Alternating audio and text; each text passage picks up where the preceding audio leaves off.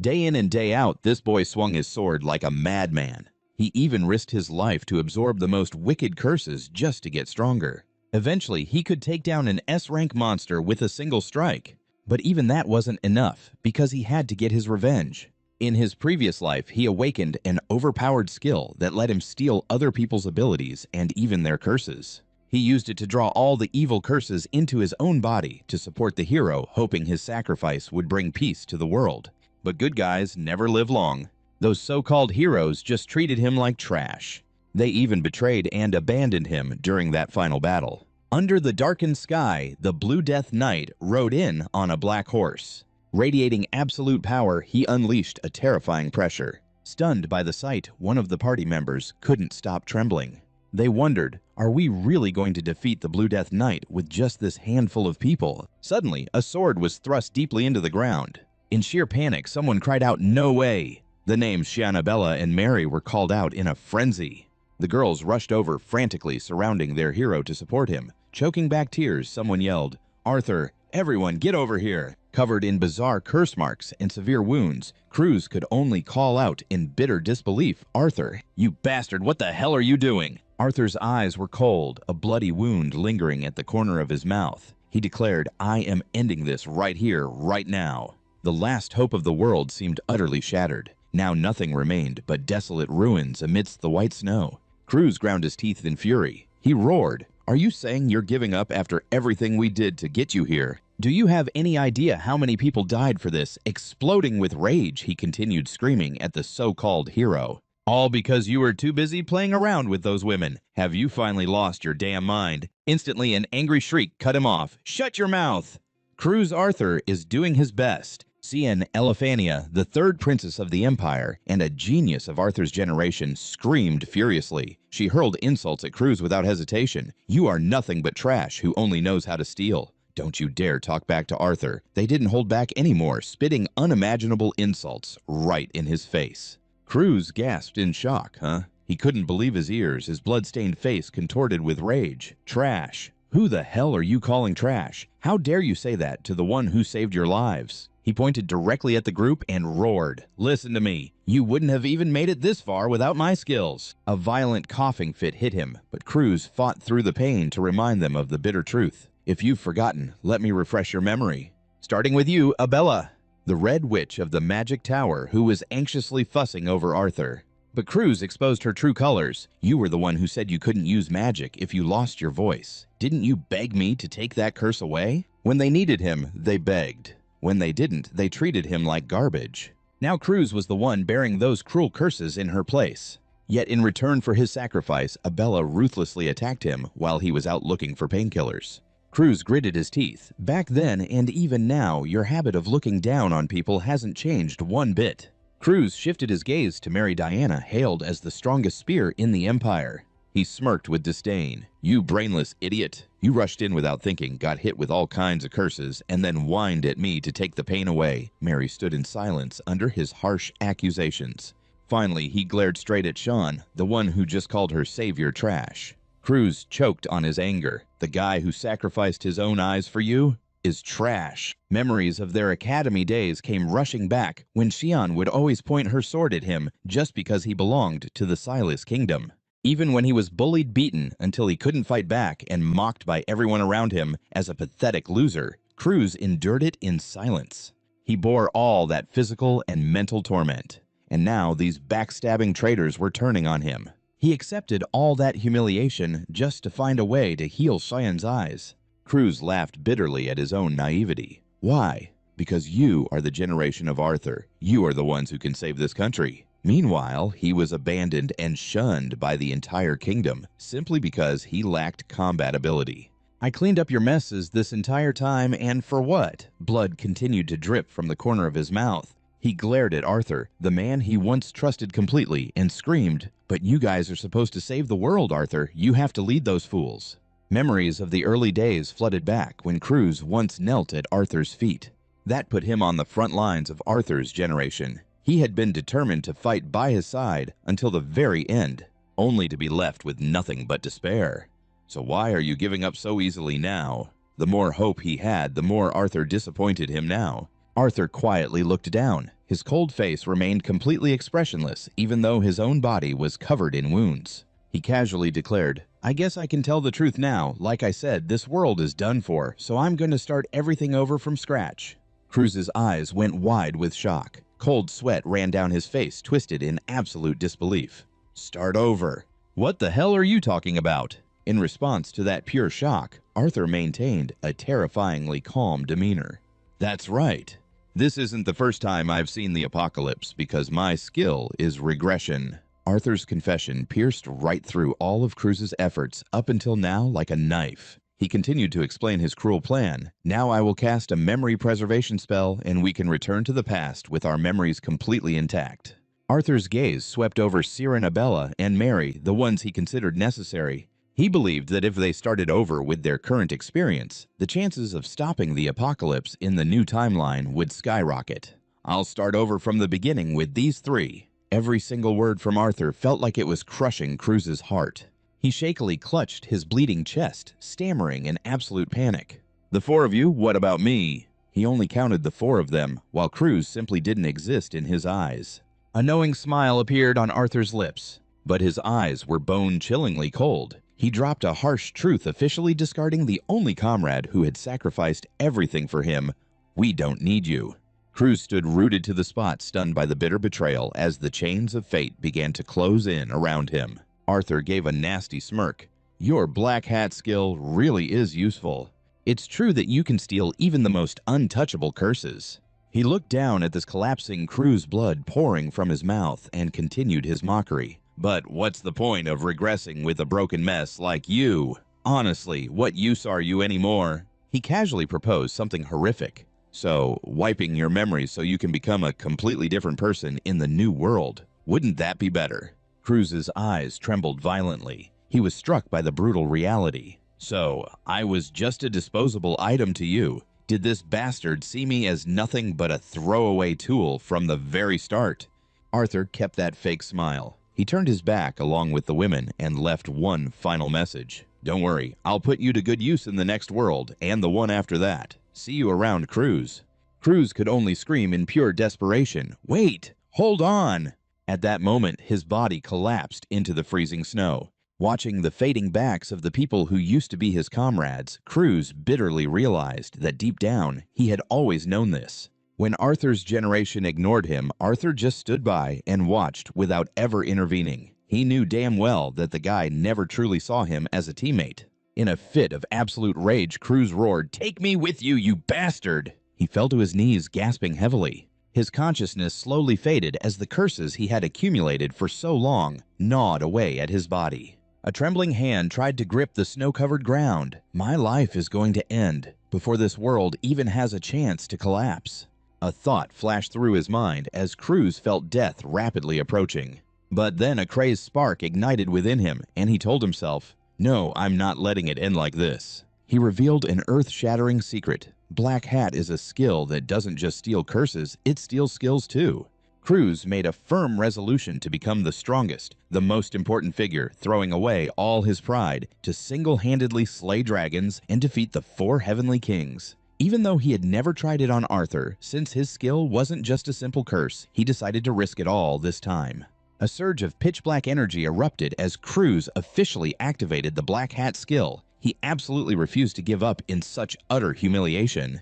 A brilliant light surrounded Arthur. At this moment, he was preparing to trigger the time loop to regress. But right then, a massive shadowy hand covered in eerie purple eyes suddenly reached out from the void, snatching the hero firmly from behind. Cruz appeared, his face completely covered in blood and injuries. He flashed a wild, knowing smile. "Hold on." That pitch-black shadow was the true manifestation of the Black Hat skill. It was slowly swallowing up the space all around Arthur. Witnessing his former comrade's insane stubbornness, Arthur sighed, looking at Cruz with weary eyes. "Cruz, are you still not letting this go?"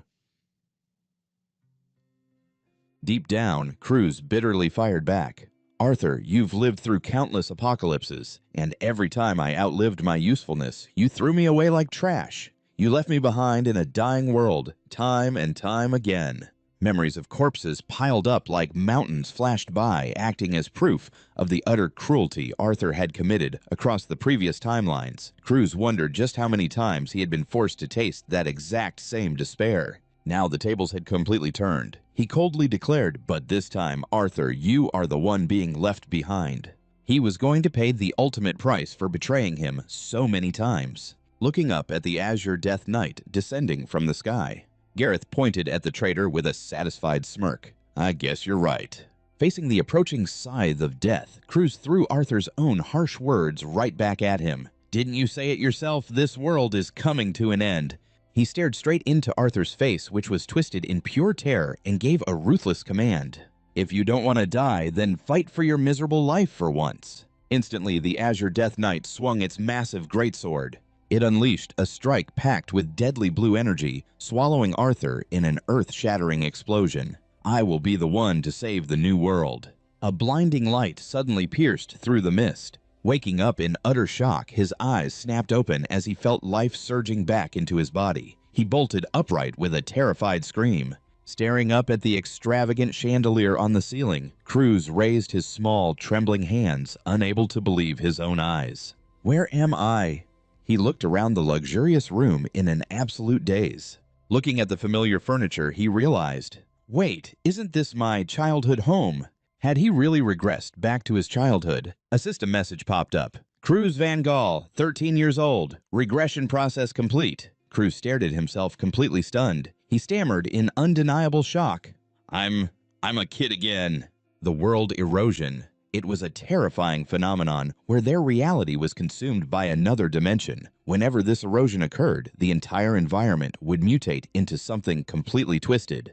But the worst part was the monstrous creatures from that other dimension flooding into their continent. Among them, the ones that took on human forms were known as the World Invaders. The sheer power of these entities planted seeds of absolute terror wherever they went, leaving the innocent civilians to flee in pure desperation, screaming for their lives. "It's an invader run, and warn the Night Order."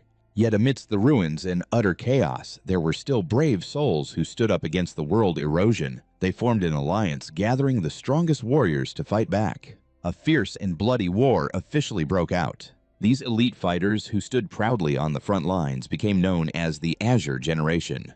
Cruz bitterly recalled those dark times. "And I, with a body only good for sealing curses, was forced to join the Azure Generation." Even though they called him a comrade, the reality was that he was treated like complete trash. His body was constantly being ravaged by deadly curses to the point where he'd be violently throwing up blood. Cruz snapped out of his trance. The 13-year-old boy's eyes widened in sheer awe as he finally accepted that he had truly returned to the past. He shot up from the bed, gasping heavily in absolute disbelief. He looked around the lavish room in a daze. "This is my room." Just a moment ago, he was freezing to death on a harsh winter battlefield, but now the intense summer heat had him sweating buckets. Cruz realized he was back at the Green Bay Manor, the very place he grew up in. Suddenly, a wild thought crossed his mind. "Wait, does this mean my final trump card actually worked? When I used the black hat on Arthur, did I really manage to steal his regression skill?" That explained why he had returned to the past with all the memories of his adult self perfectly intact. Sitting blankly on the edge of the bed, Cruz gripped his head, still trying to process everything. "But how on earth did I manage to steal it?" People always assumed the black hat skill could be used infinitely without any restrictions, but in reality it had one fatal flaw. The black hat could only steal an item if the user managed to pick its magical lock.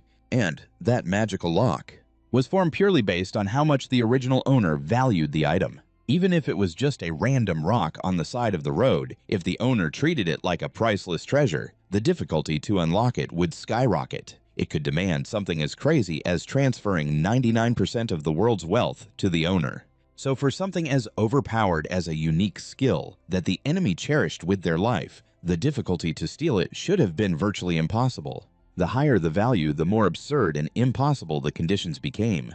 Cruz fell into deep thought. "Arthur, what the hell were you thinking?"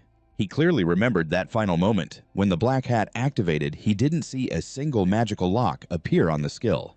There was no lock at all, and that could only point to one unbelievable truth. Does that mean he actually wanted to throw this skill away?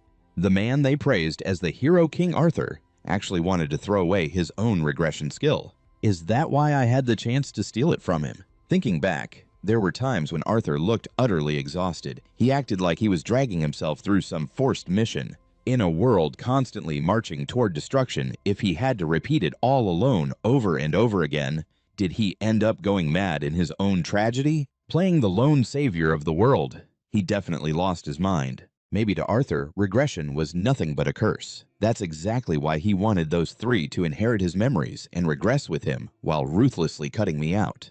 But since I managed to steal the skill using the black hat, the Arthur I knew lost the power to turn back time. He was left behind in that doomed world, left to die under the meteor shower of the Blue Death Night.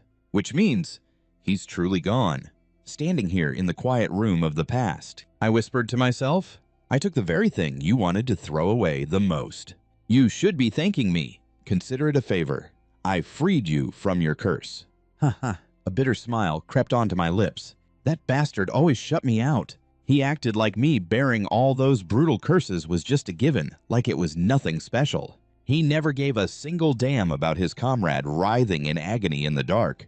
Thinking back to those times I was brutally injured, collapsing pathetically, while they just coldly turned their backs on me, it makes my blood boil with absolute rage. Serves you right, you piece of trash, I muttered, a cold, sharp glare flashing in the eyes of this child's body. Stepping out into the hallway of the Green Park Manor, I realized just how small my body was right now. Before leaving the room, I stood in front of the mirror and took a good look at myself. I only looked about 10 years old, and though I was short, my muscles were incredibly toned. This was the result of endless days of grueling sword training just to survive in the Walheim family, the most powerful martial arts family in the Steel Kingdom. He had to push himself through brutal training since he was a kid to build a body like this. If I'm here at the Green Park Manor, that means the proving ceremony for 10-year-olds just ended, Crash thought to himself. It was a mandatory ceremony for the Walheim family, where every member had to prove their worth by revealing the god they had contracted with, along with the skill they were granted. The more exceptional the contractor and the higher the rank of the god, the more secure their status became within the family. The main bloodline of the Walheim family was always treated with absolute reverence. But Crash was the sole exception. He was completely devoid of any martial arts talent from birth, all because not a single god had bothered to choose him. After that, he was mercilessly kicked out of the main estate. He was banished to the Green Park Manor. This place was really just an open prison meant to lock away the failures of the family. Standing by the window, Crash gazed out into the distance with a heavy heart. Right now, only I, the most useless failure of the Walheim family, know that the apocalypse is coming. It was a terrifying catastrophe that even the legendary generation of Arthur couldn't stop. He couldn't help but wonder if he would actually be able to prevent the destruction of the world. Stop whining, Crash scolded himself. His tiny hands clenched tightly into fists.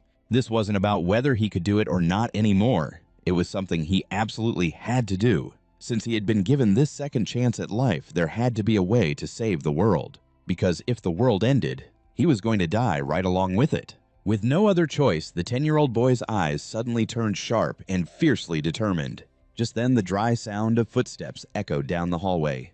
"Young master," a voice called out, making Crash jump and turn around. It was Arios. He stared at the man in front of him, thinking to himself, "What are you doing here?" Ah, right. He was still alive at this point in time, wasn't he? Arios was the one and only butler of the Green Park Manor. Crash marched right up to him, grabbed the old butler by the collar, and shouted, "Arios!" But the man just kept his calm demeanor, bowing his head as he asked, "Is something the matter, young master?" In Crash's memories, Arios was the only person who had ever taken care of a failure like him. But the dark truth behind that was incredibly cruel. He looked dead into Arios's eyes, a haunting smile creeping onto his face as he asked point blank, "That poison my brother gave you to kill me with, when exactly were you planning to use it?" Over at the family's arena, even their most elite knights were no match for that girl. With just a few clean, precise strikes, she sent the entire group flying, leaving them sprawled out on the ground and completely unable to fight back. This overwhelming power belonged to a young woman with long black hair and razor-sharp eyes who was absolutely dominating the entire arena. Charlotte Van Hem stood tall among her defeated opponents, a powerful blue and purple aura radiating around her. Is she really just 15 years old? The onlookers were absolutely stunned by her natural talent. Those knights couldn't even lay a single finger on her. Her title of Sword Saint wasn't just for show, and word had it that she was the once-in-a-thousand-years genius of the Van Hem family. While everyone was showering her with endless praise, Charlotte just looked down coldly and sighed in disappointment. So boring. The hopes of the entire family rested heavily on her shoulders. They truly believed that with a genius like Charlotte born into their new bloodline, the Van Hem family would never face ruin. While the whole family took pride in this talented girl, hiding behind all that praise was the murderous glare of Broger Van Hem Cruz's half-brother. He clenched his fists and gritted his teeth, plotting something sinister. I will wipe out their entire bloodline. Even though he saw Charlotte as a major threat, his easiest target right now was that useless failure. Broger's eyes gleamed with pure madness as he thought about getting rid of his own brother. Sitting across from Elliot in a dark room, Broger coldly declared, I am going to kill him. He didn't hesitate to dig into the old butler's deepest wounds to drag him into his dark scheme. You are struggling right now, aren't you? All because of Cruz, your career has hit a dead end. Pulling out a vial of poison that shimmered with an eerie glow, Broger offered a highly tempting yet incredibly cruel deal. If you give Cruz just a single drop of this, your daughter's medical bills and all your debts will be completely wiped clean. You get it right. Seeing the old man hesitate, Broger pushed harder. Then, what are you waiting for? Elliot trembled, his voice filled with agony. I raised young Master Cruz like my own flesh and blood. How could I possibly do such a thing to him? Ignoring his desperate plea, Broger just coldly called his name, delivering a final ultimatum. Are you really going to choose someone else's kid over your own daughter? He mercilessly used the old man's greatest weakness against him. The old butler froze in place, his face twisting in absolute horror and shock. In the tragic memories of his past life, Cruz thought Elliot had coldly cast aside all their years together. But the truth played out in the most heartbreaking way, as fresh blood suddenly splattered across the dinner plate. Cruz had screamed Elliot's name in pure agony, watching the person closest to his heart collapse in a critical state. I am so sorry, young Master Cruz. The old butler's final weak words faded into heavy broken breaths. In the life before Cruz went back in time, the butler was actually ordered to assassinate him. But in the end, his love for the boy overpowered everything else. Choking on his tears, he sobbed, Cruz is as precious to me as my own child. What was I thinking? Elliot's hand slipped away, falling lifelessly against the cold floor as his final breath left him. Crushed by the unbearable weight of his guilt, he had secretly consumed the poisoned soup himself. He chose to take his own life rather than harm the boy he loved, passing away right in front of Cruz's eyes. Back in the present, Cruz stared straight at Elliot with eyes so cold they seemed to pierce right through his soul. That poison my brother gave you to kill me. When exactly are you planning to use it? That brutal confrontation sent a cold sweat running down Elliot's back. He stammered in absolute terror. Poison! What poison? But Cruz didn't give him a chance to make excuses. He growled, Are you playing dumb right now? You were willing to kill me, the useless failure, just to save your daughter. Weren't you? Did you really think I wouldn't know? Cruz's question left Elliot hanging his head in utter silence, far too ashamed to face the ugly truth that had just been dragged into the light. Seeing the old butler completely breaking down, Cruz thought to himself, if I push him any further, I will just back him into a corner like in my past life. Holding back a heavy sigh, he coldly declared, well, if you really want to keep playing pretend, then be my guest.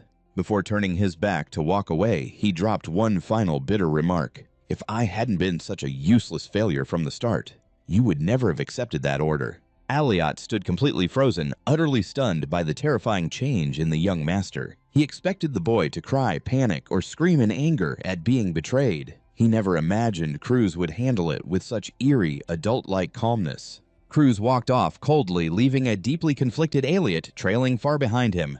The old butler stared in disbelief, quietly wondering, has young Master Cruz completely changed? Cruz led the way straight to the mansion's massive grand study. Elliot was totally confused as to why they were suddenly here. Then Cruz called out, Elliot! Standing right in front of a seemingly ordinary wall, Cruz coldly commanded, break this wall down for me. Startled, Elliot gasped, what?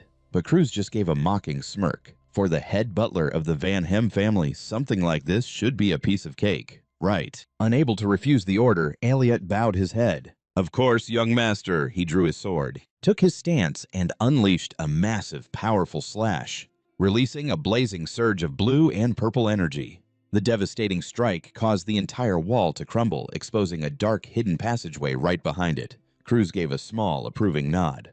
Oh, what a clean cut. Elliot was left speechless. Even he had absolutely no idea this secret passage existed. There was a hidden passage here the whole time. Ignoring his butler's shock, Cruz casually strolled right into the darkness. Right before stepping in, he tossed back a compliment. Great job, Elliot. Staring at the small back of his young master, Elliot broke into a cold sweat. He realized Cruz was completely different from the boy he knew yesterday. As Cruz casually pulled out a glowing, luminous pearl to light their way, he gave off such an intimidating, majestic aura that Elliot was instantly reminded of the powerful head of the family.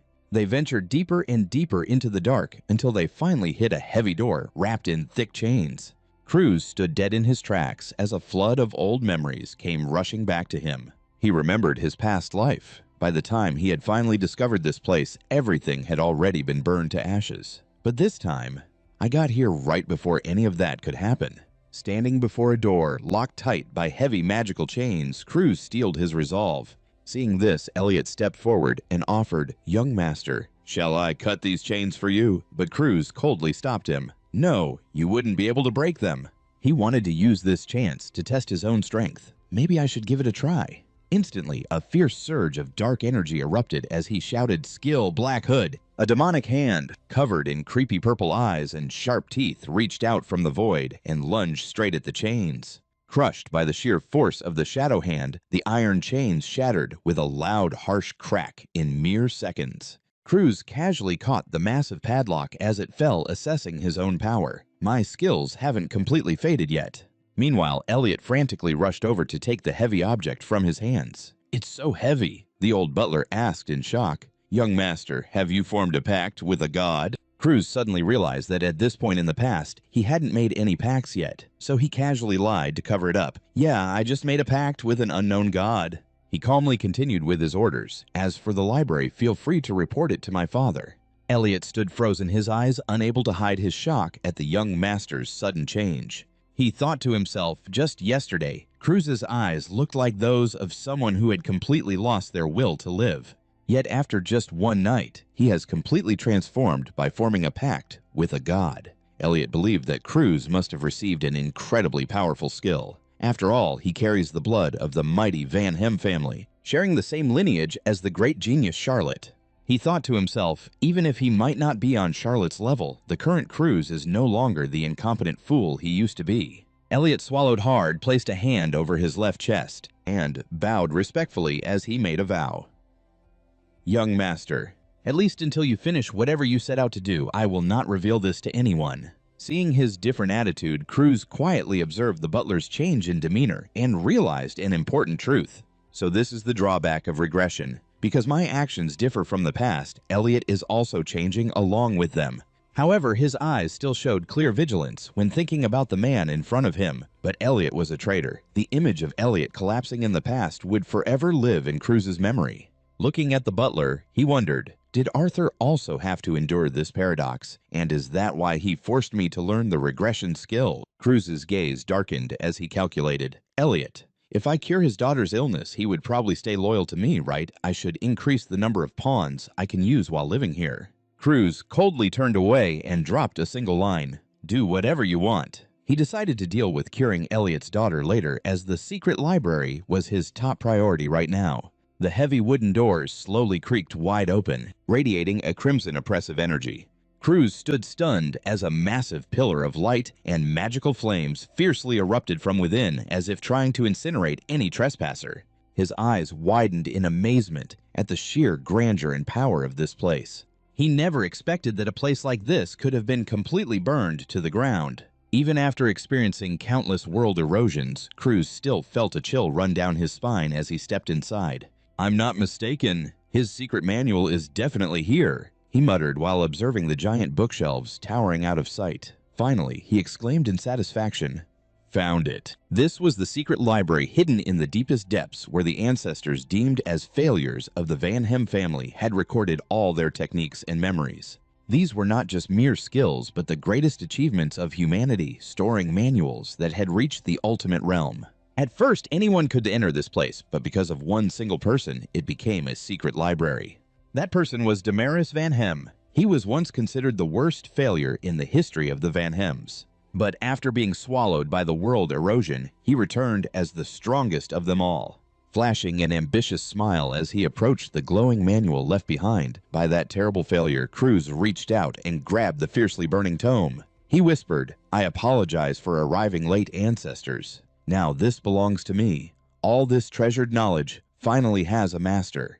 Damaris Van Hem, a name that was once the terror of the entire continent. The man considered the worst failure in the history of the Van Hem family, yet simultaneously the strongest warrior to ever appear in this place. When he stood at the absolute peak of power, his presence was like a god of destruction, stepping right out of a myth. The strongest warriors of that era formed an alliance to challenge him, but against such absolute strength, no one could stop Damaris's advance. He swept through every line of defense, reducing the most formidable magic circles to rubble in the blink of an eye. The secret behind that terrifying power was the ultimate blood venom, a deadly poison that seeped deep into his every vein. Damaris committed the insane act of fusing the world erosion itself into his body and mastered the manual to control that evil energy. He had learned to fight poison with poison, turning it into his own strength. Cruz lifted the tome in his hand. He thoughtfully recalled that in his previous life, half of this book had been burned to ashes, leaving him unable to figure out the final fate of this ancestor.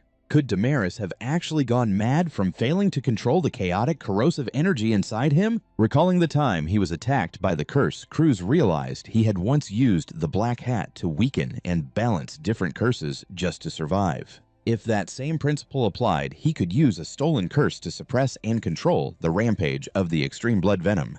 The imagery of a spirit snake and a fierce bird clashing erupted in a brilliant flash of light, proving that these two opposing sources of power were slowly being brought under control. Cruz focused all of his mind. Dark energy and lightning began converging between his hands, forming a sphere of immense pressure. He smirked with sheer confidence, believing that with this method, he too could become powerful beyond all common sense, as powerful as Damaris. That burning desire blazed within Cruz as he called out to his butler Arius. He coldly issued an absolute command. "From today on, ensure that no one enters the Azure Pine Pavilion. That is an order." Arius bowed his head in obedience. "Yes, I understand." Ever since swearing his oath, the butler had been fiercely loyal to him. As he walked down the grand corridor, the butler secretly resolved to repay his master's kindness. Because Cruz had forgiven his past mistakes, he decided to officially reject young Master Belican's vicious proposal. This news hit Belokin like a splash of ice-cold water, making him roar in absolute fury. "What did you just say?" He frantically tore up the documents on his desk, unable to believe that Arius dared to reject his offer just for that idiot Cruz. In his blinding rage, Belokin cursed Cruz, calling him worthless trash that shouldn't even exist in the Walheim family. He glared bitterly at the newspapers, praising the genius Charlotte, feeling like he was going crazy, being stuck between a prodigy and a total failure. He thought bitterly that if it weren't for Cruz's bloodline, both he and Lilith would have already claimed their rightful places in the main family. Belokin gritted his teeth and called for his subordinates, ordering them to head immediately to the Azure Pine Pavilion and investigate why that butler had changed his mind. But his subordinate trembled as he reported a shocking truth. "We couldn't get inside, sir." Stunned Belokin demanded answers and received a staggering reply. "Young Master Cruz's butler Arius has completely blocked the entrance. He forbade anyone, even the family head, from setting foot in the Azure Pine Pavilion." Outside the gates, Arius stood tall with his sword in hand, his sharp eyes ready to strike down anyone who dared trespass on his master's territory. He even barred the family head. Belokin was utterly shocked, his disbelief mixing with fury at the sheer arrogance of someone he had always considered a loser. He couldn't wrap his head around why Arius would ever respect a failure like Cruz so much. Meanwhile, inside the secret library, Cruz was meditating. A blazing aura of dark purple energy surrounded his small, sweating body. He let out a long, deeply satisfying breath. Finally. I've reached the early stage of an aura expert. According to the ranking system, there were various levels of aura, such as Aura Emperor, Aura Master, and Aura Expert. And Cruz had just officially entered the basic aura phase, the starting point for a beginner learning to harness this energy. The second stage was Aura Expert, the most common level, but also the harsh dividing line between the mediocre and the gifted. Right now, Cruz admitted to himself that he had only just reached the threshold of an average person. Meanwhile, Charlotte, his older sister, who was only 2 years his senior, had reached the realm of an Aura Master a long time ago. Her talent was likened to that of an absolute monster. But even a prodigy like Charlotte had been forced to her knees, utterly helpless against the brutal destruction of the world in his previous timeline. Compared to Charlotte, Cruz felt he was still just a total rookie. He wondered if, at this pace, he would even be in time to save the world. But he quickly brushed off his doubts. He wouldn't know unless he tried, and whining about it was useless. He remembered how in his past life, bearing countless curses had made it impossible for him to use aura. But now everything was different. Even if his innate talent couldn't compare to Charlotte's, Cruz firmly believed he could still break through his limits as long as he grasped the secret techniques left behind by the failure Damaris. He would take his time mastering every single concept written in this book. I can become even stronger. Cruz's eyes flashed with fierce confidence as he envisioned a future filled with overwhelming power. He retracted the dark energy swirling around his body, telling himself, "This is enough for now." Shortly after the training room door slowly opened, Arius stepped inside holding a towel and bowed respectfully. "Young master, congratulations on reaching the early stage of the expert realm." Cruz casually took the towel to wipe his sweat and replied, "It's really nothing worth mentioning." "More importantly, why are you waiting in a place like this?" The old butler announced a piece of news that left him completely stunned. "Your fiancée, Lady Bianca, has arrived at the Azure Pine Pavilion, sir." Cruz froze his eyes, widening in pure shock. The white demon Bianca. In his memories, despite being a formidable leader, she had been reduced to a mere pawn for the masterminds who sought to conquer and destroy this world. She was also the very person who had defeated one of the 10 great heavenly monarchs to claim the proud title of the White Demon. Even though she was just the youngest daughter of the Haydenhath family, this was actually nothing more than a political marriage. The Vanheim family saw it as a chance to get rid of their useless failure of a son. Meanwhile, the Haydenhath family would secure their position as the Lords of the North and ally themselves with the most powerful household. Cruz smiled bitterly as he realized they were both just being used by their families. They were nothing but pawns in a grander scheme. But then a calculating smile crept onto his face. Actually, I also needed to see Bianca anyway. And instead, she had delivered herself right to his doorstep. Bianca Haydenhath, the youngest daughter of the Northern Lords, carried a truly tragic fate. Because her mother was tainted by the world-eroding curse before giving birth, Bianca was born completely devoid of emotion. The curse was etched so deeply into her soul that no exorcism could ever break it. With such a corrupted body, she could not even form a contract with the gods. Everyone simply treated her as a cursed child. Since her birth came at the cost of her mother's life, the Haydenhath family always treated her with cold indifference.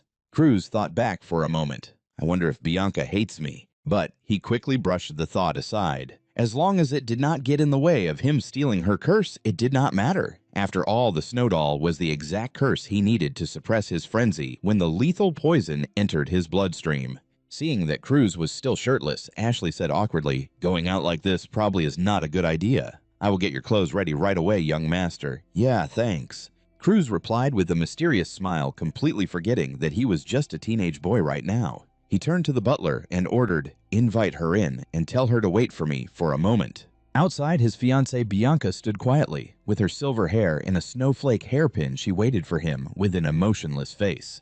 Just 5 months ago, in a fit of rage, Cruz had screamed right in her face, "Get the hell out of here!" He had glared at her with pure hatred and disgust. "All you care about is the Vanheim family's power, so stop pretending to be my loving fiancée." The only response to his harsh words had been the cold slam of a door. Bianca had walked away quietly, thinking to herself, "It is not like I wanted to be here either." She remembered the crushing pressure from the Haydenhath family. Her own relatives had forced her to sell herself for the greater good. The only way their family could survive was by clinging to the Vanheim household. They told her to use her pretty face to win over the young master. Even without emotions, Bianca was painfully aware of this cruel reality. Deep down, she knew that if it were not for this political marriage, she would never associate with a toxic, pathetic loser like him. She figured he would just insult her again today, exactly like the last time. Back in the present, Cruz walked into the room and immediately felt a chill down his spine. Remembering how horribly he had treated her in his past life, he cursed inwardly. Oh crap.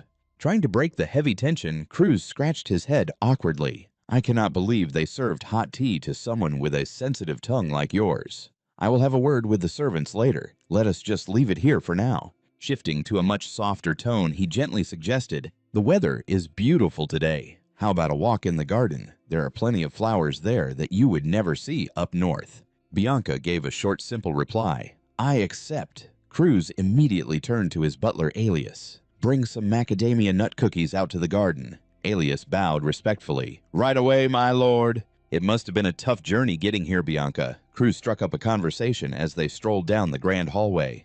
He added with a polite smile, "Since we are engaged, spending time together like this is pretty important, right?" Bianca just followed quietly, highly suspicious. "Is it?" Cruz suddenly turned around to tease her. "You know it feels more like you are reporting to a superior rather than talking to your fiancé." When Bianca stayed silent, he realized just how stiff and formal she sounded. Was she acting like this because he had screamed at her before, or was it just because she lacked emotions? Hearing this, Bianca knew something was definitely off. She remembered their last meeting where Cruz had glared at her with eyes as cold as daggers. But today, he was a completely different person. What shocked her the most was that he knew she loved macadamia nut cookies. She was absolutely certain she had never told him that. Stepping out into the garden, Cruz stretched his arms and let out a long sigh. Phew, it is so peaceful out here. Seeing him so relaxed made Bianca instantly question reality.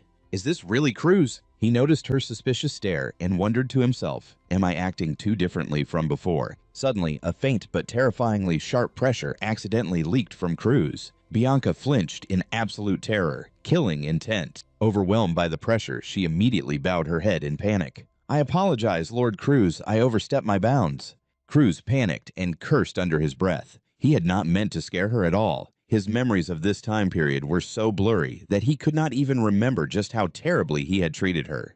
But there was one thing he remembered perfectly, and that was the look on her face. Bianca's current expression was exactly the same as the day she collapsed in a pool of blood in front of the Northern Ice Sea Manor in his past life.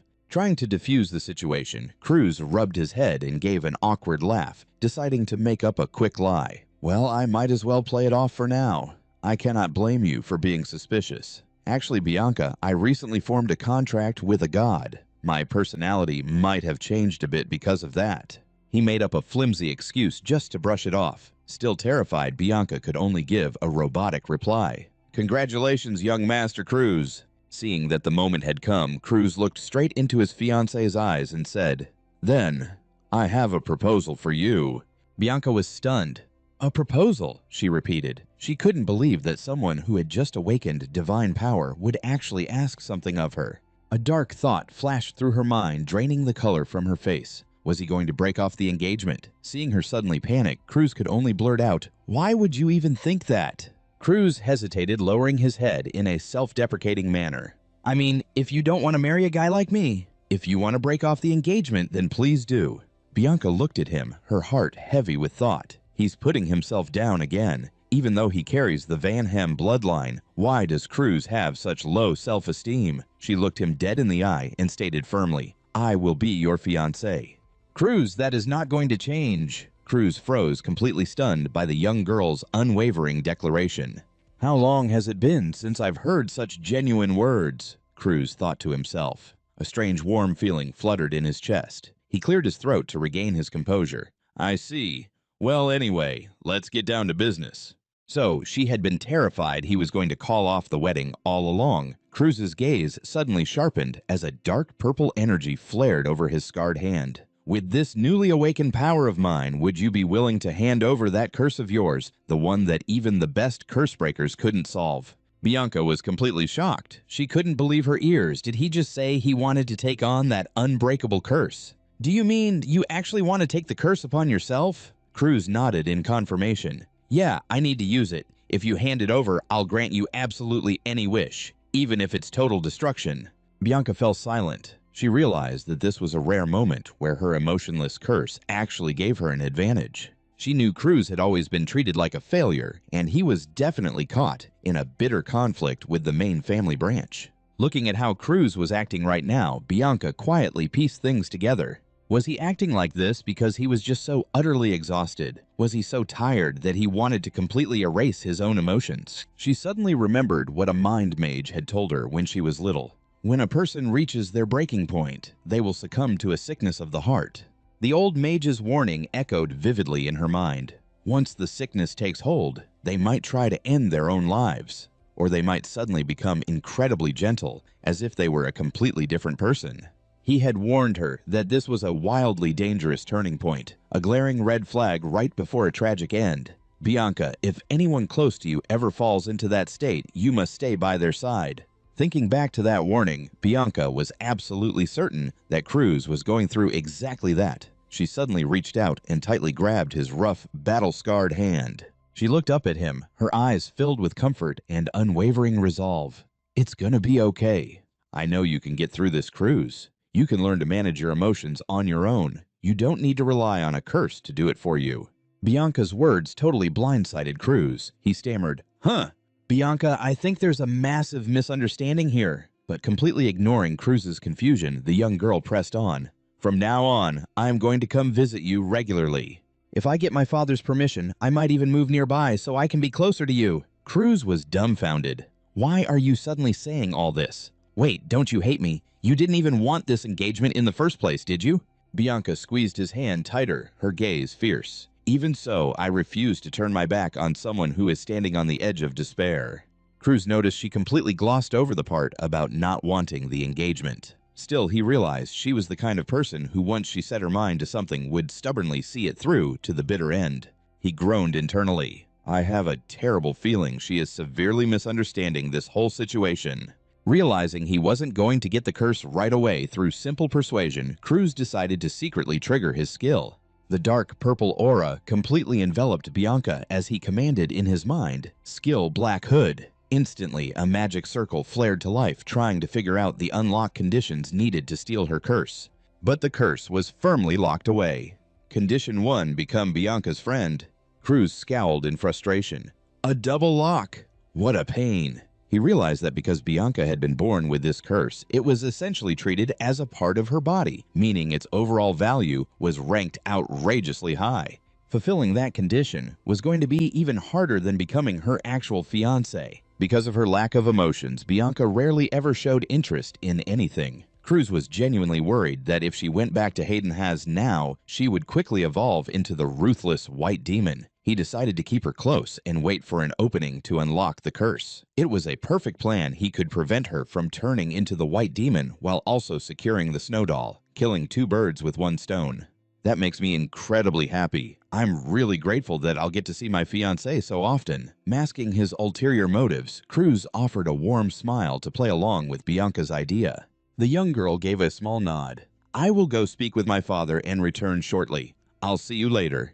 Cruz stood watching Bianca's figure fade into the sunset. He figured he would have about a month to cram in as many books on dark magic as possible. He let out a long sigh of relief. Phew, things are about to get really busy around here. But the very next day, the peace and quiet of the Green Bay estate was completely shattered by the loud commotion of moving boxes. Cruz stared blankly as a group of men hauled massive crates into the house. "Good morning, Cruz." A horribly familiar voice rang out, making him jump out of his skin. Bianca stood there, hair fluttering in the gentle breeze, and casually announced, "Starting today, I will be living here at the Green Bay estate. Please take good care of me." Cruz froze on the spot, his eyes wide with absolute shock. "She's actually moving in with me." She was serious about what she said yesterday. How the hell did she get back here so fast? "Bianca, is she seriously sleeping in here again?" Cruz let out a heavy sigh as he stared at his fiancée, who was sleeping soundly right in the middle of his room. "If anyone catches us like this, there is going to be a massive misunderstanding," he muttered nervously. Letting out a long, lazy yawn, Bianca groggily opened her eyes. She looked up at him and casually greeted, "Good morning, Cruz." "But why are you in here?" Cruz instantly lost his temper and snapped, "I'm the one who should be asking that question, Bianca." Time flew by, and soon a thick blanket of white snow covered the entire estate. Despite the bone-chilling cold, Cruz pushed through his brutal training, completely drenched in sweat as a blazing blue aura pulsed around his body. Thinking back on it, it had already been a few months since he and Bianca first started living together.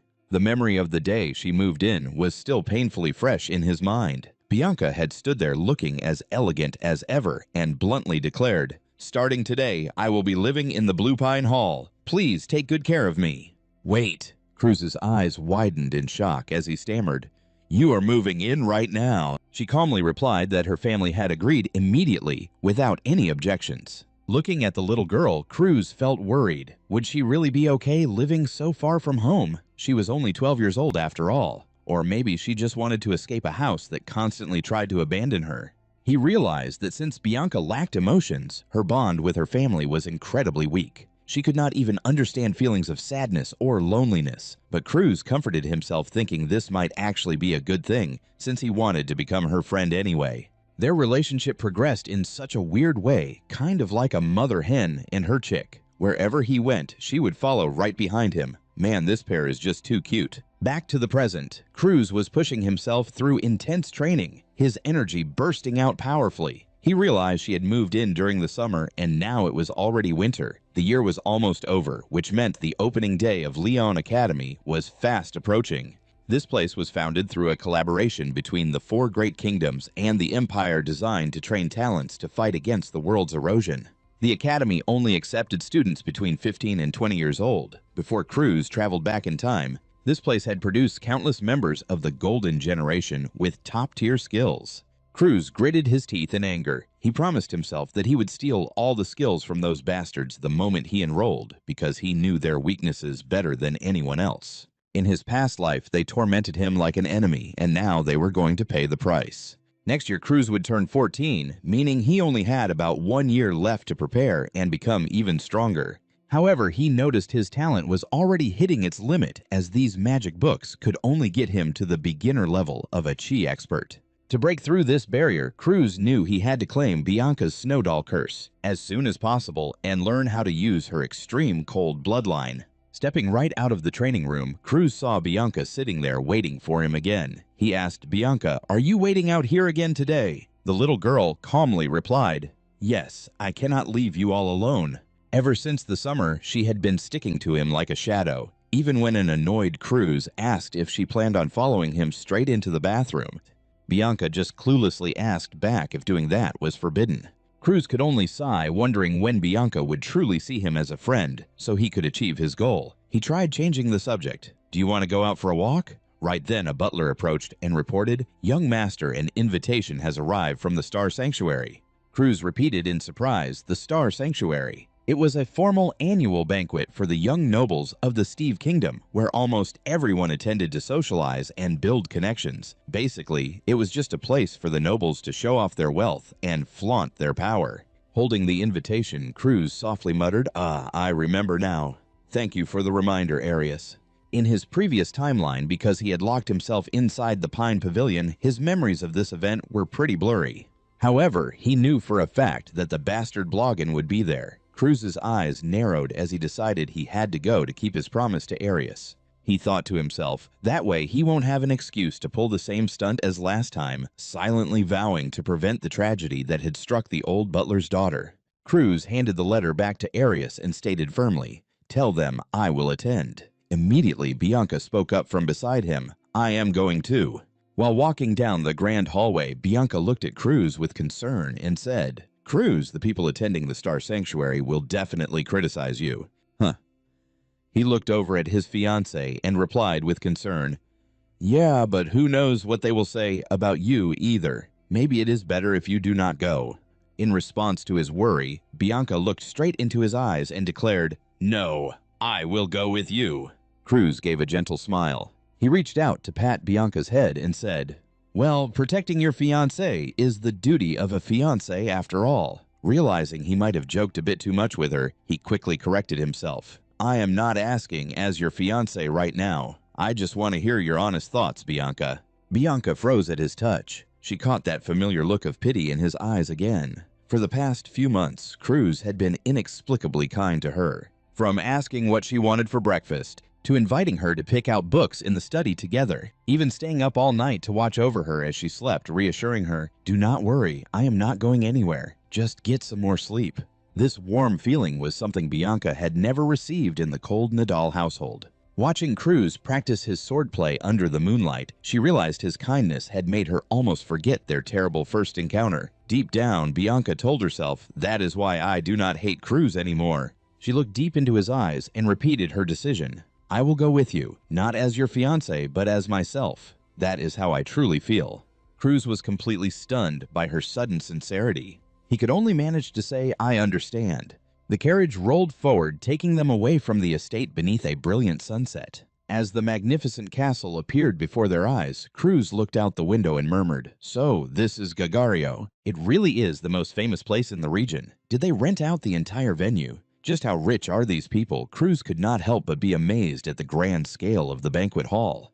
These nobles, they live in luxury and spend money like water. He thought deeply about the reason the nobility in this world was so highly respected. It was because they fought against the world's erosion on behalf of the commoners. Yet looking at the fools before him partying all night without a single thought for training, Cruz bitterly wondered, "Is this really the future of our family?" The moment he stepped into the banquet hall, a loud announcement rang out. "Lord Cruz Van Hem and Lady Bianca Jordan have arrived." Instantly a wave of malicious whispers surrounded the two of them. "Is that the failure of the Van Hem family? And he brought the cursed girl from the north, ha? What a match made in heaven." The hypocritical nobles glared at them with pure contempt. They even muttered warnings to each other. "Don't stare too long, or you might catch Bianca's curse." Amidst the chaotic crowd, Cruz noticed a few interesting figures. The true nobles who would one day forge the golden generation. There was Black Hoffman, known as the Teenage Tiger, glaring with razor-sharp eyes. The paladin Emilia with her mysteriously glowing red eyes. And the archer Antichrist, an absolute master of the wooden bow. These three were the illustrious rookie trio. They were staring right at him, eyes full of absolute disdain. Cruz noticed their hostile glares, and he was pretty damn sure it was because of his older sister. He recalled a story Charlotte once told him about how she wore a stunning red dress, and an endless line of idiots kept flocking over to hit on her. But in the end, not a single one of them could beat her in a duel. Charlotte had scoffed, calling this place a garbage sanctuary, and swore she'd never step foot in here again. Looking at the tense atmosphere in the room, Cruz knew for a fact his sister had caused one hell of a scene back then. Suddenly, Bianca gently tugged at his sleeve to comfort him. "Lord Cruz, please don't care about what they say." Cruz froze for a second. He hadn't expected the girl who was just brutally insulted to be the one worrying about him. He gently patted Bianca's head and smiled. "I don't mind them at all. I was just thinking about Charlotte." Just as he was wondering when he would finally show up, speak of the devil, the announcer's voice rang out again. "Lord Durlin Danfelion has arrived." The most eccentric-looking freak among the nobles made his entrance, flashing a massive grin and waving excitedly at the crowd. "Hey everyone, how's it going?" That was the notoriously flamboyant alchemist Durlin Danfelion. He couldn't care less about proper etiquette, so his outfit was completely bizarre. Cruz's mind flashed back to his past life. "Good lord, your entire body is covered in curses. What on earth happened to mess you up this badly?" Durlin had gasped in shock, staring at Cruz's brutally scarred body in the old timeline. He had stroked his chin, muttering crazy calculations with pure excitement. For a corrosive curse like this, if I combine this and that, this might actually work. Right after that, Durlin had excitedly proposed something completely insane. "Hey kid, wanna be my lab rat? I promise I can heal you." A blinding flash of light had erupted as Durlin forcefully cast a healing spell, leaving Cruz just enough time to scream. Stop it, are you out of your damn mind? Get away from me." He loved to torment Cruz just for the fun of it. That madman was Durlin Danfelion, the eccentric lord of the renowned Alchemy Castle. That had been Cruz's first encounter with the man who would eventually be crowned the world's greatest alchemy king. Back in the present, Durlin strutted into the banquet hall, overflowing with confidence. He waved his hand excitedly. "Hey, everyone!" His grand entrance instantly sparked wildly mixed reactions. While the young ladies squealed in admiration, Oh my gosh, Lord Derlin looks absolutely gorgeous today. The older nobles just scoffed in disgust, calling him a total freak who showed up late just to steal the spotlight. Cruz watched quietly from afar. Of course, a show-off like him would wait for a room full of peers before making his grand entrance, he thought to himself. He turned to Bianca, who was happily munching away at her food. "Bianca, wait for me right here, okay?" She nodded obediently, her cheeks stuffed. Okay." Cruz silently slipped away, walking straight toward Derlin. The alchemist lord immediately took notice. "Who's this kid? I feel like I've seen his face somewhere before." Cruz Van Hem locked his piercing gaze dead onto him. Watching Cruz step closer, Derlin squinted before letting out a gasp of surprise. "Whoa, you really look exactly like Charlotte." Derlin smirked curiously, asking if Cruz had something to say or if he was just mesmerized by his striking good looks. But then Cruz's tone suddenly turned deadly serious. "Word is, you've been digging around for information regarding the world's erosion lately." Cruz didn't flinch. Instead, he flashed a challenging smirk. "I wonder, does telling you this make you a little more interested in me?" Derlin let out a wicked grin. "You're quite the provocative little brat, but since you've officially piqued my curiosity, you'd better brace yourself." He led Cruz away into a private, sealed-off room. As Derlin casually admired a collection of precious swords, he asked the boy his age. When Cruz plainly stated he was only 13, Derlin chuckled. "Well, you certainly look young, but the aura you're giving off tells a completely different story." Cruz suppressed a heavy sigh and got straight to the point. "Right. Well, I don't exactly have all day, so I'd like to cut to the chase." Derlin slowly drew a blade from its scabbard, his voice turning cold. "Go on, then." Suddenly, he tossed a heavy sword straight at Cruz with a wicked grin. "Here, catch!" Right as Cruz managed to catch the weapon and raise it up, Darling charged in with terrifying speed. The two of them gave each other a proper greeting, with the tips of their swords pointed right at one another. Struggling to block the endless barrage of slashes, he roared in absolute fury. "What the hell are you doing? Darling von Fia!" But Darling remained completely unbothered. As he kept pushing Cruz back, he casually explained that he just wanted to test out the skills of Charlotte's little brother. Cruz gritted his teeth in frustration. What an absolute pain in the neck!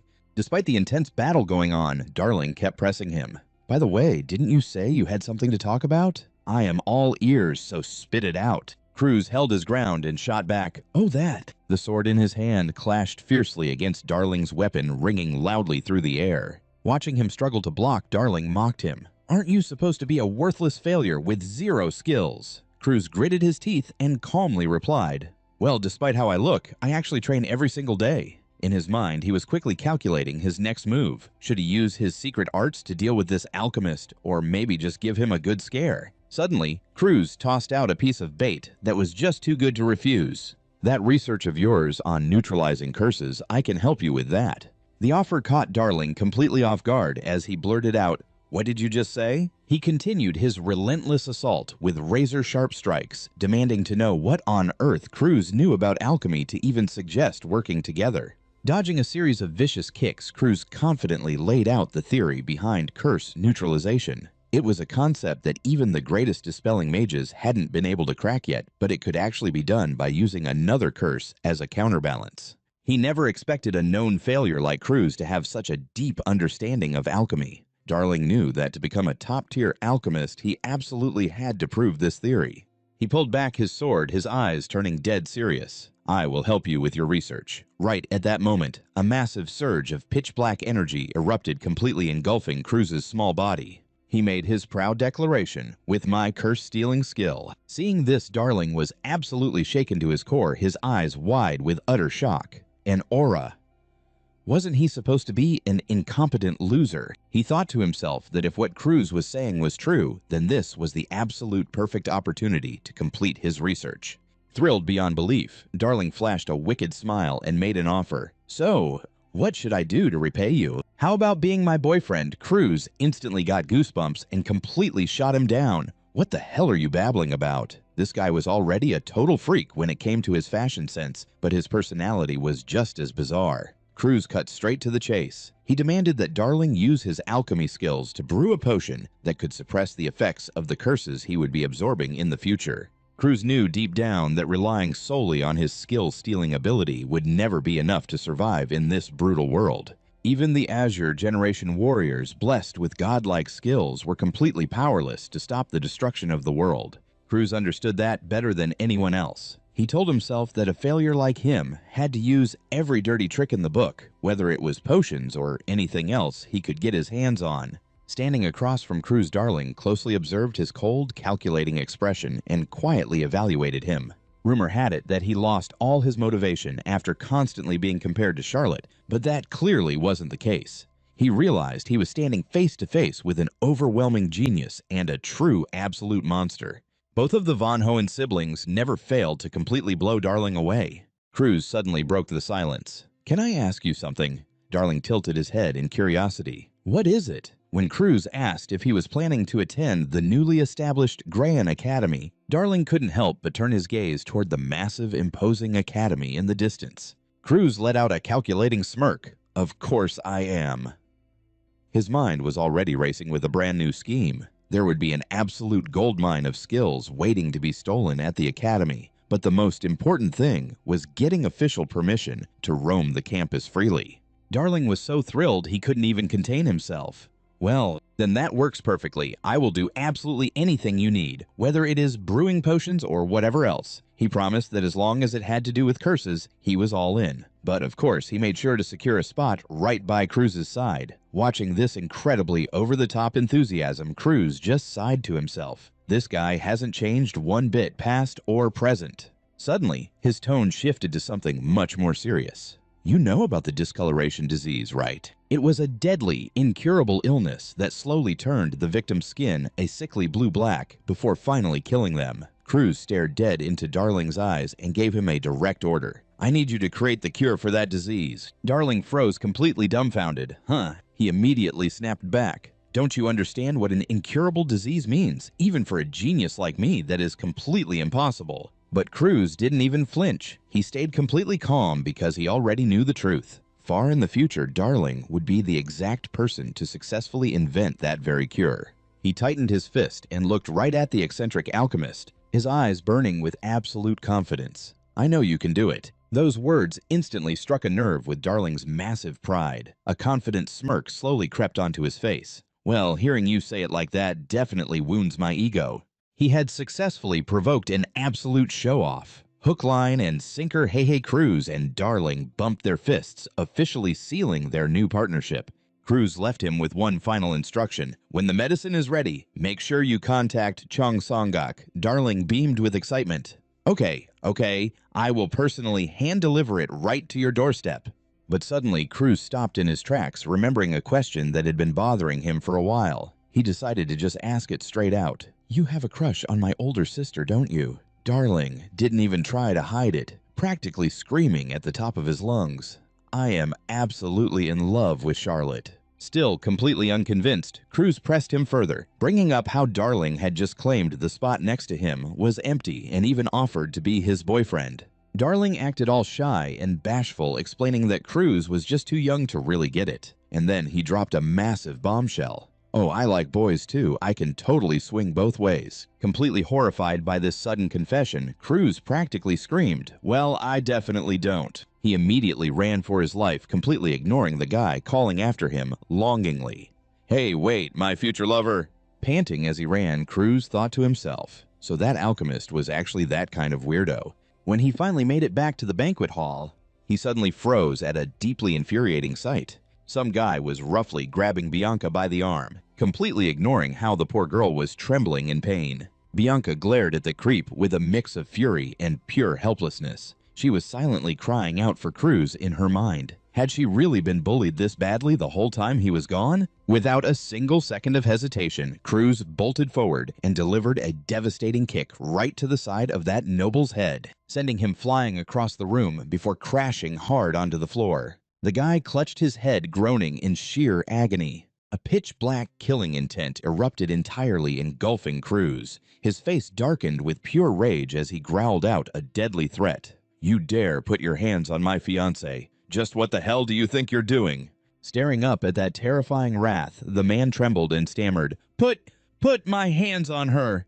Cruz just glared down at him with absolute disgust. Fine, I'll leave, the cowardly noble shrieked in terror, frantically scrambling backward to escape Cruz's suffocating pressure. Without giving him a second to breathe, Cruz coldly declared that instead of meeting the second princess as requested, he was going to see Ashley. The creep dumbly asked why, but Cruz had already seen right through the whole scheme. He warned the noble that no matter who he served, he had clearly picked up all of his master's filthy habits. Cruz firmly called for Bianca to follow him, leaving the pathetic guy slumped on the floor in a daze. Just a miserable little lackey, trying to copy his master by harassing innocent girls. Walking down the luxurious red-carpeted hallway, Cruz quietly wondered to himself why Bianca had actually dared to refuse a direct order to meet the princess. Based on everything he had experienced in his past life, he could easily guess exactly who was pulling the strings from the shadows. However, what really puzzled him was that at only 12 years old, Bianca shouldn't have been sharp enough to understand such a complex political situation yet. Cruz paused and gently called out to Bianca. He looked straight at his fiancée and asked her directly why she hadn't obeyed the princess's command. Bianca lowered her head, her silver hair falling softly to hide her face. She replied quietly with absolute, undeniable sincerity, "Because you told me to wait here for you, Lord Cruz." That innocent answer, filled with such absolute, unwavering trust, left Cruz completely stunned. A soft smile broke across his face as he reached out to affectionately pat her head. As they continued walking down the hallway together, he whispered, "You did great." They soon reached a massive set of doors. Luckily, with a little help from Anis, Cruz and Bianca stepped into the room beyond. But the second the doors clicked shut behind them, Anis's face lit up with wild excitement. He blocked their path and suddenly declared, "All right, how about this? I'm actually pretty curious about you too. Cruz, fight me right now." Cruz couldn't believe it. He had just run into yet another absolute weirdo. Cruz swallowed a deeply exhausted sigh. So it always comes down to this, huh? We're literally forbidden from fighting in the sanctuary. But Anis wasn't letting it go. He smirked and shot back provocatively. "Hey, I already fought Charlotte, so fighting you should be perfectly fine, right? Unless, are you actually weaker than Charlotte?"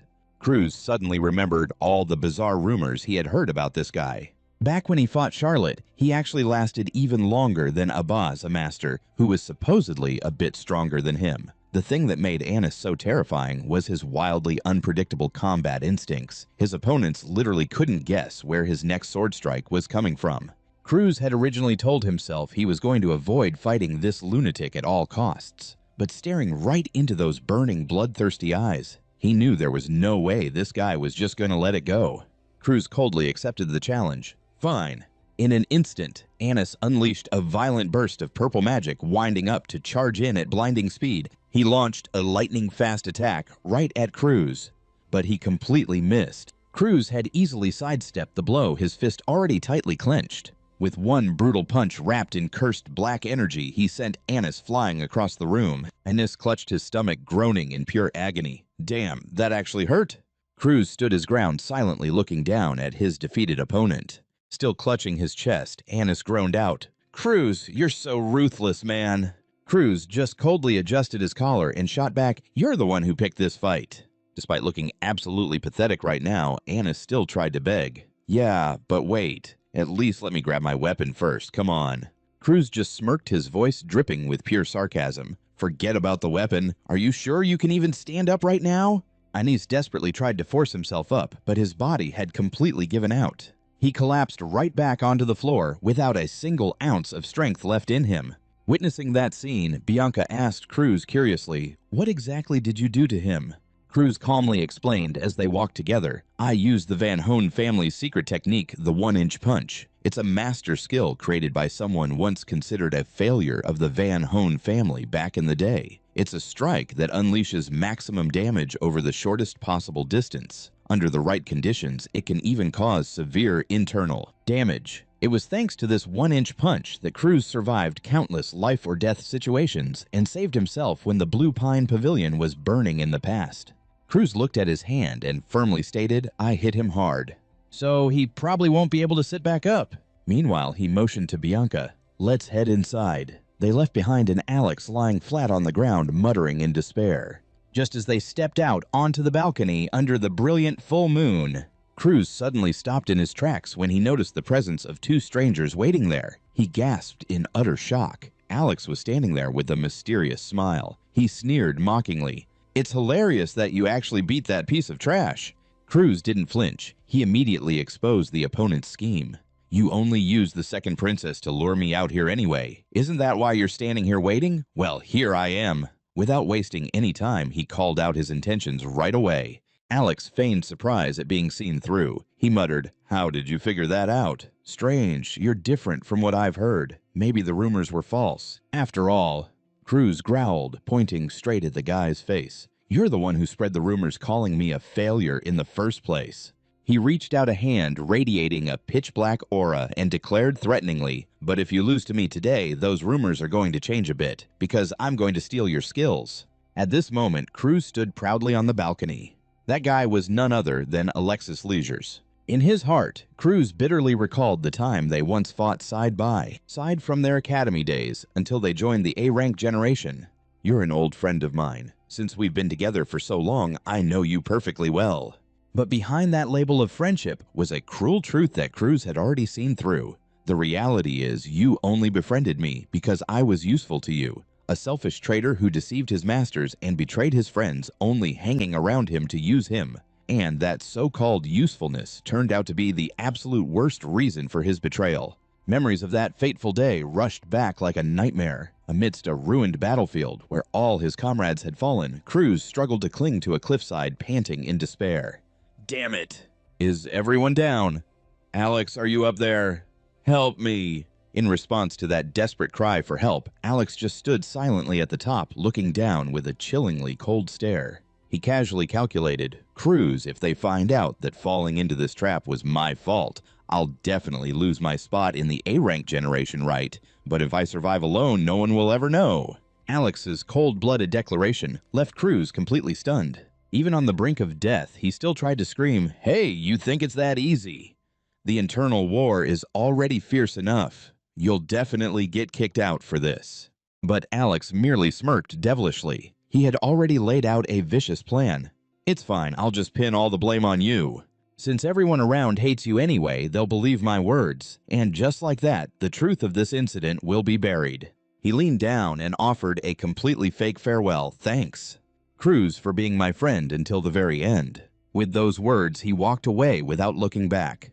Hovering on the line between life and death, Cruz felt his strength draining away. His bloodied hand slowly slipped from the freezing cliff edge. "Is this really how I am going to end?" Just as that desperate thought flashed through his fading eyes, a hand suddenly reached out and grabbed him tight. Arthur appeared like a last-minute savior, asking, "Are you okay?" He quickly pulled him up from the deep abyss. In the present, Cruz grimly recalled that Arthur had saved him back then simply because they were on the same team. But he also knew perfectly well that it was the start of a long, drawn-out chain of new tragedies. After that incident, Alex was kicked out of the A-rank generation thanks to Arthur's testimony. Cruz used to be furious watching him desperately try to marry the princess, but now facing Alex in this timeline, he realized the guy hadn't changed one bit. Alex gave a sleazy smirk. "Cruz, your face and the way you talk are so much like Charles." That remark struck a massive nerve, throwing Cruz into a rage. He growled, "Hey, don't say her name in such a vile way. You're saying she and I are alike." A wave of dark energy from the black wood skill erupted fiercely, wrapping around Cruz's body as he prepared to enter the battle. He coldly affirmed, "That's right. Just like her, I'm the type who never backs down from a fight." Under Alex's calm gaze, Cruz dashed forward like a pitch-black phantom, unleashing a devastating attack. A massive tree root suddenly burst from the ground, forming a solid shield. But Cruz reacted quickly. He kicked hard against the wooden trunk, spun around, and gripped a branch tightly to launch himself forward. Relying on his vastly superior strength, Alex looked down in sheer arrogance as the giant tree roots wildly attacked Cruz. Despite his best efforts to dodge, Cruz was still tightly bound by the wooden tentacles and tossed aside. He hovered in midair for a brief moment before landing right next to Bianca. Stifling a heavy sigh of frustration, he muttered to himself, "What a massive pain." Ines flashed a triumphant smirk with thick roots writhing around him like venomous snakes. He smugly showed off the heaven and earth wood technique, the signature secret art of the Geezer family. It allowed him to use his aura to strengthen and control plants at will. By using his recovery skills to rapidly multiply the vegetation, he could easily overcome the technique's usual limits. Mocking him, Anis sneered, "Is that all you've got? You'd better draw a weapon." Cruz calmly picked up a dead branch from the ground and fired back. "You want me to use a weapon, fine. Then I'll use wood to beat you at your own game." Seeing Cruz dare to challenge him with nothing but a flimsy branch, he scoffed. "Are you kidding me? Let's see you block this with that pathetic stick." Anis roared with rage, commanding a massive barrage of roots to lash out like a violent storm. But Cruz left him wide-eyed in utter disbelief as he flawlessly dodged and weaved through every single strike. Anis was completely baffled. How could a known failure like Cruz possibly have such extraordinary reflexes? He even started to wonder if Cruz had somehow awakened the mind's eye, an ultimate sensory state meant only for true geniuses like Charlotte. A mysterious purple glint flashed in Cruz's eyes. He coldly declared, "To someone like you, I'm a natural-born predator." Deep down, Cruz was already sick and tired of Anis's abilities, having completely figured them out in his past life. Seeing his opponent still distracted by thoughts of Charlotte, Cruz unleashed a devastating strike, with the dry branch forcefully knocking Anis back. Furious at being looked down upon, Anis bellowed, "You'd better watch your mouth, Cruz." He immediately unleashed his fifth form, the Heaven and Earth Wood Colossus. He summoned a colossal wooden beast with a terrifying demonic face, aiming to crush Cruz into pieces. Every single strike he threw was filled with pure murderous intent. Anis cracked a wicked, sinister smile. Glaring down at Cruz with utter arrogance, he spat out a threat. "You'd better watch your back." Right at that moment, a young woman sprinted over in an absolute panic. She screamed, "Lord Anis, please, you can't do this."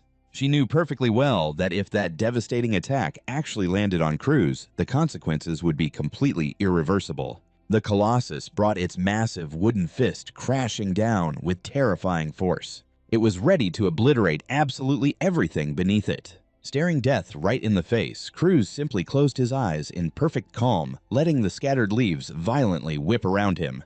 In his mind, he pictured the thinnest manual that had sat quietly in the secret library of the Cheongsongak Manor. Its author was an ancient ancestor who possessed absolutely zero natural talent. He was a man who had dedicated his entire life to repeating the exact same basic strikes over and over again, right up until his 80s. The manual itself was incredibly brief, recording nothing but his most basic strikes from his final years.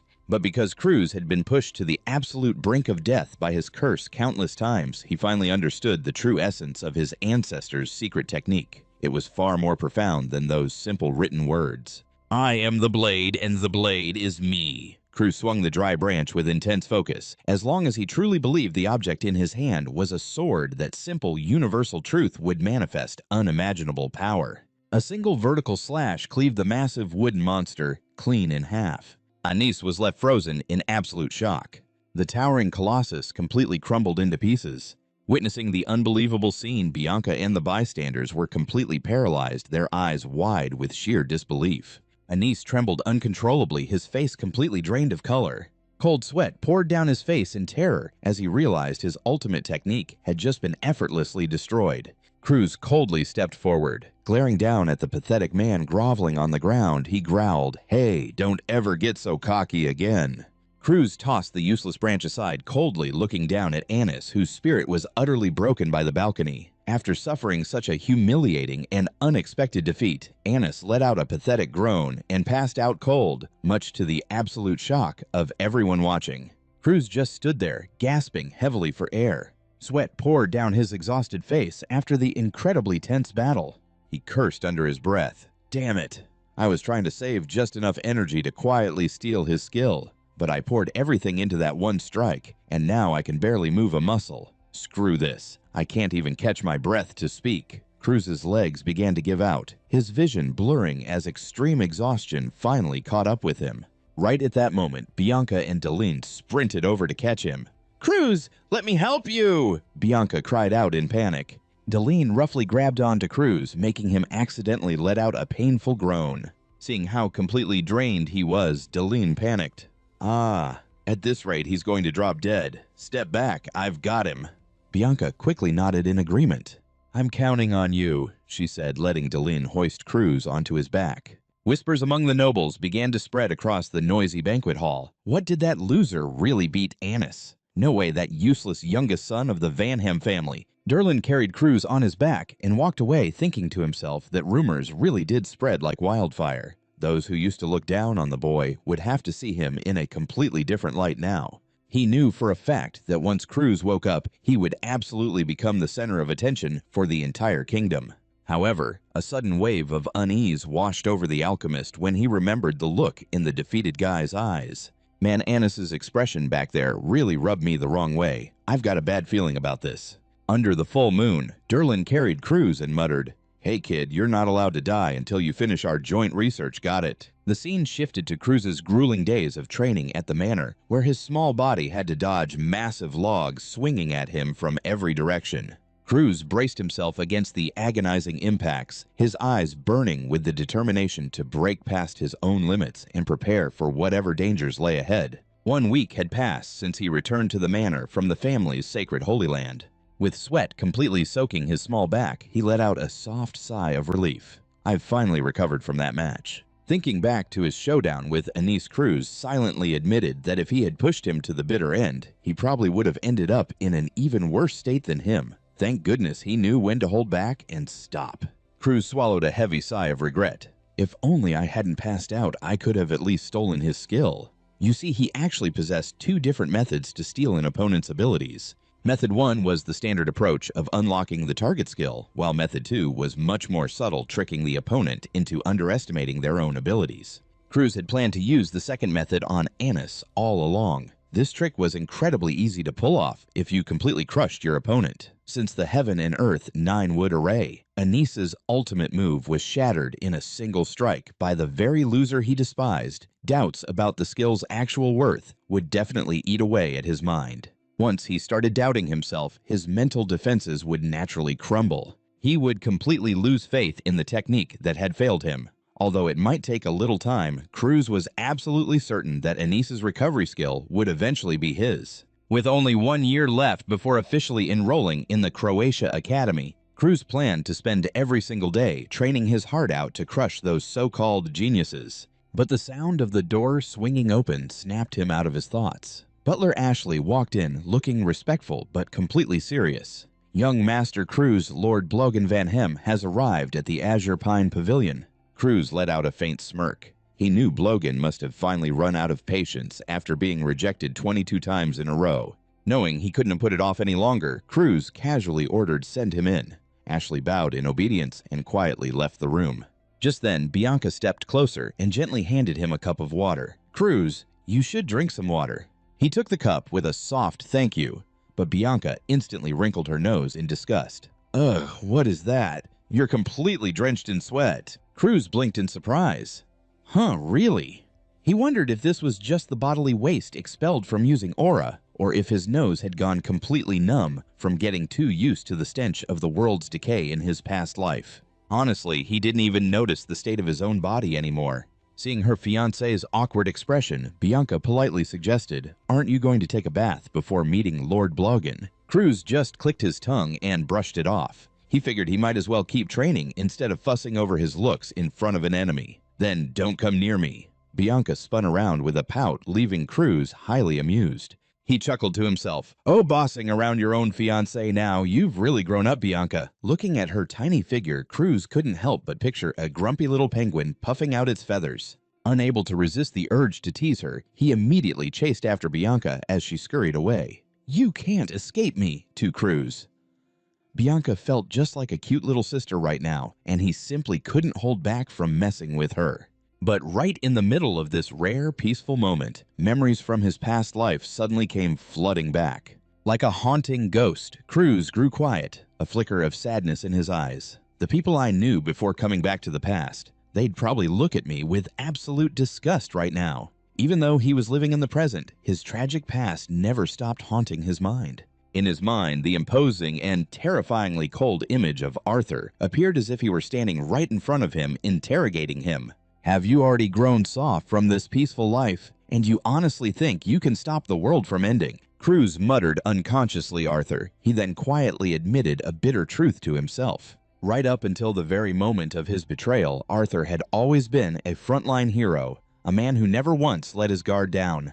His train of thought was suddenly cut short as Cruz wondered, wait, where is Arthur right now, and what is he even doing? Right at that moment, a sarcastic voice echoed from behind him. Flirting with your fiancé, are we? Looks like you're having a blast. The guy who had just walked in with an incredibly arrogant swagger was none other than Bloggen Van Hem, the third son of the Van Hem family. Hey, everyone needs to unwind sometimes. Cruz silently judged the guy. This was the same coward who used to be so terrified of him that he couldn't even make eye contact, yet here he was staring him down. While Bloggen was still highly skeptical about the rumors of Cruz defeating Annis, Cruz went straight for the verbal throat. So you're supposedly super busy, but you still found the free time to visit the Azure Pine Pavilion.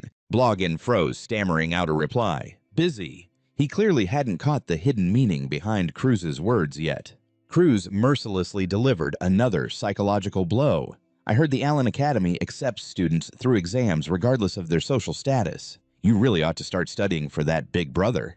That insanely provocative comment twisted Bloggen's face into a mask of pure shock and rage. This little punk is actually mocking me. His ego took a massive hit. To him, the Van Hem family stood on a completely different level, a level so untouchable that even the mightiest empire had to tread lightly around them. As a direct descendant of the main bloodline, being told to go take a common entrance exam was the ultimate humiliation for Bloggen. He told himself Cruz shouldn't get cocky just because he beat someone like Alex. However, to save face, Bloggen forced a fake smile and replied, "You're pretty funny."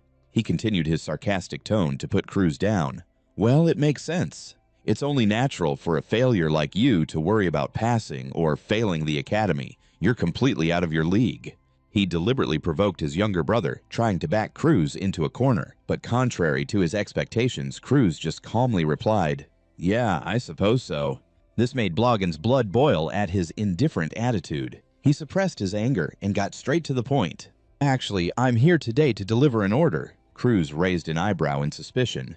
"An order," Bloggen coldly declared. "We are going to stop the world erosion happening at Mount Brunei." The news left Cruz absolutely stunned. What family missions don't require anyone under 15 to participate? But to back his little brother into a corner, Bloggen offered a scheming reassurance. "Don't worry, I'll be going with you as your guardian." He leaned in close to Cruz's face, dropping a challenge. "My dear little brother, the one who supposedly defeated Alex wouldn't tremble over something so trivial, right?" Seeing right through him, Cruz thought to himself, he's just testing my strength and trying to keep me in check. Without a shred of hesitation, he accepted the challenge. "Fine, let's go." To Cruz, facing world erosion was more familiar than this current peaceful life. He clenched his fists, confident that even if this was Bloggen's trap, he already had a plan to deal with it. Just then, Bianca appeared and asked anxiously, "Cruz, where are you going?" He told her not to follow, as he would be away from home for a while to handle the erosion. Bianca asked sadly, "Am I not allowed to go with you?" Witnessing this scene, Bloggen found it completely an eyesore. He silently mocked how ridiculous it was for a 13-year-old to go stop a world erosion. Bloggen muttered an insult, "This cursed princess." Immediately, Cruz shielded Bianca and snapped, "She is my fiancée." He didn't forget to fire a sarcastic shot back at his older brother. Surely a gallant older brother like you wouldn't take the words of a 12-year-old seriously, right? Cruz's words were like a direct, merciless slap to his brother's face. Their eyes met in heavy tension. Bloggen furiously gritted his teeth and stormed off. Cruz gently patted Bianca's head and praised her. "You did great, Bianca." Seeing her confusion, he assured her that her very presence had helped a lot. Bianca looked at him with eyes full of worry and pleaded, "Please do not collapse again, my lord." Cruz softly replied, "Yeah, I'm off," then decisively turned and walked away.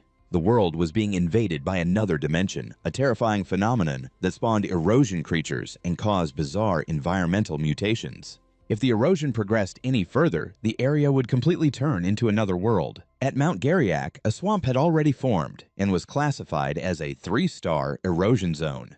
Cruz stood among the squad of knights in dark blue uniforms, coldly asking for news from the purification team. Even though he was the youngest in the group, he still cared about his mission. A soldier reported that they would start their work as soon as the master of this domain was eliminated. At a 3-star level, this was a challenge that a mid-tier professional night squad could handle with ease. Blogin, a high-tier expert, would definitely be able to defeat the master of this erosion zone without much trouble. He called Cruz's name and casually declared that the whole reason he brought him here was so a beginner-tier expert could gain some experience. Cruz just responded with an indifferent, "Yeah," but internally he couldn't help but mock his brother's patronizing attitude. Experience.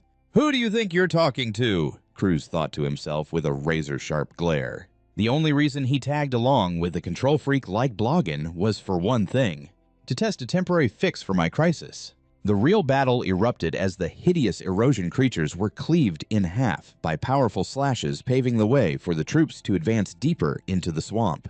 A blood-curdling scream rang out amidst the swarming monsters, making the soldiers lose their cool. "Damn it! At this rate, we'll never kill them all." The enemy's numbers were completely overwhelming the small group of soldiers. Cruz spoke up, giving instructions about these headless monsters covered in teeth. He ordered everyone to wrap their entire bodies in aura, because if they got bitten, the wound would instantly swell up. A soldier asked in surprise, "Lord Cruz, have you ever experienced a world erosion before?" Cruz calmly replied, "I'm only 13, so the idea of me having approached an erosion zone before is completely absurd." However, the sheer composure of someone considered a failure made Blogin extremely suspicious. But why is a loser like him so calm in an erosion zone, especially on his first time? Memories of when he was 15, when his pride was utterly crushed in this very place, flashed back like a bitter reminder. "So, how the hell is he casually giving advice to the knights?" Blogin glared at Cruz with piqued suspicion. He realized that his younger brother's calm demeanor was worlds apart from his own first time stepping into an erosion zone. Staring at Cruz's back as he quietly pressed forward, a radical theory began to kindle in Blogin's mind. He trembled as he asked himself if Cruz grew up like Charlotte and surpassed him, would he end up becoming the failure of the Van Hem family? He was terrified that this younger brother would leave him in the dust and he would be the one cast aside. Cruz suddenly stopped. He called out softly, "Brother, we're almost at the master's lair." Blogin tried to regain his composure. He smirked and told Cruz that he was getting lucky because this time seemed much easier than his own first run. Noticing there were no more erosion creatures around, Blogin assumed the master was the only one left. Cruz immediately warned him, that is all the more reason to be on high alert. He explained that a 3-star master capable of maintaining an erosion zone all by itself possessed strength that couldn't be underestimated, causing the knights behind them to start panicking. Seeing the soldiers' morale wavering, Blogin snapped, "Hey, don't let yourselves be shaken. It's just the rambling of a kid." Trying to boost the troops' morale, he ordered the whole squad to quickly take care of this 3-star target so they could head home early. Cruz quietly observed the rushing crowd, thinking to himself, "They'll realize the truth soon enough." He focused intensely on what needed to be done, his cold, sharp eyes sensing the torrential erosion energy surging beneath the ground. Thanks to the poison that had seeped deep into his blood before his regression, Cruz realized that his senses right now were even sharper than in his previous timeline. All he had to do now was swallow it. Cruz gripped the bowl of medicine, his heart pounding as the decisive moment finally arrived. Without hesitation, he drank down the dark liquid. Immediately, a fierce wave of pain hit him, turning his eyes bloodshot and making his veins bulge terrifyingly. Cruz collapsed, coughing up a huge mouthful of blood, while the people around him watched in shock. A panicked knight rushed over to help him. "Sir Cruz, are you all right?" Fighting through the pain, he wiped away the fresh blood and lied to reassure them. "Yeah, I just tripped." Standing nearby, Blogin offered with a pitying tone, "It is your first time, so don't push yourself too hard. I'll carry you." But Cruz coldly rejected him. "No, I don't need it." Looking at the blood on his hand, he realized the erosion energy was acting like a deadly poison ravaging his body. But he had no choice but to grit his teeth and endure it. Why on earth would he hurt himself like this? This was exactly why Cruz had been training, to let the deadly poison seep into his blood beforehand. Following the secret manual, he began to mix his aura with the erosion energy, forcing the aura to circulate endlessly. He imagined his aura as a massive river, quietly absorbing and dissolving the erosion energy within it to create a new, undeniable shade of power. However, the aftermath of this madness was devastating. Cruz's eyes were bloodshot, his body trembled uncontrollably, and he coughed up even more blood. Staring at his blood-stained hands, he told himself that a normal person would have never survived this. It was time to use that secret technique. He recalled the history of Cheongsongak, a place that was once closed off and seemingly forgotten after Damaris Van Gaal disappeared. However, a blind ancestor stumbled upon this secret archive. Sadly, because he couldn't see, he couldn't read the secret manuals which led to the place being locked away forever. To ensure no one else would suffer the same tragedy, that ancestor decided to leave behind a single secret technique that could be passed down without the need for sight. And Cruz was the one who received that teaching from him. Surges of aura erupted fiercely around Cruz, marking the awakening of a superhuman sense that could feel the tiniest vibrations through the aura. That was the sixth sense. Right now, Cruz could only extend his sensing range by about the length of a single finger joint.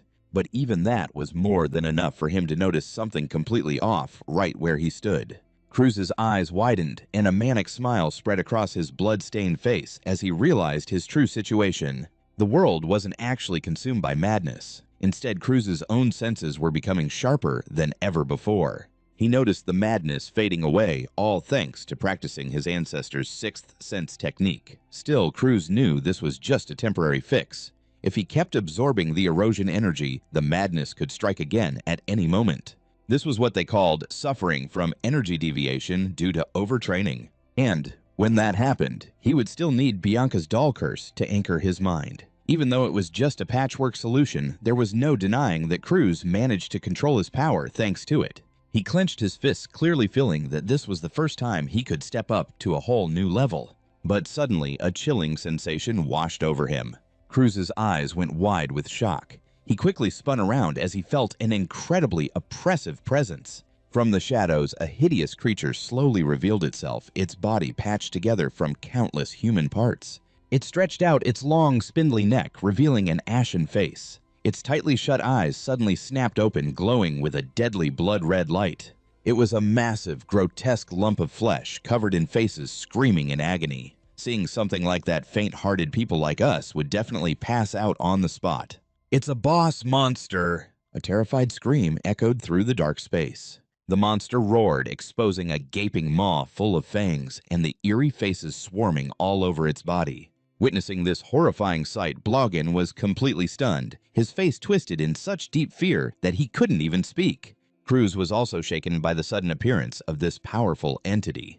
A system window popped up confirming its identity. Senkaku, the Thousand-Faced Demon, a 3-star erosion zone boss. Facing the giant monster that was radiating an overwhelming murderous intent, a loud command shattered the heavy atmosphere. Everyone prepare for battle. Oi. Prepare for battle. The echoing shout pushed the knights to draw their swords in unison, ready to face the imminent danger.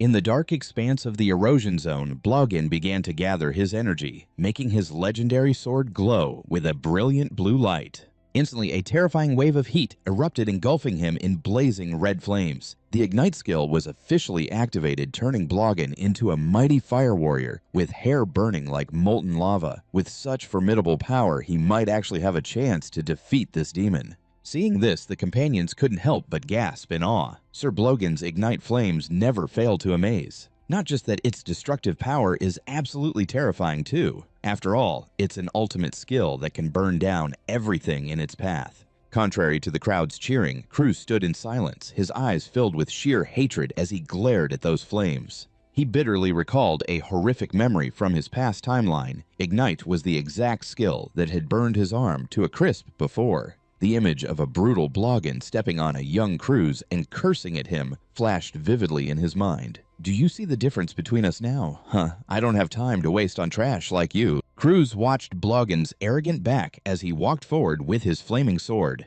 Cruz muttered his name with absolute coldness. He knew full well that in his past life, Blogin had completely fallen into madness before the time regression happened. But now, with true power in his hands, Cruz was no longer the weak kid he used to bully. He was going to pay him back for everything he did in the past. A mysterious dark purple energy erupted, covering his body as the Black Hood skill was activated. Eerie eyes and mouths appeared on Cruz's hand. He smirked with a hidden meaning. "But what about now? I really hope you haven't changed one bit."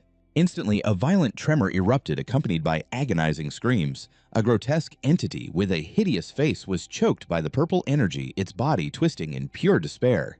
The apprentice knights fell into absolute panic at the horrifying sight. Was it the face-stealing curse? Total chaos erupted as the monster unleashed its 8 giant arms, frantically smashing and crushing everything in its path. Even the veteran knights were struggling desperately just to survive. The young soldiers trembled in pure despair. How are apprentices like us supposed to dodge a curse like that? If it's come to this, our only option is to run. A soldier's desperate scream pierced through the chaotic battlefield. It was complete pandemonium, some yelling to stand and fight, others screaming to flee. Suddenly, a deafening roar shattered the panic. Attack! It was Bloggen. Engulfed in the blazing flames of his ignite skill, he shot straight toward the monster like a fiery comet. His blazing strikes, radiating terrifying heat, sliced right through the hideous body of the thousand-faced demon, leaving behind dazzling trails of fire across the pitch-black swamp. Watching from a distance, Cruz couldn't help but feel a bit surprised. Wait, is he actually targeting the thousand-faced demon instead of me? He narrowed his eyes, tracking his older brother's every frantic movement. But the tide of battle suddenly took a bizarre turn. The countless faces plastered across the monster's body began to ooze a thick, dark liquid. Cruz gasped in disbelief. Tears of blood. Streams of pitch-black blood poured from the hollow eyes of the mask-like faces, creating an utterly terrifying and haunting sight. Something's wrong. If this keeps up, we're in serious trouble. At this rate, that liquid is going to drown everything. Cruz analyzed the situation grimly as the bloody tears continued to gush from those demonic masks. Completely ignoring the ominous warning, Bloggen wildly charged back into the fray. He relentlessly hammered the colossal beast with a barrage of blazing strikes. But suddenly, an overwhelming surge of pressure erupted from the monster, draining the color straight from Bloggen's face. What the hell is this insane pressure? I need to focus. I have to obliterate this thousand-faced demon right now before anything else goes wrong. Bloggen gritted his teeth. Pushing his ignite skill to the absolute limit, his sword erupted into a blinding inferno. He launched himself forward like a burning arrow and roared his command. All knights bring down the thousand-faced demon. But right in front of him, the soldiers were standing completely frozen like stone statues. Their faces were swallowed by an eerie, unnatural darkness. Bloggen stammered, his mind reeling in absolute horror. What the hell are you? A horrifying thought flashed through his mind. The thousand-faced demon's curse. He refused to believe it. But I haven't even touched it yet. Suddenly, that weird sensation from earlier washed over him again. Trembling Bloggen slowly raised a hand to his own face, only to feel it shifting and distorting. A wave of sick realization hit him. Don't tell me. That weird feeling earlier was the curse taking hold. The massive beast, its blood-red jaws lined with razor-sharp fangs, loomed right over him. It stared down with the hollow eyes of death itself. Bloggen froze in sheer terror. Did it just catch me? The scene suddenly shifted to a pitch-black forest drenched in a torrential downpour. Bloggen was collapsed on the soaked, muddy ground. His chest heaved violently as he gasped for air, completely paralyzed by fear. Damn it, this is bad, I'm gonna die. He dragged himself forward in a pathetic, desperate crawl, his body completely caked in thick mud. If I stay here, I'm a dead man. Right behind him, a massive demonic hand, swirling with dark purple energy, reached out, ready to crush him into a pulp. Why is this happening to me? Die me. I am the strongest warrior in Vanheim. Am I really going to die here? Through the blinding rain, a familiar figure suddenly appeared behind him, dropping a cold, mocking remark. Because you're a complete idiot. Surpassed by a sister 3 years younger than you. And after all your arrogant boasting, you managed to get your entire squad of knights wiped out. And now you're crawling in the mud to save your own skin. What a pathetic loser.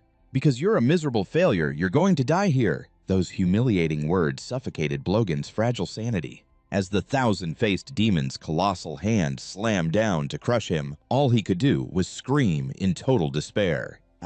He was utterly broken, both in body and spirit.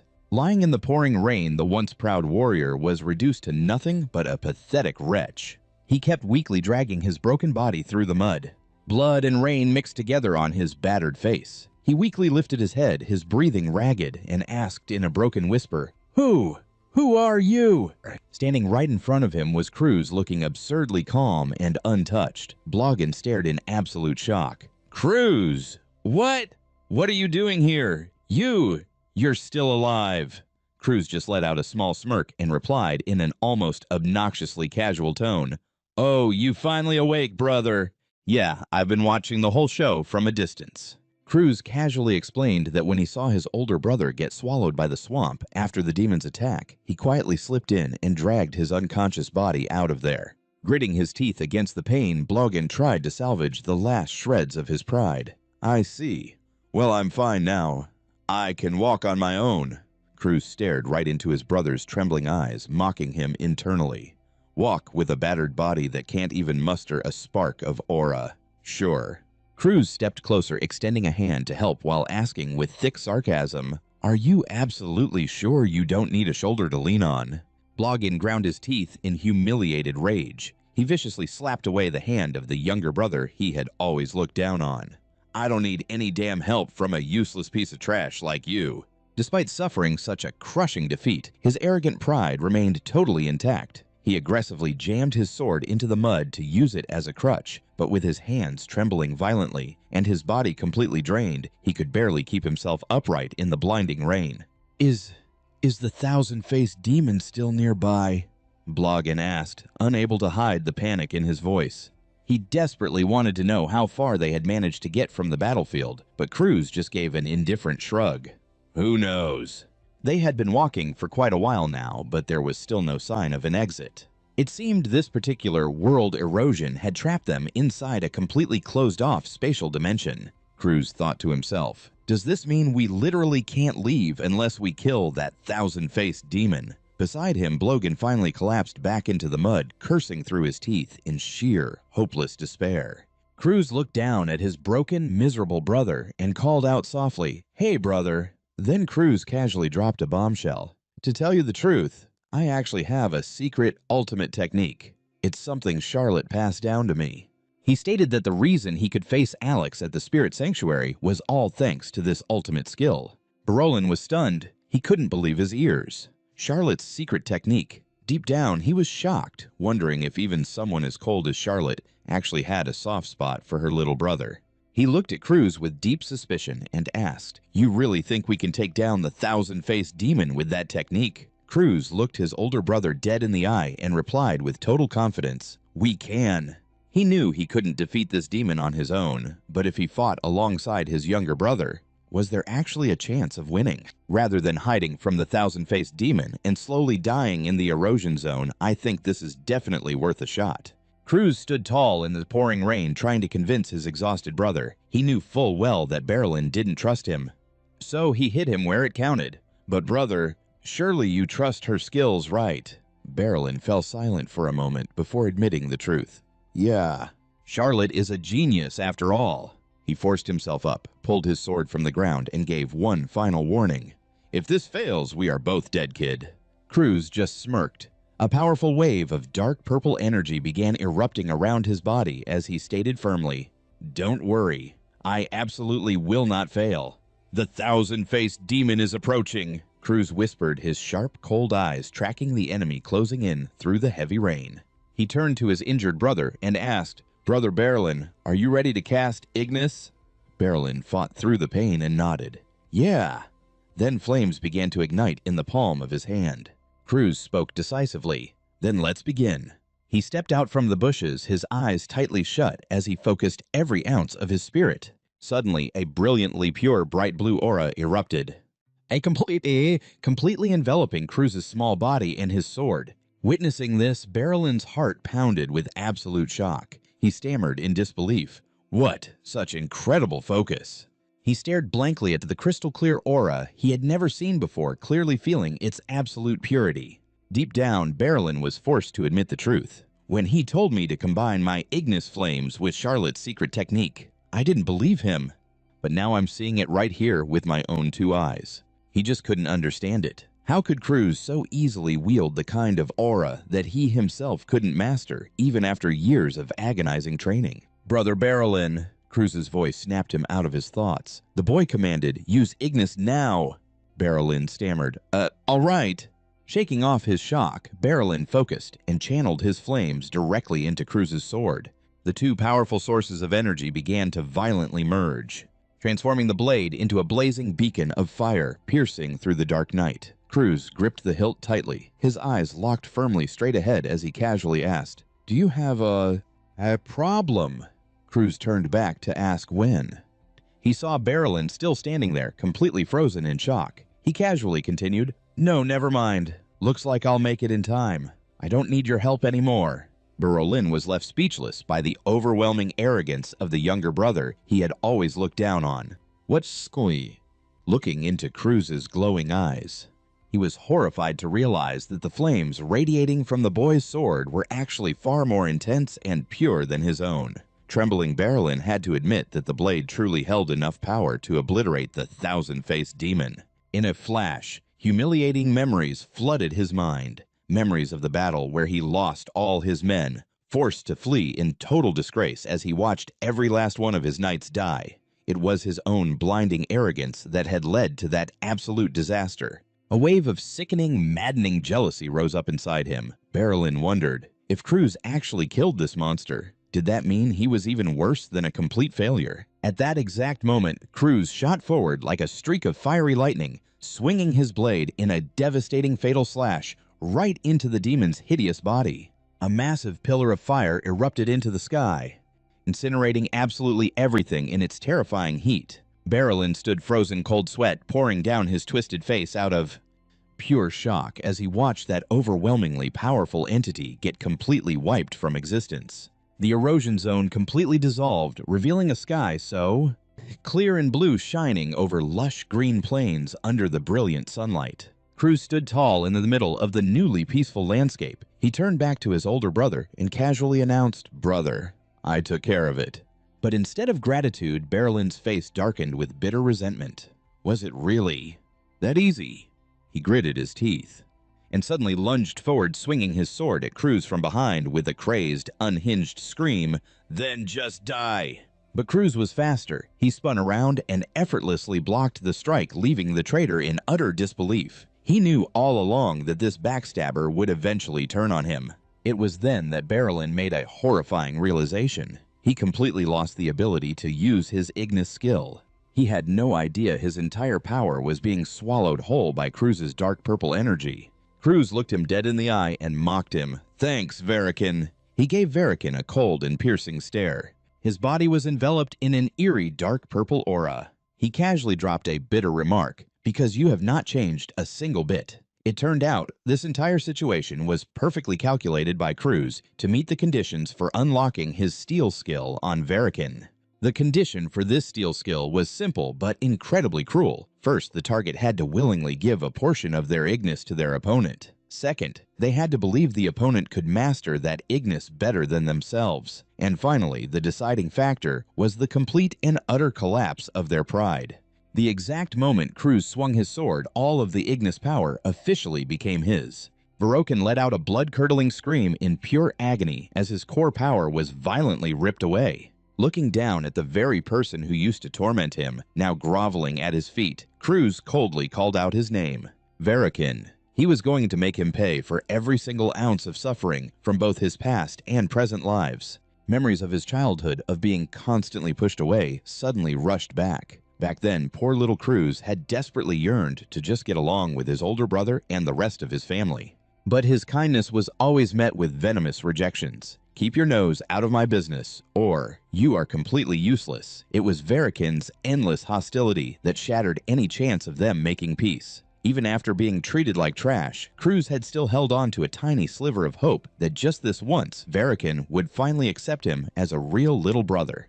Cruz stared into the void, his eyes carrying a heavy sadness, but burning with resolve. He mocked his own past naivety, remembering how he used to cling to the thought that because they were brothers, they would surely accept him this time. But the harsh reality slapped him right in the face. It turned out that even until the bitter end, Varikin never had a single decent thought about his little brother. Or, even when he was on the brink of death and saved by him, he still planned to kill Cruz. Right now, Varikin was curled up on the ground, gasping for air in absolute pathetic misery. Cruz coldly leaned down and asked, "It hurts a lot, doesn't it?" He brought up the deep-seated grudge from his previous timeline back when Varikan had mercilessly burned his arm and face, leaving him writhing on the ground in the exact same agony he was feeling right now. Without hesitation, Cruz turned his back and walked away, leaving the defeated loser groaning in the ruins. A bitter smirk formed on his lips. How ironic that the weather is so beautiful today, yet Lord Van Heem's entire squad has been wiped out. This shocking news threw the entire main Van Heem estate into absolute disbelief. The recent erosion zone had been reclassified as a level 5, a terrifying threat level that only top-tier experts could possibly suppress. Amidst the doubtful whispers, someone furiously yelled out, "What in the world does that mean? Are you telling me only that pathetic loser survived?" Instantly, the head butler of the Van Heem household coldly shut him down. "Watch your mouth, you lowly servant. Lord Varikan died to protect his younger brother. We must honor his noble sacrifice." Well, it seemed there was a massive misunderstanding going on about who the real hero was here. Standing right in the middle of the funeral, Cruz calmly observed the crowd. He thought to himself, since they bought the testimony, I do not have to worry about anyone suspecting me. In reality, thanks to Varikan being taken out of the picture, this mission had brought in some highly unexpected rewards. Cruz had now completely adapted to the lethal poison running through his blood. He also confirmed that his sixth sense could help him somewhat keep his frenzy under control. Best of all, through the Ignis skill he stole, he now possessed a brand new power called the Black Flame. A mysterious dark purple flame burst to life in the palm of Cruz's hand, carrying the power to reduce absolutely anything to ashes. By tapping into the very essence of the world's erosion, this black flame was born. It was a trump card far stronger than he ever anticipated. Even though its sinister color looked incredibly evil, ordinary people could not see it, which gave Cruz complete peace of mind. However, the only lingering issue within the family was the investigation into the anomaly at the erosion zone. Who exactly caused it without leaving a single trace behind? Approaching the meeting room, Cruz heard a voice call out, "Come in." He knew perfectly well that the truth behind all those strange phenomena was actually the work of the world invaders. The true body of an immortal was currently fast asleep in an eternal dream, only able to observe the real world through their loyal minions. Now that they had started making their move, it meant Cruz could run into that immortal's lackeys at any given moment. The moment he stepped inside, he bumped into Saphira, a rank 4 investigator from the Erosion Survey Bureau. She politely announced, "Lord Cruz is here." "We have been waiting for you, sir." Instantly, Cruz noticed something completely off about her neck. A distinct black star mark was clearly visible. "I certainly did not expect us to cross paths again this soon." As Saphira stared at him in utter confusion, Cruz coldly pointed a finger straight at her and boldly declared, "Listen up, you immortal freak. I am here to make a deal with you. I am going to erase your immortality." His gaze pierced right through her as he dropped a shocking question. "Tell me the truth. You are a regressor, aren't you?" Confronted so bluntly by Cruz, Saphira's face suddenly contorted into something unnatural. Her eyes glowed a demonic red as a twisted smile crept onto her face and the entity inside finally spoke up. "I was searching for a different destination, but it seems fate has dropped me in the completely wrong place." Before turning back time under Arthur's orders, he had once tried to steal that bastard's immortality, but that attempt had ended in a miserable failure. Memories of his body bound in heavy chains suddenly flashed before his eyes. Back then, the immortal only had enough strength left to keep up its regeneration, completely lacking the power to control its minions. In his memories, Saphira had once explained, so the real reason he ordered around so many underlings is because his true body has been cursed and completely paralyzed. Sounds pretty pathetic, doesn't it? Instantly, Siran snapped back in anger. Pathetic. Have you forgotten that he is the exact reason those erosion zones leveled up and unleashed absolute hell upon all of us? Siran continued to scold her furiously. "Drop the noble act!" Flustered, Saphira could only stammer out an awkward defense. "Lord Siran, please, I didn't mean it like that." She could only stand there and take Zidan's scolding. Even though the issue with the immortal seemed to be resolved and the pointless battles would cease, the reality was still incredibly bitter. The past. Krashu smiled bitterly and admitted it when asked about stealing power. That's right. No matter how many times he was reborn, it was still considered impossible. The reason was incredibly simple. The condition to unlock the Black Hat skill on immortality was an insurmountable barrier. It required him to be stronger than the immortal, a goal Krashu simply couldn't achieve at the time. Back in the present, the entity possessing Saphira's body gave a creepy smile and asked bluntly, "Tell me, you're a regressor, aren't you?" Crashu calmly asked back, "A regressor, huh? What makes you think I'm a regressor?" The entity smiled wickedly and explained, "The moment a kid dares to propose a deal with someone like me, you expose yourself. Only a regressor would have the guts to do that." It looked down on the boy in front of it, someone trapped in his own endless loop, who dared to declare he would kill a being beyond time itself. It grabbed its face and burst into maniacal laughter. "Don't make me laugh with such obvious lies." He let the entity laugh freely for a moment before speaking up. "I'm not lying." Crashu coldly affirmed as he reached out a hand radiating dark purple energy. A bizarre mouth with razor-sharp teeth suddenly appeared right in the palm of his hand. Crashu explained that thanks to this special black hat skill, he was completely capable of stealing his opponent's immortality. Hearing that the entity inside Saphira fell silent as memories of centuries of isolation rushed back. It admitted to upgrading every eroded area itself over hundreds of years for one single purpose: to find someone strong enough to end its life. Now the one capable of stealing the curse of immortality was finally standing right in front of it. It trembled as it asked about Crashu's conditions. In response, Crashu bluntly demanded, "Help me get stronger." He explained that his skill could only be activated when he was stronger than his target. The entity gave a satisfied smile and decided, "Then I'll take you in as my disciple." It was willing to do anything, even sell its soul, as long as it could escape this cursed immortality. Not being able to die was the most terrifying and disgusting thing to it. A fierce crimson aura erupted as the entity finally revealed its true identity. "I, Crimson Garden, August, will make you the strongest." A massive, fiery, divine dragon projection appeared behind it, radiating a terrifying pressure that forced Crashu to brace himself. He was shocked to realize that the aura from the projection alone was enough to completely overpower everything around them. Crashu knew very well that Crimson was once someone with power on par with Arthur and commanded countless terrifying subordinates. He told himself that thanks to this entity, he would have the chance to grow even stronger and save the world from the brink of destruction, even if it meant borrowing power from an invader. However, a troubling truth suddenly dawned on Crashu. According to the laws of the timeline, the regression skill he stole from Arthur in the future had now returned to Arthur in this life. That meant Crashu no longer had the ability to actively turn back time. If the world was destroyed again in this era, everything would truly come to an end. He only had one chance left to save the world. "If this world collapses, I'll disappear with it." Crashu stared at his trembling hand. At that moment, Crimson Garden August inside Saphira's body smiled mysteriously. "Glad to have you with me, Crimson." Crashu stared blankly and repeated the unfamiliar name, Crimson, but he immediately took a heavy blow to the head.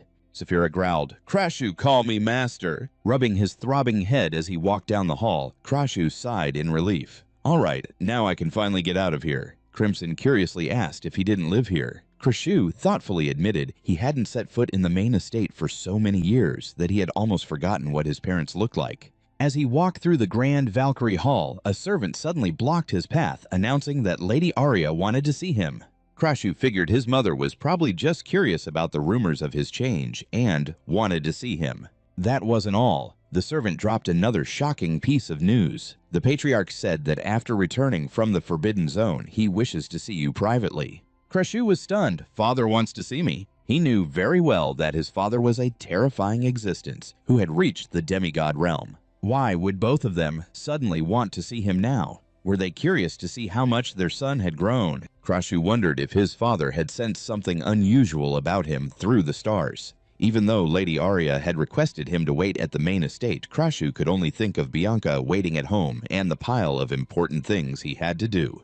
He didn't want to waste any time in this place, so he asked to be sure. "So this isn't a direct order from father, right? Then I'll be heading back." Ignoring the servant's shock, Crashu decisively turned and walked away. "I'll return when father summons me. Or perhaps he'll come find me himself," Crashu thought to himself as the carriage rolled away from the estate. Stretching out on the seat, he let out a long, refreshing yawn, glad to finally escape that suffocating place. He promised himself he wouldn't be coming back here anytime soon. Suddenly, Crimson popped up to scold him. "Mind your manners, you disrespectful disciple. Open the door." "Crimson, don't you think that deep red is way too flashy?" Crashu frowned at the bright red crow perching on his shoulder. Crimson casually changed its feathers to pitch black and smugly replied, "Don't worry, I can change colors whenever I want. See, now I look just like a crow." He didn't miss the chance to joke that he was now as pitch black as Cruz's very soul. Cruz snapped back in annoyance. "I really need to take your curse soon." The two playfully bickered back and forth. Suddenly remembering Cruz asked about Crimson's true body. Crimson let out a heavy sigh, calling Cruz a petty regressor for purposely poking at the sore spot of his paralyzed body. Cruz thought to himself that Arthur was the actual regressor, while he was just borrowing a faded copy of that skill. But he decided there was no point in explaining all that to Crimson. The two arrived at the Green Pine Pavilion right at sunset. The crow suddenly reminded Cruz to be nice to the white-haired girl waiting inside. Cruz stared blankly at the girl standing in front of him. It was Bianca wearing an adorable bird-shaped hoodie. She clutched a book tightly to her chest and said softly, "Welcome back." Cruz flashed a triumphant smile at Crimson before turning to her. "See, I told you I would come back." Right at that moment, the butler Adrian came rushing over to announce that a letter had arrived from Darwin. Cruz curiously opened the letter, only to be left completely speechless when he saw Darwin bragging about finishing the medicine. He claimed to have cured the disease just by thinking about him and even left a bright red kiss mark right on the paper. He instructed Adrian to treat Darwin with the utmost respect, as the man was going to be their future benefactor. Adrian bowed respectfully, then quietly revealed that Bianca had been so worried she almost drove a carriage to the main estate to find him the moment she heard about the erosion zone. Cruz stood there in stunned silence looking at Bianca. He never expected her to worry about him with such genuine affection. Well then, he thought to himself, it had been a while since he last checked the seal on her body. Suddenly, the dark purple energy of his black hat skill flared up. It formed into a magical lock, displaying a requirement to become Bianca's friend. The moment their eyes met, a glowing notification popped up confirming the condition had been met. Bianca's first lock was officially broken, leaving Cruz in absolute shock. Cruz froze his eyes wide as he stared at the glowing notification from his black hat skill. The first unlock condition, becoming Bianca's friend, had happened so fast. He couldn't help but ask himself in disbelief, Bianca's first key, is it already unlocked? Seeing Cruz staring blankly at her, Bianca asked in confusion, "Is there something on my face?" He snapped out of it and awkwardly tried to cover it up. "Ah, no. I just wanted to introduce you to a new friend."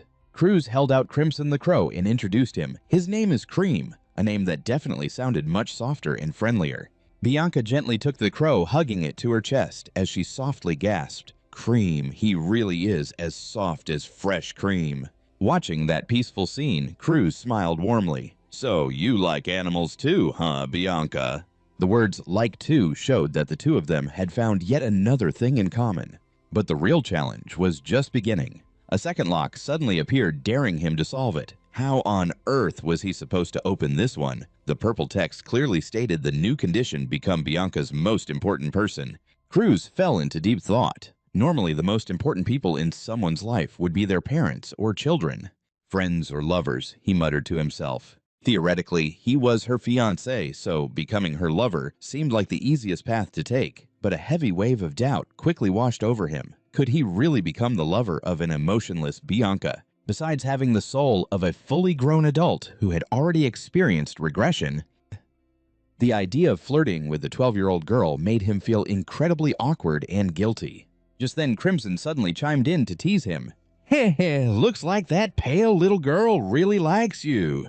Clinging to you like that, she must genuinely care about you." Being teased by Crimson Cruz could only stand frozen in pure embarrassment. "Anyway, listen here, Cruz." Crimson's sharp voice shattered the peaceful quiet of the night.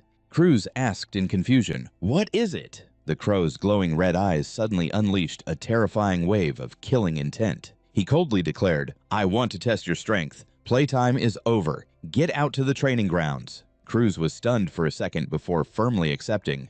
"All right." Out on the completely shattered training grounds, Cruz lay flat on his back, gasping for air in a state of absolute exhaustion. Crimson couldn't hold back his mockery. "How absolutely pathetic. To think a regressor like you possesses such utter garbage for talent." Cruz bitterly accepted the harsh truth. "I told you already. I'm a complete failure." Crimson continued to pour salt in the wound, bluntly stating that Cruz only made it this far, relying on past experiences and his secret manuals. But all that desperate effort would easily be crushed by a true genius in less than 5 years. However, that was only speaking in terms of pure talent. Crimson hovered in the air. He radiated an overpowering blood-red pressure that completely engulfed the entire space. He declared that kind of natural talent meant absolutely nothing in front of Cruz, because he possessed a very special and unique skill of his own. If you lack talent, just steal it from someone else.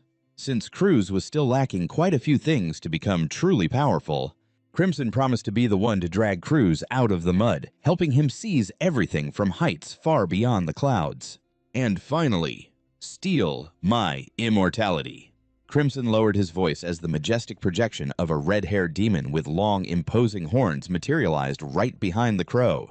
Cruz slumped on the ground, looking up at the powerful entity before him. With an unwavering gaze, he declared firmly, "Well, that goes without saying." A few days later, at the Green Park estate, Darling suddenly appeared, looking thrilled. He bounced up and down, shouting, "Hey, over here! Did you wait long, sweetie?" Still engrossed in his sword practice, Cruz snapped back in annoyance. "Since when am I your sweetie?" Ignoring his cold attitude, Darling remained upbeat. Cruz cut straight to the chase anyway. "Did you bring what I asked for?" When asked about his latest concoction, he happily handed it over. "Ta-da, all done." Darling proudly presented the freshly brewed potion, asking smugly, "What do you think? I really am a genius, aren't I?" Cruz replied casually, "Why ask the obvious? You've always been a genius." Those words left Darling frozen with emotion. He lunged forward and pulled Cruz into a tight hug. Cruz grumbled, "Ugh, get off me!" Darling suddenly changed the subject. "Oh, right, I wanted to tell you something. I heard Anis has changed. He stopped training after losing to Charlotte, but rumor has it he's back at it after that incident at the Holy Land." Cruz grabbed his head in thought. Was that traitor actually inspired by me? But he quickly brushed it off. Damn it, I couldn't care less about Anis. If we're done here, just go home. Cruz knew he had plenty of other goals besides the Van Gaal family. Just then, Crimson the Crow spoke up. "No matter. I was planning to use an elixir to strengthen your frail body anyway. Have that alchemist brew the elixir for you. Looks like this oddball has some work to do." It was a special potion that boosted physical stats and aura. It was incredibly expensive and usually only passed down through secret family recipes. Elixirs were reserved for a select few. Back then, I wouldn't have even dared to dream about it. Seeing Darling still clinging to him and teasing, Cruz shouted, "Hey, what the hell are you doing?" Crimson urged him on. "I know the formula. Just make him follow it." Cruz immediately changed his tune. "I have one more favor to ask. I need you to brew an elixir for me." Darling blinked in confusion. "Huh, didn't you just tell me to go home? Why the sudden change? Did the news about Anis get you all fired up?" He then asked worriedly if Cruz even had the ingredients, since the Van Gaal family definitely wouldn't fund this. Cruz stared straight ahead with absolute determination. "Don't worry, I'll figure it out. If I use my knowledge from before I regressed, I can pull this off." Cruz calculated in his head. Crafting that legendary elixir was the only way to gain overwhelming strength quickly. All right. Guided by Crimson, who told him to repeat its words, Cruz began listing the ingredients for the elixir. Darling stood nearby, his eyes wide with shock, his hands frantically scribbling in a notebook. "So I mix this with that, and then do this." He couldn't help but gasp in pure admiration. "Whoa, where on earth did you get this formula?" Cruz simply replied with a straight face, "It's a closely guarded secret of the Van Gaal family." Darling nodded, totally buying it, as expected of the mighty Van Gaal family. However, his excitement quickly turned into concern. Darling looked at his notes and sighed heavily. "I'd love to try brewing this, but how are we supposed to get the ingredients?" He pointed out the rarest items. "I'll probably never even see a frostfire mushroom or a golden dragon herb in my life." He explained that the frostfire mushroom only grew in the Hadenau region, but the treacherous mountain terrain and harsh conditions made it practically extinct. Hearing this, an idea sparked in Cruz's mind. "I'll ask my fiancée. Her family is from Hadenau." He suddenly realized that Bianca was the key to getting the first ingredient. "What about the golden dragon?" Herb Cruz asked about the second ingredient. Darling explained that it was a legendary herb that only grew near the nests of golden dragons on the Empire's distant borders. Going there to look for it was completely out of the question. He hesitated before suggesting maybe we could buy it from the black market, but Darling immediately backtracked in panic. "But if the Empire finds out we're totally dead, illegally trading rare national treasures comes with some seriously brutal punishments." Cruz crossed his arms in deep thought, his eyes filled with resolve. If there's no other way, I'll just have to hunt down a black market dealer. Right then, Darling eagerly raised a finger and interrupted. Let me tell you a much better way. Cruz looked confused. A better way, Darling revealed that a youth martial arts tournament for kids under 15 was about to be held in the Ephania Empire. He excitedly explained that Cruz just needed to win first place because the grand prize was the Golden Dragon Herb. Well, isn't it a brilliant idea? Cruz rubbed his temples in sheer frustration. Did you forget I'm a Van Gaal? He was worried because the Empire was using this tournament to undermine the Academy, and the sudden appearance of a Van Gaal would completely mess everything up. But Darling just winked mischievously and pulled out a pink potion. Of course, I already thought of that, sweetie. Leave it to this genius. Hey, just drink this. With that, Darling shoved the vial right into Cruz's hand.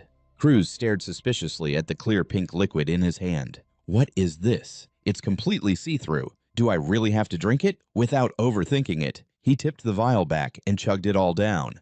Instantly, an excruciating pain tore through his body, making Cruz scream in absolute agony. As the blinding light faded, he was absolutely horrified to realize his body had completely transformed into a slender young girl with long, flowing hair. Cruz shrieked in panic. What the hell is this? Darling just giggled as he finally explained his crazy plan. Anyone can enter the tournament as long as they hide their identity.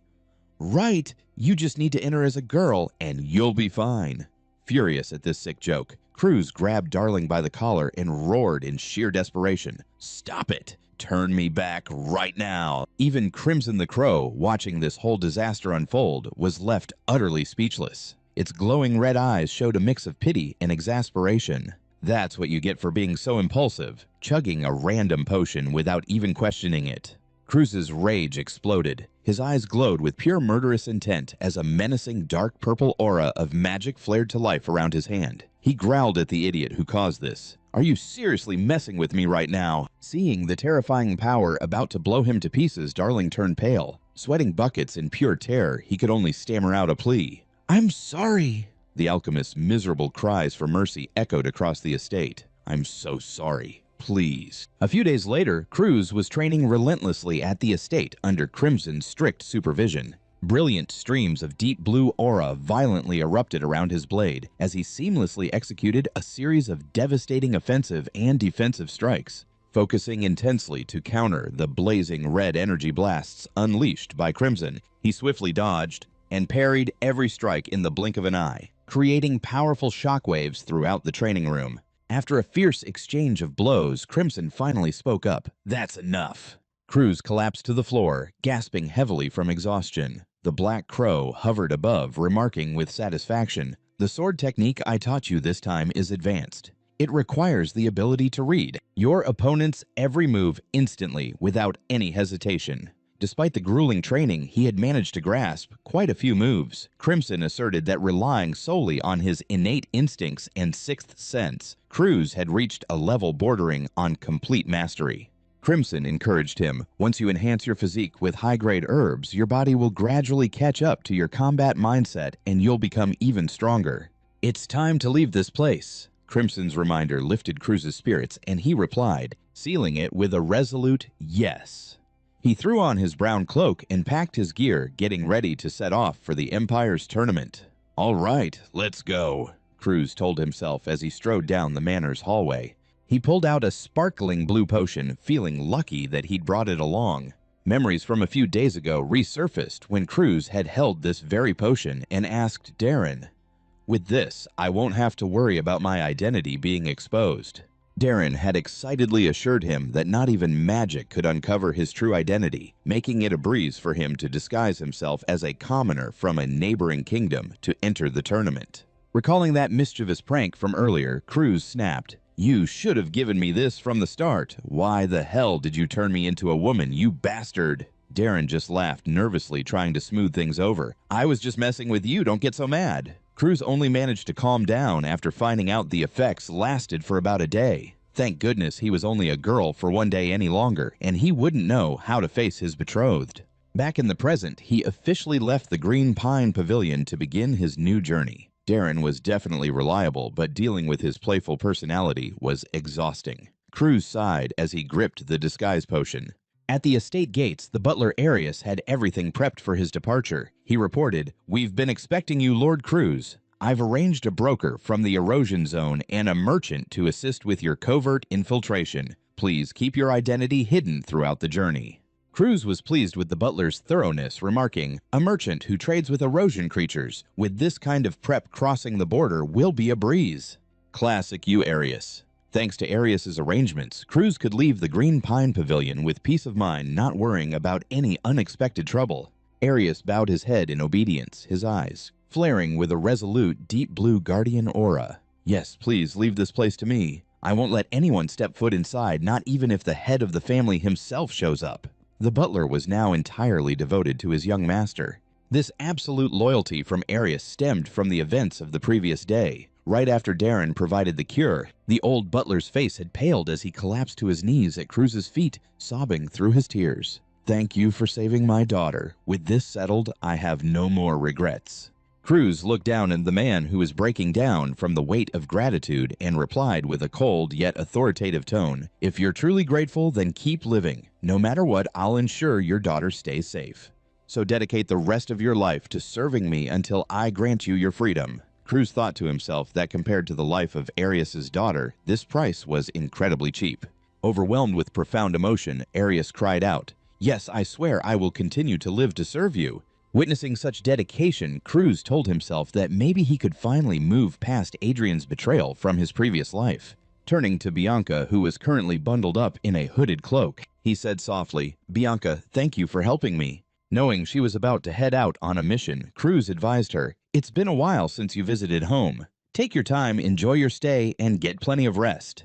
But Bianca immediately brushed off his concern, declaring firmly, "No, as soon as I finish the mission, I'll come right back. I will wait for your return at the Green Pine Pavilion, Lord Cruz." Bianca brushed past him with a resolute look that left him stunned. How can a 12-year-old girl be so decisive and steadfast? "All right, I'll be back as soon as I can." Cruz smiled in farewell, holding a woven basket in his hand, looking down at the delicious sandwiches inside. He suddenly realized that the noise from last night was just Bianca staying up late to prepare this breakfast for him. He gave a small nod of thanks and promised to eat it later. Bianca pulled her hood down lower, her eyes tinged with sadness as she watched him and murmured, "Then I wish you a safe journey, Lord Cruz." He didn't forget to tell her to take care, then gave a firm wave goodbye. The carriage began to roll, heading straight toward the Empire, guided by Crimson the Crow, soaring high above. 5 peaceful days passed by. Cruz used the time in the carriage to train relentlessly, making the currents of black flames and erosion energy constantly surge around his body. Crimson hovered beside him and asked about the state of his erosion power. Cruz replied calmly, "Thanks to my sixth sense, it's pretty stable." Still, he felt a bit disappointed that the merchant was being overly cautious, constantly choosing safe routes, which meant he didn't get any chances to absorb more erosion energy along the way. Looking at the blue-haired merchant girl casually munching on an apple up front, Crimson silently evaluated, "That just proves your butler is genuinely talented. He handpicked a very capable guide." Suddenly, the apple slipped from the girl's hand and hit the ground as she stared in shock. Crimson immediately went on high alert, warning, "Looks like the carriage has run into some trouble." A vicious gang of bandits appeared out of nowhere, surrounding the poor merchant girl. She could only let out a terrified gasp as they backed her into a corner. The masked leader stepped forward coldly while his underlings snickered wickedly at their boss's bottomless greed. A rough hand violently grabbed the girl by the head, leaving her to sob in utter despair. She bitterly blamed herself for not spotting the bandits sooner, terrified that her life was about to end in this desolate wasteland. But then a flash of dark purple light suddenly ripped through the space, slashing down the surrounding bandits in the blink of an eye. Cruz revealed himself, his eyes as sharp and cold as a grim reaper. The bandits were completely stunned. Who the hell was this skinny kid? Furious at being interrupted, the leader roared his command, "Grab him now!" Immediately, the whole gang of vicious thugs swung their axes and spiked maces, charging forward in a blind frenzy. Crack! They charged in, aggressively thinking he was way too small to fight back. "Hey kid!" one bandit yelled as they swarmed him. Crack, another thug, sneered with smug satisfaction. "What else you got, huh? You don't even have a weapon to save your life."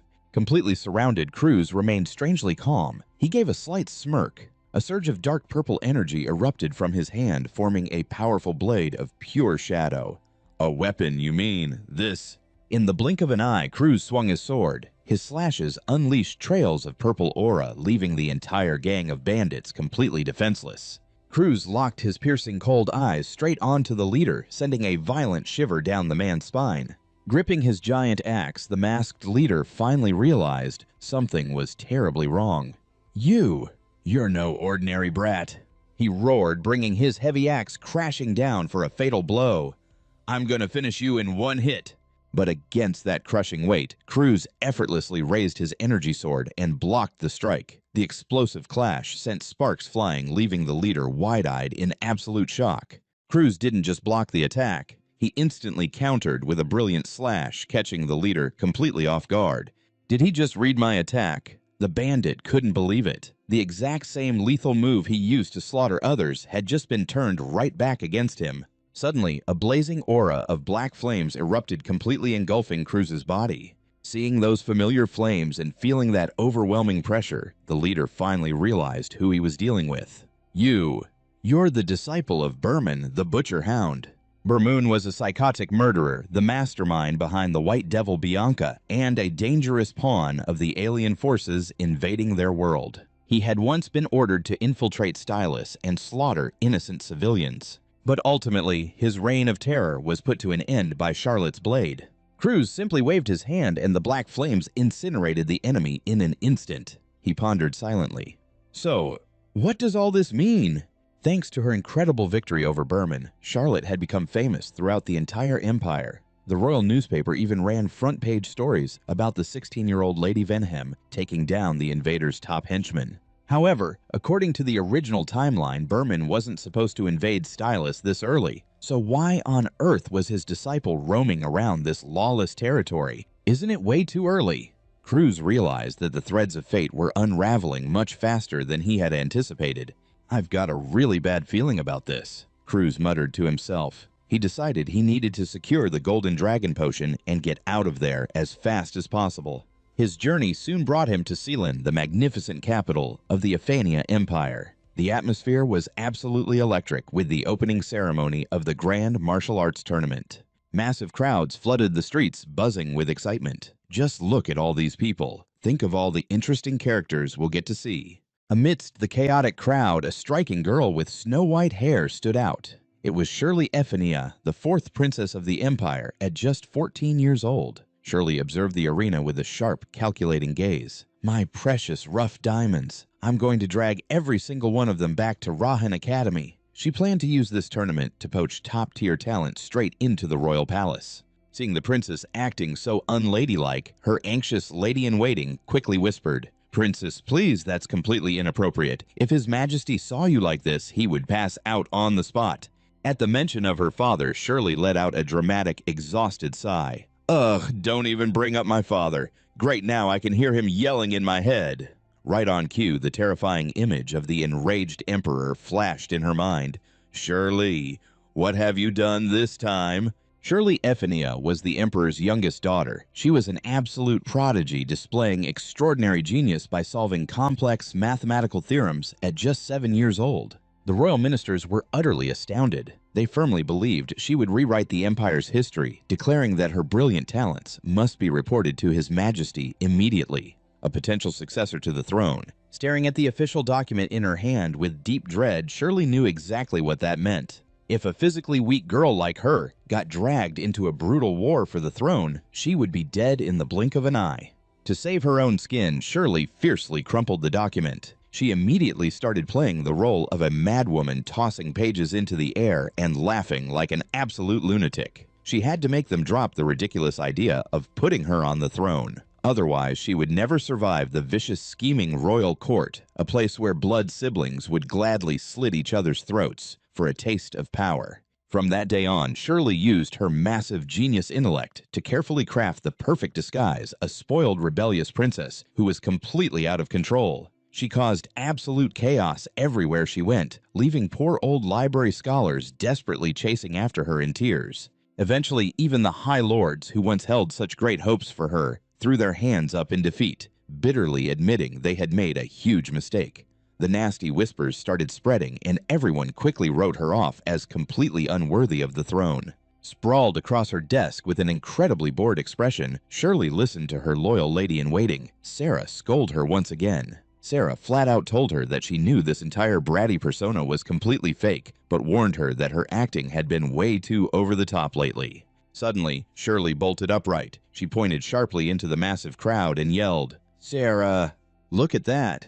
Her sharp eyes locked onto a mysterious figure in a dark cloak, walking silently with a massive crow perched right on his shoulder. Shirley mentally sized him up. Dark, edgy cloak, shifty, cunning eyes. And he even has a creepy crow sitting right on his shoulder. In her eyes, every single detail about this brooding stranger screamed absolute perfection. She was absolutely certain, from head to toe, this mysterious guy gave off the unmistakable vibe of a top-tier villain.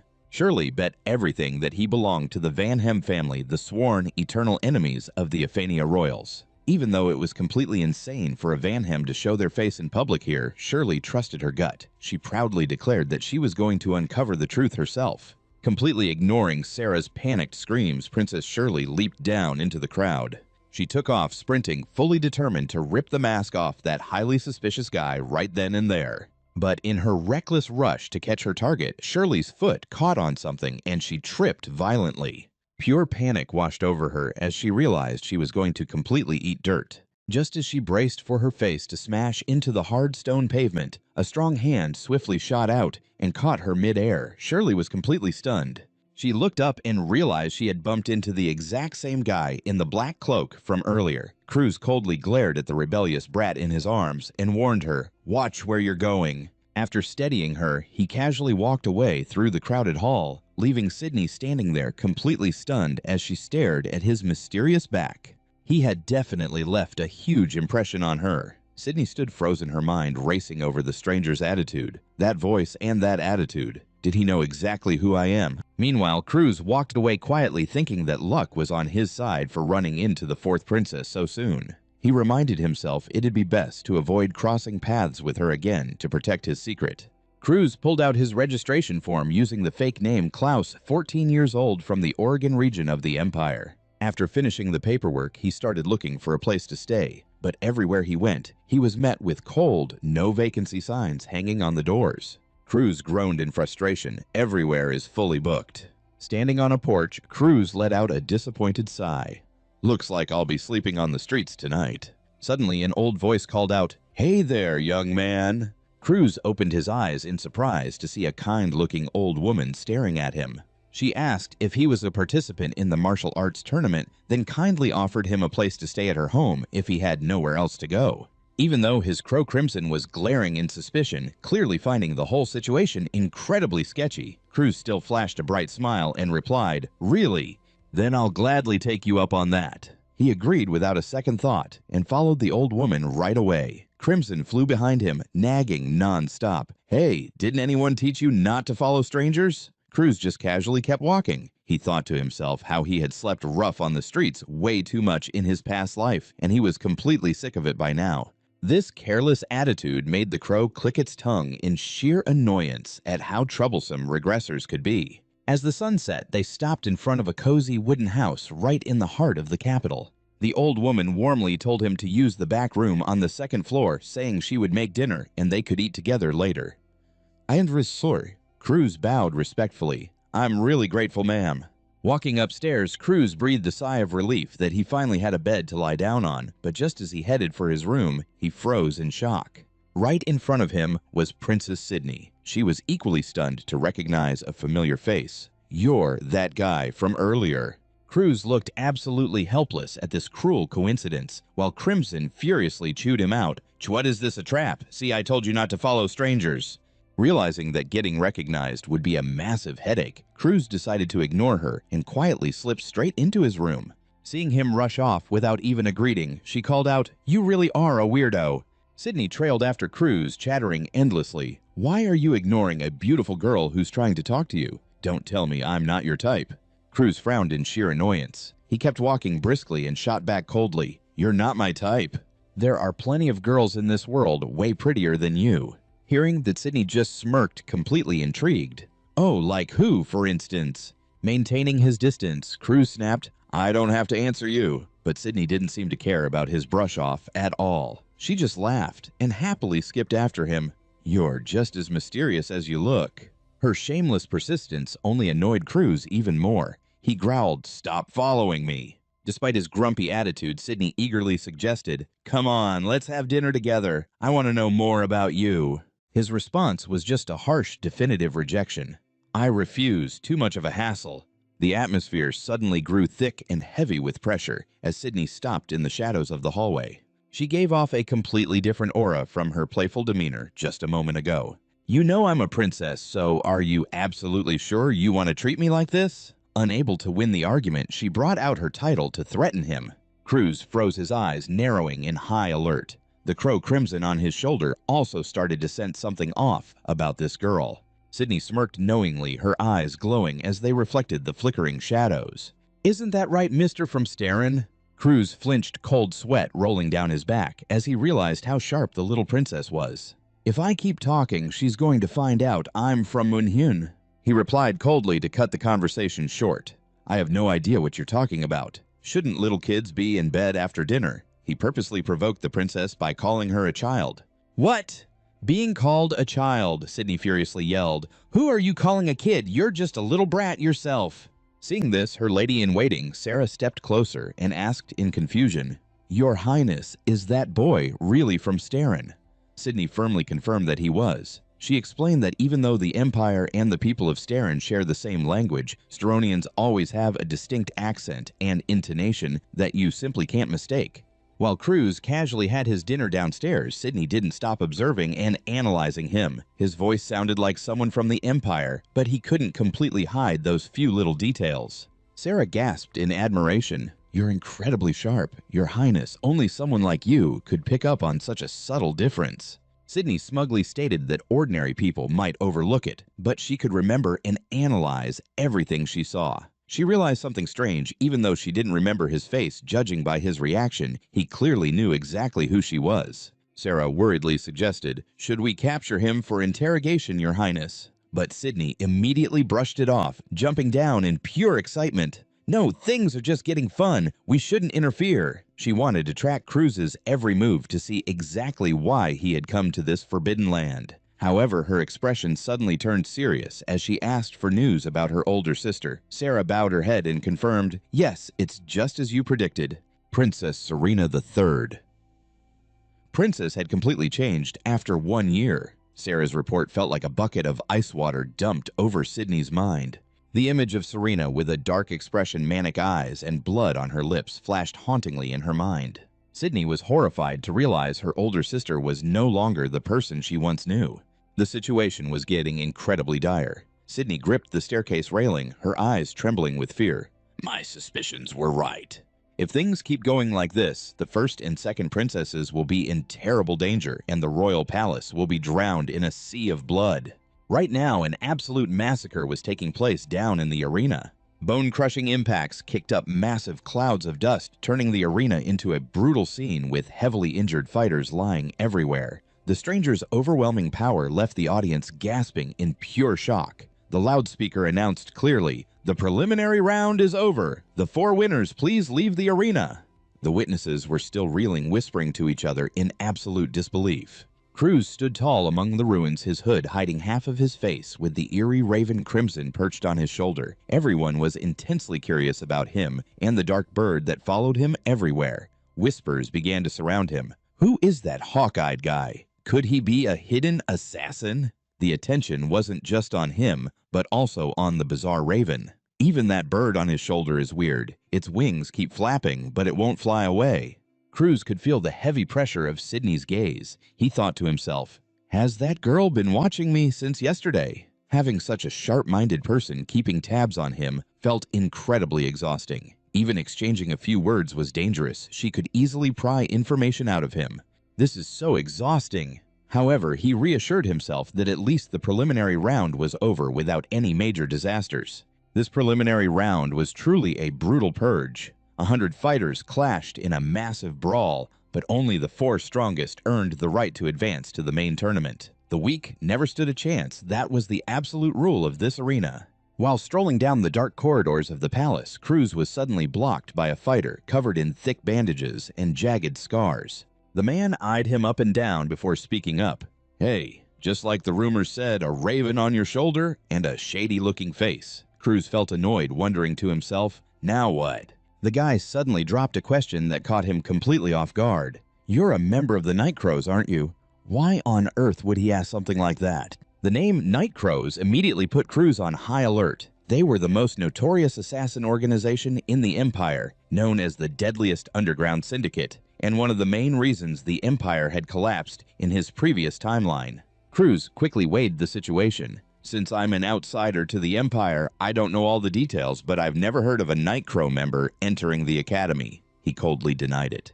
"You've got the wrong guy. That's not me." Seeing Cruz's firm response, the bandaged guy immediately backed down. He waved his hands frantically. "Hey, calm down. I know who's backing you, and I don't want any trouble." He chuckled and boldly proposed, "Since we're both in the same dirty business, why don't we be friends?" "Nice to meet you, Mr. Night Crow." The bandaged guy waved goodbye and hurried off, claiming he had things to do. Cruz stood frozen, his mind racing with questions about the supposed backer the man had just mentioned. Crimson sensed that something was off, and the Raven immediately spoke up. "This doesn't look good. Let me handle it."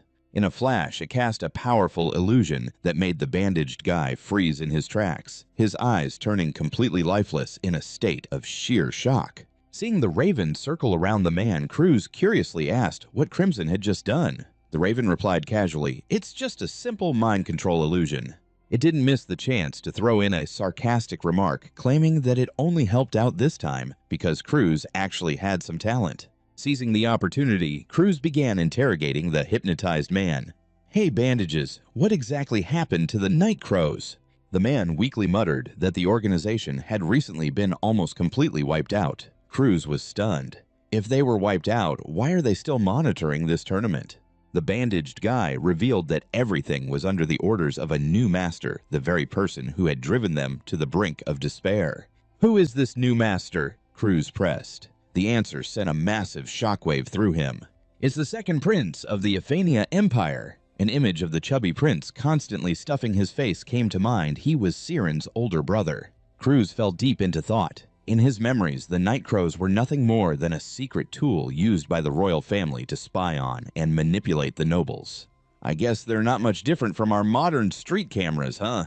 The idea of a new master didn't make any sense. The connection between the Night Crows and the royal family was supposed to remain an absolute secret until the Empire's downfall. Yet if a random grunt knew that the second prince was leading the organization, it proved someone was deliberately leaking the rumor to use it to their advantage. Cruz suddenly realized that the second prince was nothing but a pawn used to strengthen the first prince's political faction. But if he were to assassinate the first prince, his own power base would completely collapse along with him. And the one who would benefit the absolute most from all this chaos was the person quietly watching from the shadows. Siren Ephania. Just having that name pop into his head sent a terrifying shiver down Cruz's spine. He realized with horror that the memories Arthur inherited in the previous timeline had indeed led to a massive success, but the final outcome was an absolute tragedy. According to the future knowledge Cruz possessed, Siren's ultimate goal was none other than seizing the royal symbol, the White Dragon. To pave a smooth path for Arthur to ascend the throne, this absolute lunatic even plotted to purge her own younger sister Sydney. In the very end, Siren would take her own life, leaving a completely solitary Arthur sitting on the throne. And without her guidance, he was the one who ultimately drove the Empire into utter ruin. If Siren was allowed to take the throne, the Empire would inevitably be destroyed, and that collapse would be the very trigger that unleashed a catastrophic world-eroding plague. Cruz gritted his teeth as intense dark purple flames violently erupted around his hand. To stop the world from being destroyed, I have to crush his scheme and steal Siren's skill. He knew he couldn't just stand by and watch that tragedy repeat itself. Turning to the black raven perched on his shoulder, Cruz pleaded, "Crimson, I need your help." Crimson flapped its wings, its glowing red eyes piercing into Cruz with a sharp warning. "Don't just rely on your future knowledge. Remember, I'm the one who decides whether or not to help you. So I'll only back you up this one time." Cruz gave a faint smile, holding his hand out for the raven to perch on. He glanced down at the bandaged guy who was lying completely motionless under the illusion and coldly decided to walk away. He's already served his purpose. But Crimson had a much more sinister idea in mind. The raven shot out a pitch-black feather that stabbed right into the bandaged man's head, declaring boldly, "Then I'll just turn him into my slave." The dark raven had no intention of letting him go, continuing its twisted game. Under Crimson's total control, the bandaged man staggered to his feet like a mindless zombie. He silently shuffled away under a single command: "Return to your post." Watching the man's figure fade into the dark corridor, Crimson asked about their next move. Cruz adjusted his hood, his eyes turning razor sharp. "It's time to put our disguise to work. With this new identity, we're going to infiltrate the main tournament and hunt down the real Night Crows."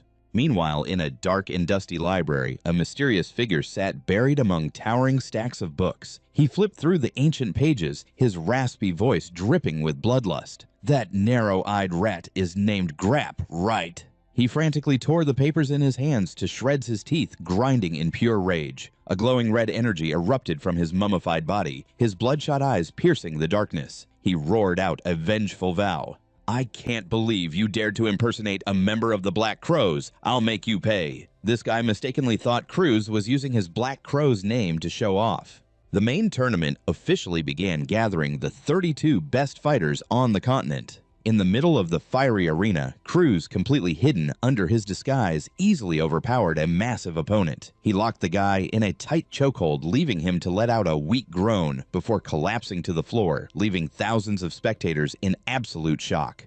The loudspeaker echoed across the stands. "The winner of the 30-second match is Ekiti." The roaring crowd chanted his fake name in pure excitement. Crimson quietly noted that everyone had fought their hardest, but it was Cruz's presence that made the match so intense. Cruz silently adjusted his mask, thinking to himself that since everyone now fully believed he was a Katie, it was about time for the real one to show up.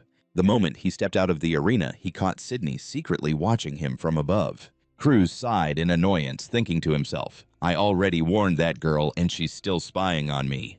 As the qualifiers officially came to a close, Sydney suddenly blocked his path in the hallway and asked with burning curiosity, "Hey, I heard you completely crushed it in the qualifiers." Her constant probing only made him more irritated. Sydney narrowed her eyes, studying Cruz closely. She confidently stated that he definitely wasn't just an ordinary kid. Faced with her suspicion, Cruz simply replied with a cold, "Huh." But she refused to back down, pressing him about the meaningful look he had given her earlier. Cruz closed his eyes and calmly replied with a deep, cryptic tone, "It's nothing. I just figured you've been through a lot of storms yourself." The spot-on remark caught Sydney completely off guard. Her face showed pure shock, as if he had just looked right through her soul. Seeing her still frozen in disbelief, Cruz walked past her and dropped one final warning. "I'll only say this once. Watch your back." He decisively ended the conversation. "The main tournament is tomorrow. I'm going to sleep." The door slammed shut with a cold thud, leaving Sydney clutching her head in absolute confusion and panic. She couldn't understand how a total stranger could have dug up her darkest secrets. "He came from far away, so how does he know so much about me?" "Sierra, is that royal spy you hired actually reliable?" Sydney asked anxiously. Sierra bowed her head, replying with a stern look, "I will double-check right away." Sydney let out a soft sigh. "I'm counting on you." Witnessing this scene, Cruz quietly concluded that the fact Sydney was still stubbornly sticking around despite his warnings meant she had probably figured out a piece of his plan. Watching Sydney walk away, Cruz cracked a mysterious smile. "Ekiti, you really aren't simple at all, are you?" Cruz muttered, signaling his crow. "Let's go, Crimea. Now we just have to wait for the real one to show up." Deep down, he couldn't help but wonder if that little princess had actually seen through his disguise. He had only taken a few steps when a raspy, hate-filled voice suddenly echoed from the shadows. "Hey, having fun pretending to be Ekiti?" A figure with messy long hair, torn clothes, and manic eyes suddenly stepped out, blocking Cruz's path. Yet another uninvited guest had appeared right in front of him. That familiar bloodlust made Cruz freeze in his tracks. He stared intensely at the heavily bandaged figure and gasped to himself, "Don't tell me I didn't expect you to show up this early." In a flash, the real Ekiti swung his dual swords and charged forward at terrifying speed. He closed the distance like a madman, unleashing deadly sword strikes that forced Cruz entirely on the defensive. Suddenly, he reached out, grabbed Cruz, and roared, If I catch you all, my problems are solved. A glowing red energy like demonic mist suddenly erupted from his arm, releasing a deadly pressure. He laughed maniacally and made a ruthless declaration. It ends here, kid. A crushing blow carrying 1,000 pounds of force slammed right toward Cruz. In the blink of an eye, he instantly spun around and delivered a direct kick right into his avatar. It's useless. Your world invasion technique doesn't work on me, Cruz declared coldly as he stood above the dark shadow of his crochromia blanketing the area. Cruz had completely turned the tables, handing his opponent a sudden and brutal defeat. The defeated killer lay on the ground in utter shock upon hearing the name Overpowered Napoli. He trembled, sweating bullets, wondering how on earth this guy knew the true identity he had tried so hard to hide. Cruz kept the pressure on with a razor-sharp tone. Your heart was stolen by Zidane, wasn't it? Where is he now? I need a word with him. Seeing the utter terror and despair on his opponent's face, he made an offer that couldn't be refused. Let's make a deal. Cruz pointed straight at the assassin's chest and made a shocking promise. I'll use my skills to get your heart back, and I'll expose Zidane's entire scheme. The terrifying secret was finally exposed. The one known as Ekiti, the World Invader, was actually the necromancer Overpowered Napoli. The image of a scrawny, bespectacled girl with a panicked and exhausted face appeared. She was desperately clutching a worn-out cloth bag. Overpowered Napoli suffered a tragic fate, having been imprisoned by the Empire for 1,000 years simply because she lost her heart. Cruz looked at her and thought to himself, your fate is even more cursed than mine, huh? Seeing her in such a pathetic state brought back memories from his past life.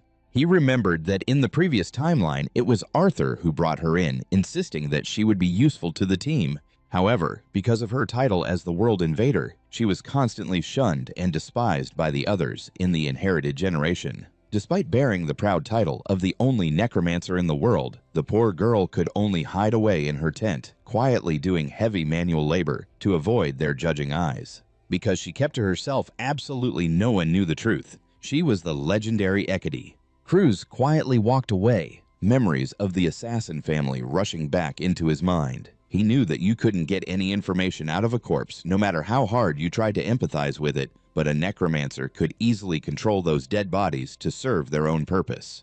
Thanks to that, every single clue about the notorious assassin syndicate led straight to Overpowered. In reality, they were wiped out back in the academy days, vanishing completely after Arthur captured them. This left her true identity an unsolved mystery to the entire world. Brushing aside thoughts of his past life, Crimson spoke up, watching him treat the girl so harshly in that shabby, cobweb-filled room. Cruz replied coldly, you have to be rough with a brat like her. He grabbed her chin, forcing her to look him right in the eye. Trembling with tears streaming down her face, Everest cried out, Ah, what are you guys doing? You said you'd help me get my heart back. Without giving her a chance to fight back, Cruz activated his Black Hood skill. Magical chains and a purple aura began to wrap around their target, the very heart that belonged to her. Realizing that the complex conditions made using brute force too difficult, he leaned in close to her ear and whispered a deal. If you agree to hand your heart over to me, I can take it back right now. Desperate for her one and only chance, the girl sobbed.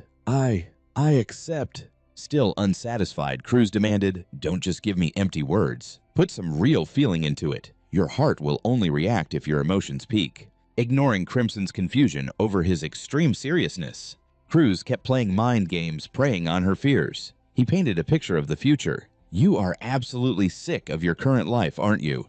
He promised her a life of just lounging in her room, letting corpses do all the heavy lifting, eating whatever she wanted, and just chilling out without a care in the world. But if you don't get your heart back, you'll be stuck serving the royal family for the rest of your life, working like a dog without a single day off. Utter terror pushed Everest over the edge. Eerie spirits erupted all around her as she shrieked, No, no way! I don't want to work anymore! Fueled by her outrage, the necromancer's immense power began to violently explode. Everest broke down, sobbing uncontrollably. Having endured grueling labor for the past 1,000 years, she clung to Cruz, begging, Please save me, Cruz. Cruz coldly backed her into the final corner of their deal. Then your only choice is to give me your heart right, so you won't be a slave for the rest of your life. Forget the heart I give up. Just take the stupid thing. I'll give it to you. Just set me free. The desperate girl wailed, but Cruz calmly replied, Not yet. He placed his hand on her head, demanding absolute trust. Offer your heart right here, right now, in exchange for your deepest desire. Just trust me, Everest sobbed in utter defeat. Please, I just want a peaceful life. The magical chains shattered completely under the sheer force of her will. Everest screamed, just take my heart already. Finally driven to the edge, she willingly surrendered her heart to him. Cruz smirked, flashing a deeply satisfied smile now that he had gotten exactly what he wanted. Good job, he murmured softly. Then he boldly declared, Everest, you are now free. Even though the deal was done, Everest trembled and immediately demanded it back. Then hurry up and give me my heart back. Cruz coldly brushed her off. Hold on, remember your promise. This is a transaction. You'll get your heart back once this is all over. He stared down at this girl who was just sitting on the floor whining. Boo-hoo, I don't want to do any work at all. Frustrated Cruz just snapped, quit your crying. Getting straight to the point, he asked, Everest, what exactly is Serena planning? You know, the fourth princess's swordmaster. Serena Valtola, right? Everest revealed her secret orders. I was ordered to kill her and then use her corpse to assassinate Princess Sydney. However, the situation at the scene was completely reversed. Serena Valtola was already severely injured. Her face was twisted in absolute shock as she realized her opponent was overwhelmingly stronger. Impossible. You're actually stronger than me. And suddenly, a spear pierced right through her chest from behind. The ruthless attacker was none other than Mary Diana. She had completely blindsided Serena, leaving her fatally wounded and completely powerless to fight back. Standing over a pool of blood, Mary Diana glared down at her defeated prey with absolute disgust. You should be proud. You get to be a sacrifice for the Empire. While a grotesque giant loomed menacingly in the shadows behind her, she muttered the vicious orders passed down by Lady Serena. Everest. Lady Serena's orders. Use this corpse to assassinate the fourth Princess Sydney. Gazing up at the bright moon, Mary was drowning in a deep, agonizing longing for her master Arthur. 1 year had already passed since she regressed into the past, yet her heart still clung to hope. Master Arthur, can you see me, Lady Serena and I? We are doing all of this just for you, Lord Arthur. Her overwhelming yearning for him continuously gnawed at her mind, dragging her back to her memories from right before the apocalypse. It was the first Saturday afternoon after she had regressed. Mary remembered Arthur's promise as if it were yesterday. Let's meet in front of the Peace Monument. At the time, her heart had been pounding with excitement, racing to the meeting spot with absolute, unwavering faith. But Arthur never showed up.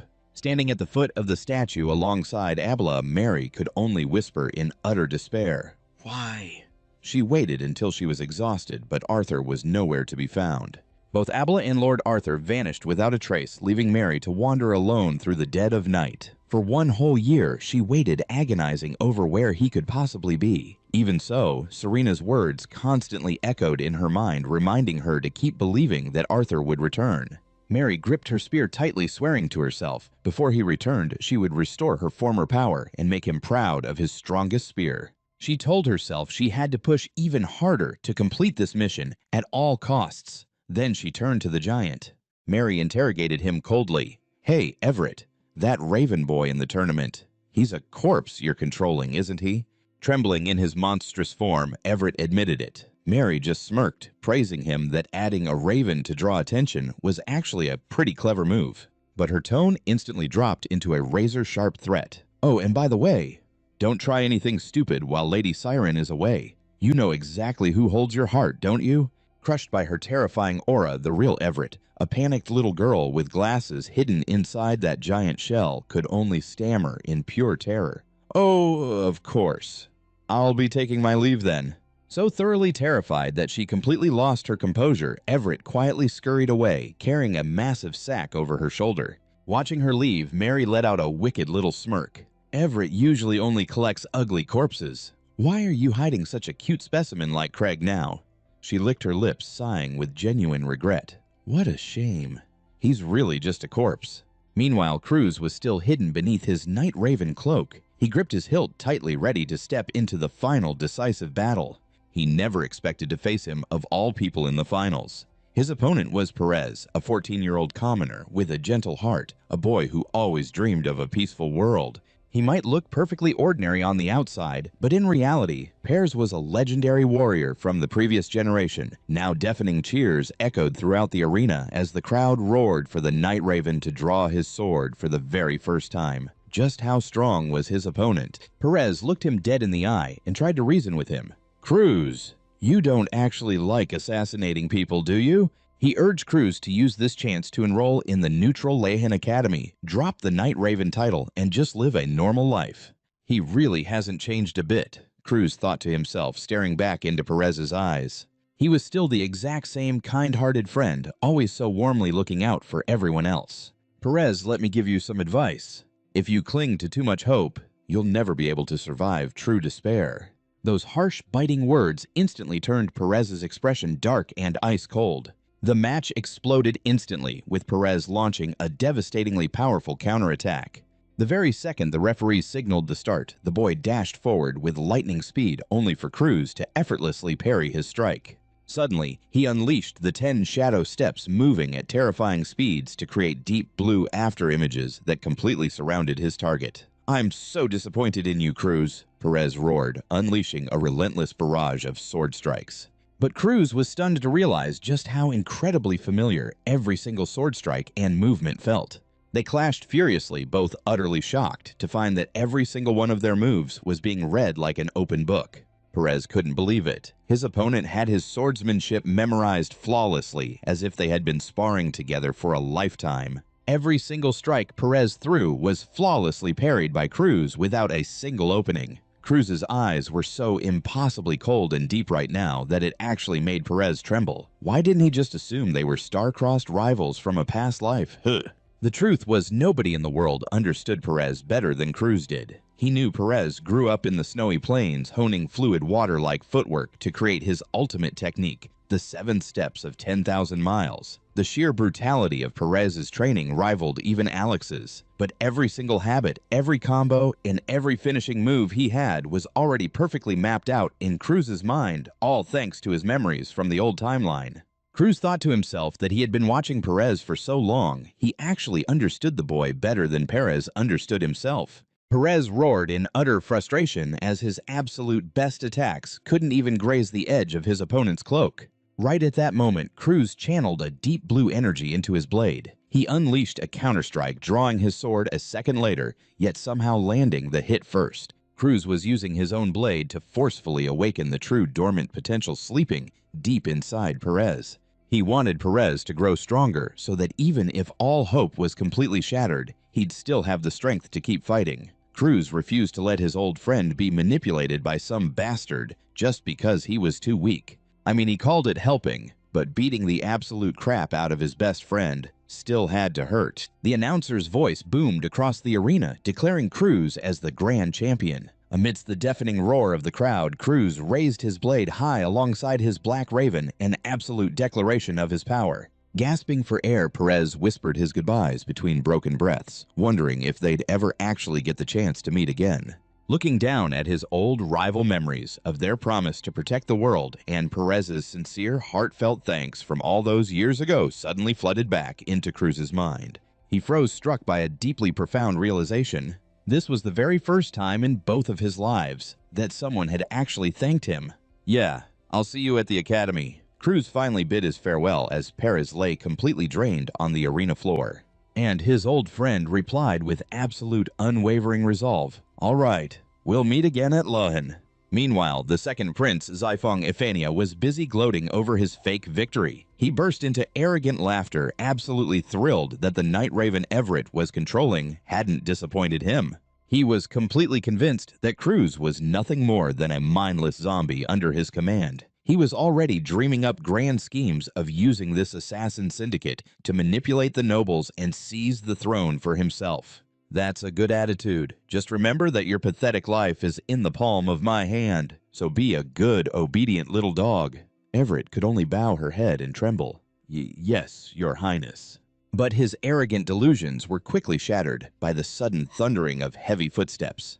The royal guard screamed and threatened them, demanding to know how they dared to recklessly barge into the second prince's private quarters. But the executioners of the Order of the Black Dragon didn't even flinch, marching forward with a completely overwhelming, terrifying aura.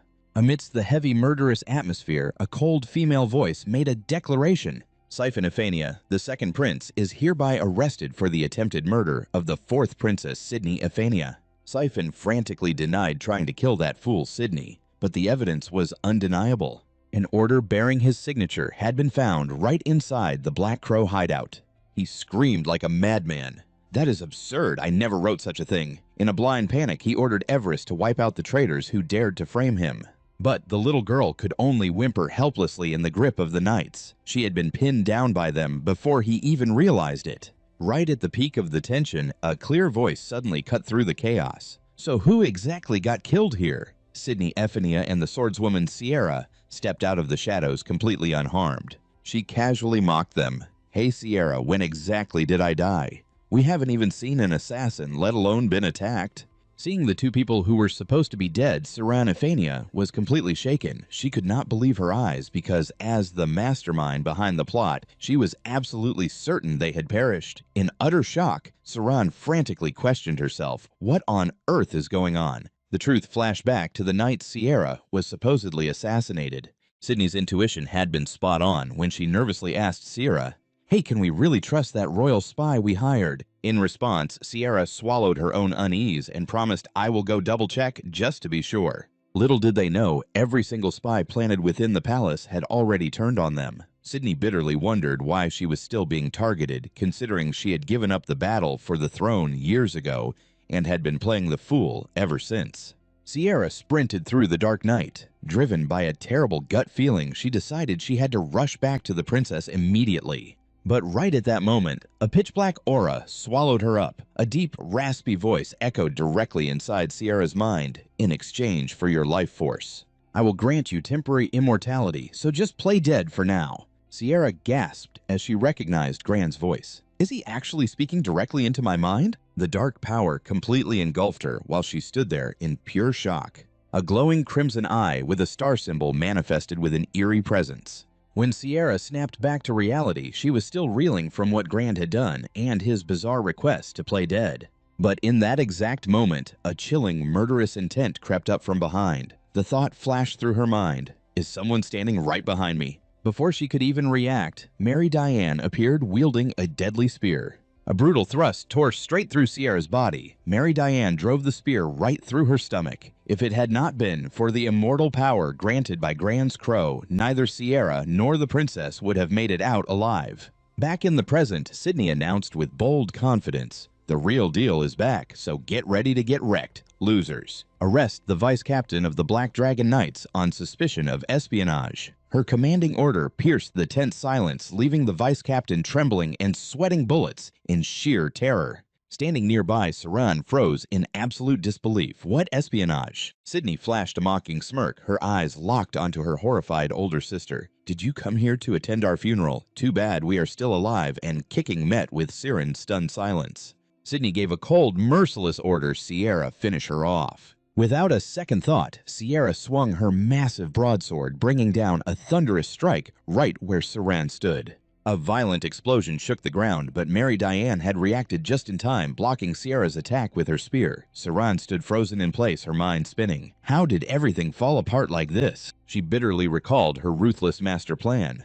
"I ordered Everest to kill Sierra and then use her corpse to assassinate Sydney. Yet here they are, acting like absolutely nothing happened." Siran ground her teeth, clenching her fists in pure hatred as she realized that the spies she and Mary had painstakingly planted inside the Black Dragon Knights had been wiped out so effortlessly. Sydney's piercing gaze made Siran tremble. That cunning fourth princess had definitely figured everything out, and she completely destroyed my entire plan. Is my opponent just that strong, or am I just that unlucky? This is exactly why Siran had wanted to eliminate her from the start. Siran thought to herself, a deeply unhinged and murderous glint flashing in her eyes. She knew that if she let Sydney live, that girl would inevitably become a fatal threat to her ambitions. Unable to wait a second longer, Siran shrieked, "I have to kill that wench right here and right now." She reached into her pocket and pulled out a bloody, violently beating object. It was Everest's very heart. Siran squeezed it tightly, activating the glowing red magic seals surrounding it. She gritted her teeth and commanded Everest, slaughter the fourth princess this instant. Everest, now completely under her control, widened her eyes in agonizing pain. "Oh God, what do I do? Gran hasn't stolen back my heart yet. It is like my system got a virus. My body is moving on its own." Everest screamed out in despair as she completely lost control of her body to the spell. Furious at the delay, Saran shrieked like a maniac. "Everest, what the hell are you doing?" A terrifying red aura erupted from Everest's body, horrifying everyone around her. "She is a monster. Hurry, protect the prince and princess, drowning in absolute despair." Everest desperately cried out for her only savior. "Grand, please save me." In a flash, an overwhelmingly powerful burst of dark purple energy lashed out from the void. It fiercely gripped Siren's arm, the very arm holding the heart. A bone-crushing blow smashed into Saran's wrist, forcing her to drop the heart instantly. Saran stared at her empty hands in disbelief before shrieking in pure agony. The heart is gone. Refusing to accept reality, she realized that she had lost absolutely everything. Not only had she failed to murder the fourth princess, I even failed to capture the second prince. And now I have even lost Everest's heart. All of her schemes had crumbled into dust, leaving Saran screaming in uncontrollable rage as years of her hard work went completely down the drain. But her madness quickly swallowed whatever reason she had left. Grinding her teeth, she made a fatal resolution. "Fine. If that is how it is, I will slaughter that princess with my own two hands." Taking advantage of everyone being distracted by Evelyn, she saw this as her one and only chance to turn the tables. Pushing her speed and acceleration to the absolute limit, she shot forward like a bolt of lightning. Aiming straight for Saran, she roared, "If I can't use my skills, I'll just beat you to a pulp bare-handed, sweetheart." A devastating thrust carrying the weight of 1,000 pounds crashed down. But right in the nick of time, Cruz suddenly appeared and completely blocked the attack. A burst of dark purple energy violently erupted, clashing with Siren's skill and triggering a massive, earth-shaking explosion right in front of Princess Sydney. Saran was left completely stunned. Wait, he just blocked my family's ultimate heirloom technique like it was absolutely nothing.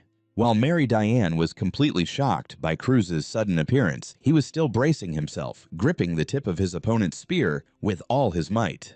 Cruz looked straight into Siran's eyes and threw out a familiar sarcastic remark. "Just like always, your incredibly simple-minded way of thinking hasn't changed one bit."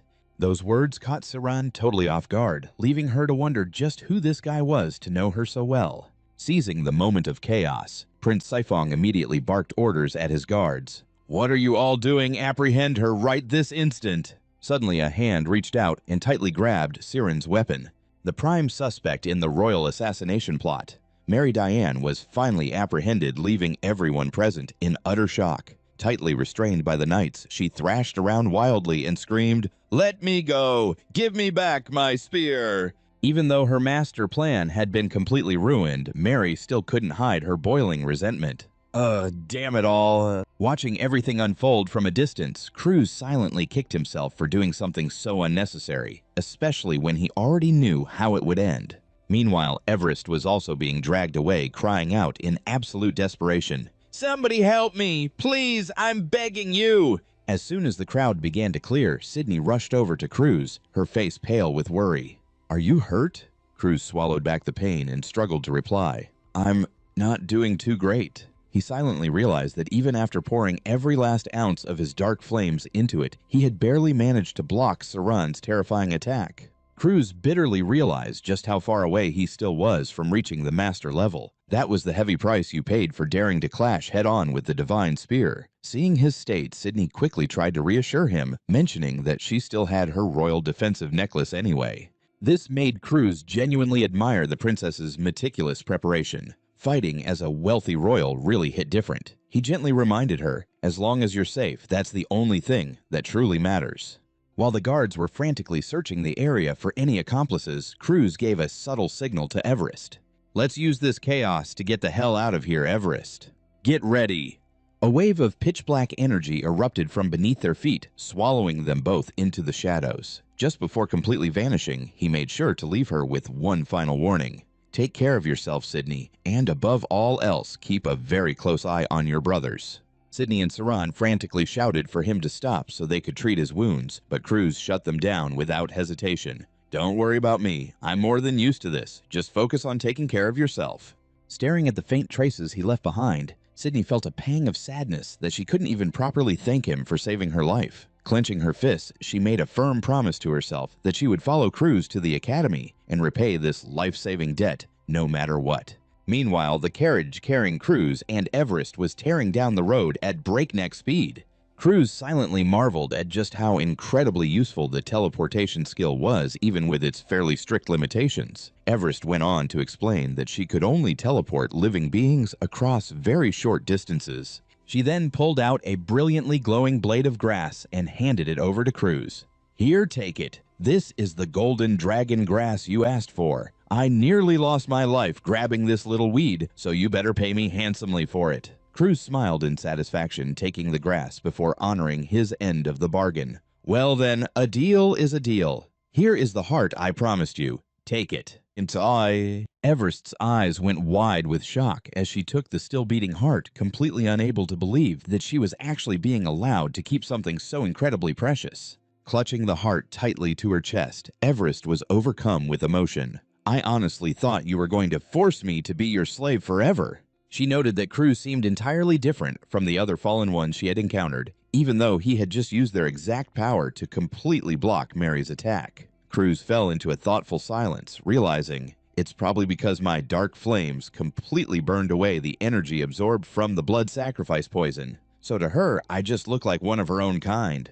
He quickly realized that this was the exact reason Everest trusted him so much, but a part of him worried that he might eventually be completely misunderstood by the actual fallen ones.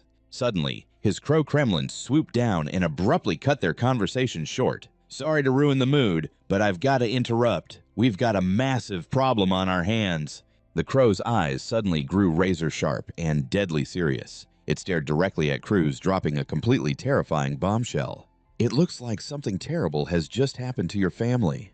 An image flashed of his fiancée lying completely motionless in a sea of pure white snow, her breathing shallow and her beautiful face dreadfully pale. "Your fiancée is in deep trouble and you're just sitting here joking around." Kremlin's grim and ominous report sent a jolt of pure shock straight through Cruz. He could only gasp out in absolute disbelief. "What did you just say?" Kremlin pressed on its tone, heavy with urgency. It revealed that it had just received an urgent message from the servants in Hayden. A highly dangerous individual known as Butcher Doc had secretly slipped into the Hayden Mountains. And the absolute worst part was that Cruz's fiancée, who was staying there at the time, had completely vanished without a single trace. A suffocating wave of fury and panic instantly flared up inside him as Cruz forcefully gritted his teeth. "That awful gut feeling I had when I ran into Butcher Doc's disciple earlier. So, this is what it was all about." Unable to waste even a single second, he furiously roared an order to Everest. "Everest, my fiancée is in grave danger. We need to get to Hayden right now." Reacting instantly, the carriage whipped around, tearing through the wind at a completely terrifying speed. Thoroughly spooked by his sudden frantic panic, Everest could only stammer out, "Huh, wait, what, got it?" Huddled inside the speeding carriage, she was still trying to process the absolute shock. She couldn't stop questioning everything. "Wait, seriously? You're an invader, yet you actually have a fiancé. Does that mean Cruz's girlfriend lives out in Hayden?" She mumbled nervously to herself about those terrifying rumors that the fiancé of the infamous Van Hem family supposedly lived out there too. She honestly couldn't fathom what kind of family would possess the absolute guts to marry off their precious daughter to such a horribly frightening bloodline. Everest's face went completely pale with fear, but Cruz simply shot back with an ice-cold response. "You're wrong." He slowly stood up, his entire aura instantly shifting into something completely dominant, as he firmly stated, "I am not an invader, and Cruz is just an alias." A dense, mystical purple energy began to rapidly swirl around his body, slowly stripping away the disguise he had been hiding behind all this time. Amidst the brilliant magical vortex, he officially revealed his true identity. "My real name is Brad Van Gaal, the youngest son of the Van Gaal family, the clan annihilator who strikes fear into the hearts of my enemies." Witnessing the young master's transformation, Everest was left completely speechless. Her eyes widened in horror, so much so that she dropped the heart she was holding in her hands. She trembled, stammering in absolute panic. What, Brad Van Gaal? So Brad is actually from the Van Gaal family. Her scream echoed across the sky as the carriage continued to dash wildly through the deep forest. Crews snapped, cutting through the panic. Now is not the time for that. The scene shifted to the freezing snow-capped mountains in the Hayden Hat territory of the Roken mountain range. The search party's makeshift tents had been set up in a gloomy atmosphere. A choked sob full of remorse rang out into the night. It's all my fault, talk about locking the barn door after the horse has bolted. If only I had been honest with her back then and told her I already had the white frost mushroom, Bianca wouldn't have had to risk her life going up the mountain like that. Jenica Hayden Hat, the second young lady of the Hayden Hat family, sobbed in belated regret. When asked why she had followed Bianca up the mountain, Jenica choked back tears, explaining that since that type of mushroom wasn't sold on the market, that idiot Bianca had gone to pick it herself with nothing but a guidebook. She had to hurriedly assemble a search party to chase after her immediately. Going back in time to a few days ago amidst the desolate snow-covered Roken Mountains, Jenica was leading the search party with the intention of snatching what that loser Van Gaal wanted so she could bring Bianca home sooner. Seeing Bianca trudging ahead, she called out, "Sister!" But deep down, Bianca held a fierce belief, "My husband is the best. No one is allowed to badmouth him." She turned back to look at her younger sister with determined deep blue eyes amidst the falling snow. Bianca irritably asked why her younger sister was tagging along with the search party, to which Jenica just stubbornly retorted, "It's none of your business. I can go if I want to." The tension escalated when Jenica harshly told Bianca to just grab the mushroom and head straight back to Van Gaal, as she didn't even want to look at her sister's face anymore. Bianca silently endured the pain. She knew full well that Jenica always blamed her for their mother's death and had hated her ever since. In her heart, she silently apologized and promised herself she would return as soon as she found the white frost mushroom. Back in the present, Jenica clenched her fists in torment, because if she hadn't said those hurtful words, this whole thing wouldn't have happened. Suddenly, a blood-red killing intent erupted. A bizarre masked figure appeared out of nowhere with terrifying pressure. He casually teased them, "Mind if we tag along with you ladies?" Blood began to spill onto the white snow, turning the scene gruesome as he coldly greeted the two beautiful young ladies. Jenica, in absolute shock, demanded to know the stranger's identity. Meanwhile, the loyal bodyguard, despite being wounded, screamed and urged the two young ladies to run away immediately to save their lives. The killer brutally grabbed the soldier by the head. He clicked his tongue in annoyance. "So annoying. But today is definitely my lucky day." The masked killer licked his lips, his glowing red eyes revealing clear excitement at the sight of his prey. Up ahead, Bianca fought through the pain, supporting and urging her heavily injured sister Jenica, "Hurry up." Amidst the desolate white wasteland, the butcher casually watched the two little girls struggling to escape. He smugly thought to himself, "To find such perfect prey in a wasteland like this, I really hit the jackpot." Smiling from ear to ear, he didn't rush to finish them off, but leisurely strolled after them. His raspy voice echoed menacingly, "Where did you two little ladies run off to?" Hiding behind a large rock, Bianca and Jenica trembled in fear. Bianca gritted her teeth, realizing the bitter truth. That guy, he's enjoying playing with us. Despite being in a life-or-death situation, Bianca still clutched the mushroom branch tightly in her hand, her eyes shining with determination. "Jenica, I promised. I will absolutely bring this white frost mushroom back to him." Witnessing her sister's stubbornness, Jenica screamed in despair, "Stop talking about your fiancé. I don't want to die here either." Suddenly, she froze upon seeing a way out. "Wait a minute." Jenica came up with a bold idea. She whispered to Bianca, "Bianca, I have a plan." She explained that thanks to being equipped with ancient artifacts, they could move safely on the snow much easier than that killer. Jenica pointed toward the treacherous glacier ice cliffs and suggested, "If we can make it to the ice crevice, it might slow him down." However, all the girls' calculations were seen right through by the butcher. He stood right above the cliff, looking down with a sinister smile. "Clever. Keep trying to run away, little ladies." Approaching the edge of the ice crevice, Jenica collapsed. Exhausted, she sobbed, "My legs are giving out. Just leave me here to die." Standing before the bottomless abyss, Bianca looked at her sister and asked, "Ready?" Jenica was totally baffled, not understanding what was happening. Bianca coldly commanded, "We're going to jump to the other side." Jenica panicked and protested because if they failed, they would definitely die. But Bianca just calmly replied, "We're going to die either way." Right at that moment, the killer caught up. He swung his giant axe and mockingly said, "Hey there, little ladies, it's pretty dangerous standing over there. Come over here with me." The moment he reached his hand out, Bianca yelled, "Now!" Bianca suddenly shoved Jenica down into the abyss, leaving the killer in absolute shock. He only had time to blurt out, "What the?" Watching the two girls freefall into the deep darkness of the ice crevice, the butcher frantically reached out to save them, but it was too late. Jenica's scream echoed throughout the dark space. The killer stood on the edge, roaring in a mix of astonishment and rage. "Are you trying to kill yourselves?" The killer looked down into the crevice and smirked when he spotted the two girls desperately hanging on. He let out an, "Oh, so there's a foothold down there." Seeing that the enemy had discovered their hiding spot, Jenica fell into an absolute panic. "He found us! What do we do?" Not giving his prey time to react, the butcher dove straight down with a maniacal smile. "Looks fun, let me join in. Trying to show off is a quick way to get yourself killed." Faced with this dire situation, Bianca remained incredibly calm. She looked at her sister with determined eyes and reassured her, "It's okay, Jenica?"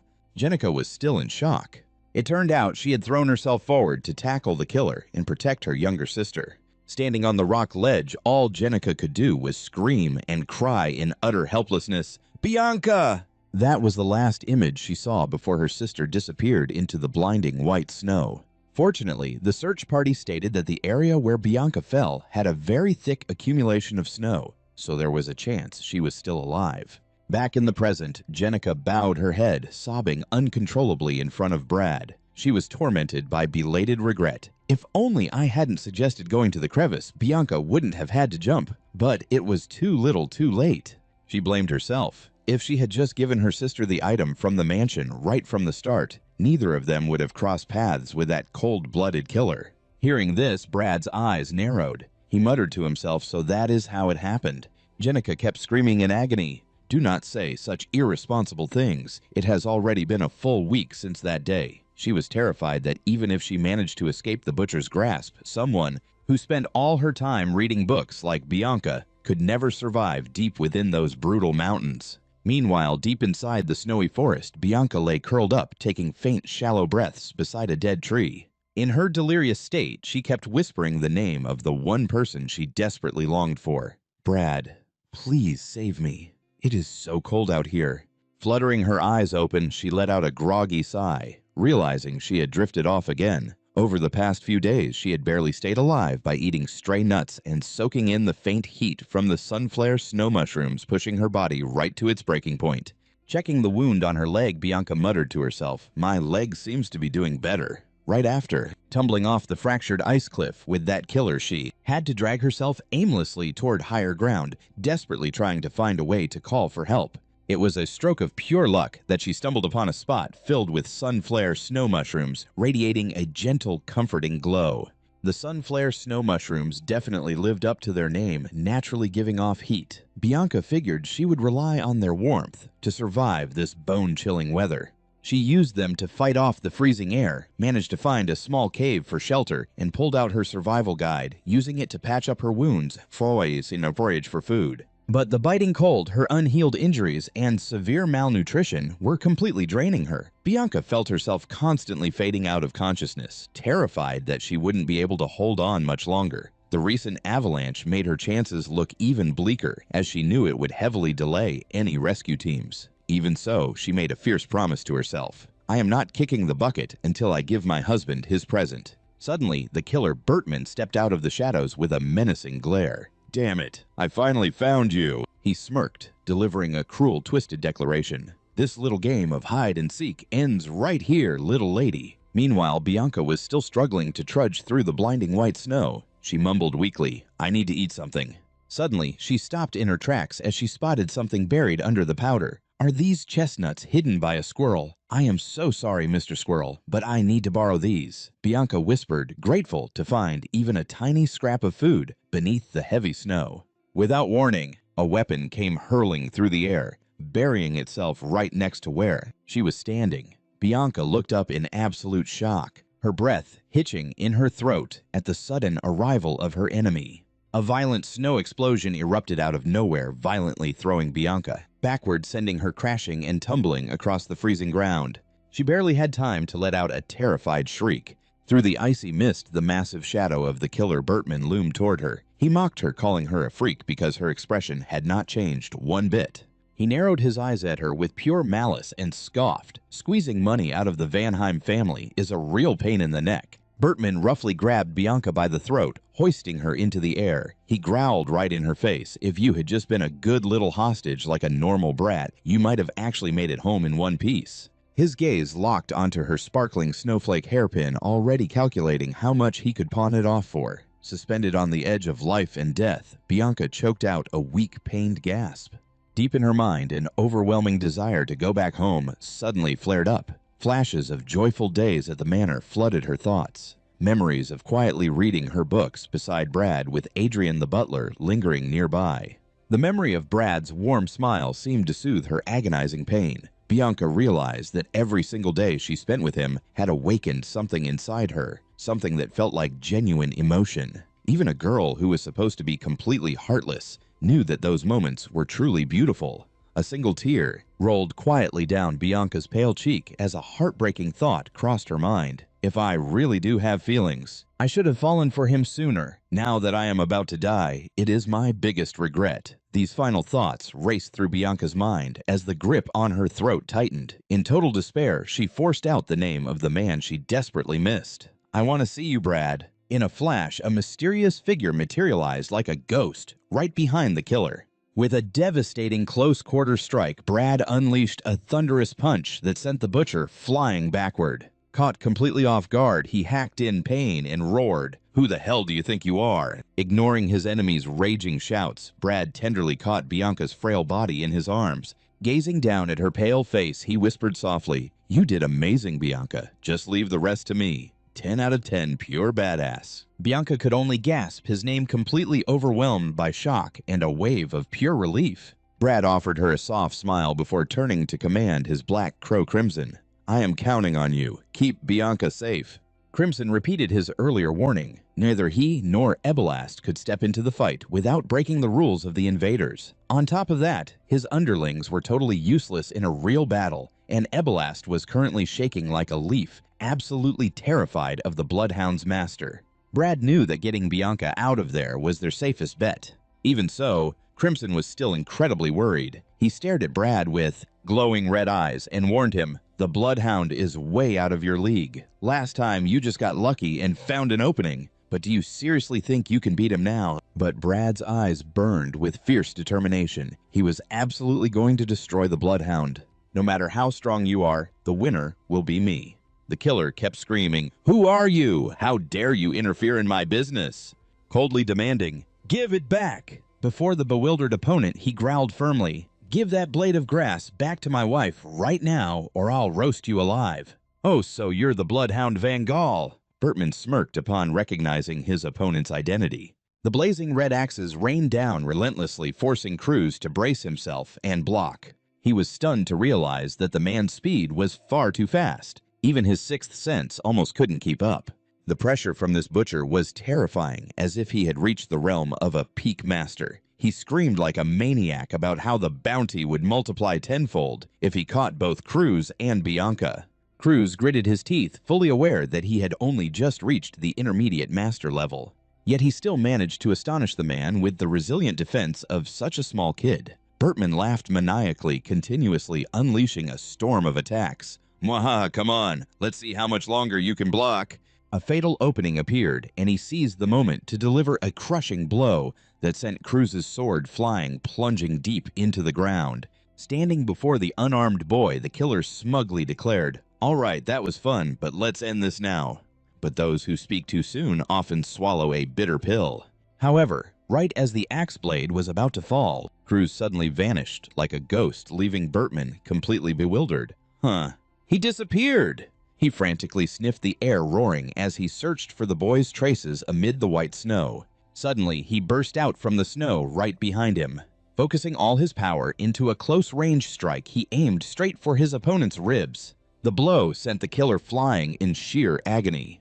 Cruz told himself that even with a blunt sword, he couldn't deploy his domain to counter the man's brute strength. The blazing fire skill was officially activated. Bertman's eyes widened in sheer terror when he saw his opponent determined to defeat him at all costs. "Hold on, little guy, don't lose your cool." He unleashed the Shadow Lock skill, and immediately Cruz froze, completely unable to move. An invisible, oppressive sensation made him feel like he was falling into another dimension. The killer slowly advanced. "Kid, you can't handle this. The rescue team is definitely on their way, but let me send you to the afterlife first." His axe swung toward the boy with devastating force. He shivered, realizing his senses were being ruthlessly distorted. This was a secret technique that used sound to shatter aura and paralyze the opponent's nervous system. If it were the Cruz of the past, he would have definitely lost his life before even understanding what was going on. But now he was no longer that weakling, because he had survived things far worse than this. Cruz gritted his teeth, deciding to push his aura to the absolute limit to activate his super perception, his sixth sense. Faced with the boy's resistance, Bertman smirked mockingly. "Well, how much longer can you hold out?" Cruz reminded himself not to be careless, as Bertman was on a completely different level. He decided to hold back his trump card silently, letting the man grow arrogant and believe victory was certain right until the moment he delivered the decisive blow. Realizing the search party was definitely closing in. "The search team is almost here, you better get lost while you still can." However, all those threats were actually just a psychological trick to scare the enemy. He went all out, unleashing the Phantom Battle Axe as countless blazing red axes came crashing down. While he was still under the effects of the Shadow Lock, struggling to move, he used his super perception to block the attack, but his body was taking a massive toll. Witnessing that terrifying scene, Abella trembled in fear. "Oh my God, at this rate, he's going to die. Is this really the end for him?" Watching from the sidelines was making her sweat bullets. The girl struggled intensely in her mind, wondering if she should jump in to help, but the fear of the mad dog Bertman's master consumed her thoughts. Abella knew very well that if she killed Bertman, that monster would hunt both her and Cruz to the ends of the earth. "No!" Abella gritted her teeth, making up her mind. She told herself she might be a loner, but she wasn't some ungrateful coward. She couldn't just stand by and watch her savior die such a tragic death. Just as she was about to rush out and help the crow, Crimson flew over just in time to block her, commanding coldly, "Hold on, don't interfere." We almost had a beauty-saving-the-hero moment there. Crimson explained that Cruz had chosen to fight this battle himself and asked Abella to put her faith in the person who had retrieved her heart. He affirmed that Cruz had enough guts to see this through to the end, while dropping a highly pragmatic remark. "Besides, if he actually dies, I just need to find a way to bring his corpse back to life." By now, Cruz was completely exhausted. He collapsed to his knees, planting his sword into the ground to keep his balance. As blood kept trickling from the corner of his mouth, he whispered weakly between broken breaths, "I've reached my limit." Using his sixth sense, he had been tracking Bergman's movements, but Cruz gritted his teeth as he suddenly realized his own limits. He had burned through so much aura that he could barely keep his eyes open. From this point on, he had to bet his life entirely on his own intuition. Suddenly, the shadow of an axe swept past, making Cruz flinch in horror. A feint. Before he could even recover, Bergman the butcher roared like a maniac. "Eat this axe and go rest in the afterlife, boy." An axe strike carrying absolute destructive power crashed down toward Cruz's head in a life-or-death moment. In that split second between life and death, a bitter memory flashed through his mind. "I realized a long time ago that I have no talent, that I've always been weak," Cruz told himself. "I'm nothing like those geniuses out there. The ones who can openly and fairly crush their opponents with a direct righteous strike. That's exactly why I've kept my fangs hidden until this very moment." Cruz's eyes suddenly flared with a deadly crimson light. He officially activated his limit-breaking state, Flame Eclipse Burst Gate. By using the Ignis flames, Cruz recklessly converted all the world-eroding energy stored inside his body into raw power, forcefully pushing himself beyond all physical limits. However, the price was incredibly steep. He could only maintain this monstrous state for exactly 3 short seconds. Cruz roared in agonizing pain, "I'm ending this right now." The explosive power made Bergman gasp in sheer terror. "What the?" He could no longer keep up with the speed of Cruz with his naked eyes. He thought to himself, "If I don't dodge this, I'm a dead man." Cruz unleashed his ultimate move, Phantom Demon Shadow. A single slash, and a blazing fire tore through space and slammed right into the butcher's body. But Cruz clicked his tongue in deep regret when he saw the result of the strike. Missed by a few millimeters. What a waste of a top-tier slash. That sound distorted my vision at the last second. Cruz sensed the immediate danger from the noise Bergman made right in front of him. Boom! A massive collision sent him flying. Blood poured from this corner of his mouth. His sixth sense screamed in alarm as the erosion effect started fading, signaling that he had exactly 1 second left before the butcher's claws tore his head off. Cruz roared in absolute fury. "I bought this ticket to hell for you, not for myself." Then he immediately unleashed a powerful blast of dark energy to counterattack. In this life-or-death moment, Cruz's focus reached a state of absolute perfection. Suddenly, a majestic blue eye glowed brightly. His entire body was engulfed in a brilliant deep blue aura.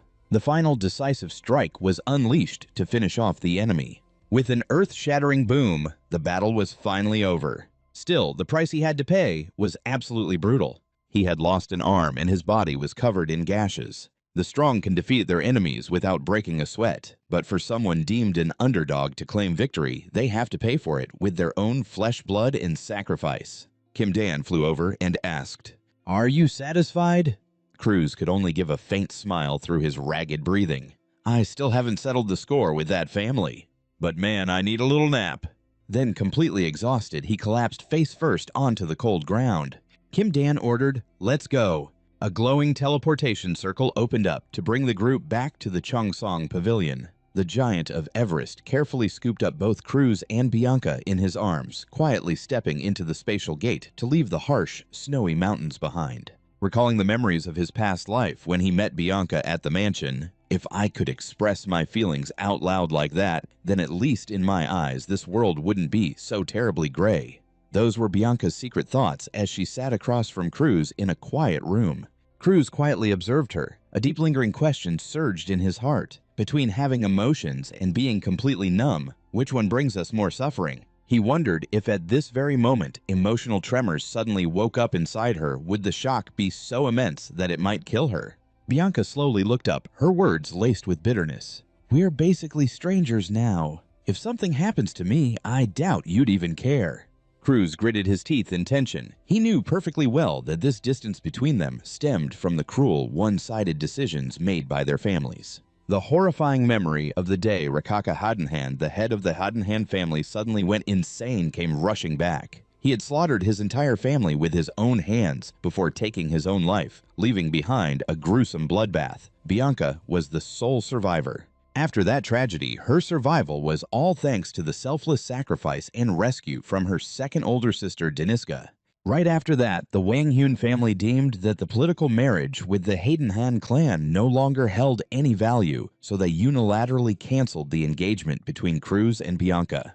"That's why this place was prepared for us to say our final goodbyes," Cruz said in a low, heavy voice. Bianca also melancholically admitted that he was probably right, and they would never have the chance to meet again. But suddenly, a powerful wave of dark purple energy erupted from Cruz. His eyes turned razor sharp, and he roared, "I already warned you!" "Yeah, sorry, sway. That if you still want to throw your life away, I won't be able to stop you." The Black Hood skill was activated. A gigantic demonic mouth materialized and completely swallowed the snow monster entity that was controlling Bianca. Having absorbed far too much miasma from the curse, the snowman entity vanished in an instant by the hands of Cruz, which were completely covered in magical seals. He looked at her and asked softly, "How are you feeling right now?" It was the very first day in her life that Bianca had escaped the control of the snowman's curse. She cried out bitterly, "This life is truly so cruel, Sir Cruz." But right at the exact moment her lost emotions finally returned, she officially transformed into a monster bound by the chains of destiny. 3 years later, in the freezing lands of Hadenhan, the conflict still dragged on endlessly. Two soldiers looked at each other in exhaustion, and one of them blurted out, "We've been fighting for 3 straight years. The pay is garbage, and the chances of dropping dead are way too high." The other bitterly replied that if it weren't for the interference of the Infamy Empire, their Salon Kingdom would have enjoyed peace a long time ago. He was holding on to secrets that could shake the very foundation of the entire empire, forcing the North to send an envoy to prevent the information from leaking out. It was that very envoy who drove the Lord of Haydenhan completely mad, leading to the tragic massacre of the clan and sparking the fierce flames of war that rage on today. Rumors whispered that after that incident, the White Beast personally killed the envoy, who was one of the 10 great masters to get revenge before retreating into hiding at the Northern Ice Palace. In the middle of the brutal battlefield, an earth-shattering explosion erupted right at the food storage. The Salon soldiers standing guard there panicked. What the hell are those soldiers doing? Cruz, who had now grown up with his ash-gray hair and bizarre tattoos on his neck, calmly observed the enemy's openings. He dashed forward like a ghost through the snow, making the guards scream in absolute panic. Over there! That's a guy from the demon faction. Do not let your guard down. Cruz gritted his teeth, his body slowly reaching its limit. Damn it, I've overused the power of the curse way too much. Even a holy maiden wouldn't be able to heal this anymore. Play stupid games, win stupid prizes. I guess I've got no one to blame but myself. Standing before the sturdy city gates, Cruz told himself he definitely had to rely on Bianca's help. He banged heavily on the wooden doors and yelled, "Wifey, open the door. Your hubby is getting chased and is about to drop dead." Instantly, a deep blue energy erupted from within. Razor-sharp spikes of ice suddenly shot up from the ground, taking out the entire squad of soldiers chasing after Cruz in the blink of an eye. Looking at the corpses completely pinned to the pillars of ice, Cruz slowly turned his head. A silhouette with long white hair slowly appeared amidst the ruins, and he softly murmured, "It's been a long time since we've seen each other like this." But the sight before him left Cruz completely shattered. Bianca stood there with a sword pierced straight through her chest, fresh blood staining her pure white clothes. She called out weakly, "Sir Cruz." Cruz rushed over in pure panic to catch Bianca's collapsing body. He realized in sheer shock that this fatal sword wound was caused by the daughter of that envoy from years ago. Between broken breaths, Bianca repeated the question she had once asked him before the tragedy struck. Having emotions versus living without them. Have you ever wondered which state is more painful? Memories of that tragic day came rushing back when her older sister Danica had hugged her tightly and confessed that deep down she truly didn't hate her at all. "I don't hate you, I just hate my own personality." The dying words of her older sister Danica echoed clearly in Bianca's mind. Back when she was still in a soulless state, she couldn't possibly comprehend what those words actually meant, because that was an incredibly complex and contradictory emotion. That was why when the Haydenhan family, the place that had once caused her so much suffering, was utterly destroyed, she didn't feel the slightest bit shaken. It wasn't until she finally knew what emotions were that Bianca understood the words her sister had spoken back then that she had genuinely loved her so much. Bianca clutched her head, sobbing uncontrollably in belated regret. If only she could have developed feelings just a little bit sooner, then everyone in the family could have shared their sorrow together, and maybe they could have just sat down and talked to each other. The ending probably wouldn't have been as tragic as it is now. On top of that, as for Sir Cruz, who knows, they might have been able to stay by each other's side much more fully. Bianca slowly faded away, her face stained with blood and tears of belated regret. In his restless sleep, a cry for Bianca rang out, shattering the dead of night. Cruz woke up with a massive start on his hospital bed, his entire body wrapped tightly in bandages after the horrifying battle with the butcher. A small hand gently touched his arm. Bianca, sitting right beside him, said gently, "I've been right here all along, Sir Cruz. You've finally woken up." Cruz looked around the lavish room and asked in confusion, "Is this the Haydenhan estate?" Bianca asked with worry if his arm was still hurting badly, but Cruz strictly scolded her. "Were you trying to play superhero by climbing the mountain all by yourself? Did you want to give me a heart attack?" Bianca bowed her head and explained softly, "I just wanted to find the Verinder snow mushroom for you." Cruz was left completely speechless by the young girl's sincerity. He softly exclaimed, "You!" Then suddenly remembering something, he reached out his heavily bandaged hand and gave her the sparkling snowflake-shaped snow mushroom. Bianca looked down at his bandaged hand and whispered, "I'm so sorry for making things turn out this horribly." Even though his own body was covered in wounds, Cruz still flashed a bright, reassuring smile. "Thank you so much. Thanks to this, I can finally start brewing the elixir." Bianca quietly called out his name, Sir Cruz. She bowed her head and confessed a heartbreaking truth. "Right now, I am still someone who feels absolutely no emotion." Even though you risked your life to save me, which is why you ended up like this, I still can't feel any joy, anger, or even sorrow with you." Bianca gripped the hem of her shirt tightly, her heart heavy. "Right now, I feel so unbelievably frustrated that I just can't bear it anymore. I really don't want to show an emotionless face at a time like this. My system is crashing and needs a hard reboot." Deep down, she desperately wanted to smile to share in Cruz's sorrows and his moments of anger. But she was terrified. "I don't want you to lose your soul in emotions like I did. If you can't smile, then I don't want to smile alone either." Seeing Bianca's gloomy expression, Cruz gently reassured her, "Don't worry too much about that. The curse's effect is cut in half for anyone who isn't the primary target." Bianca looked up at him, her deep blue eyes pleading, "Lord Cruz, please, help me get my lost emotions back."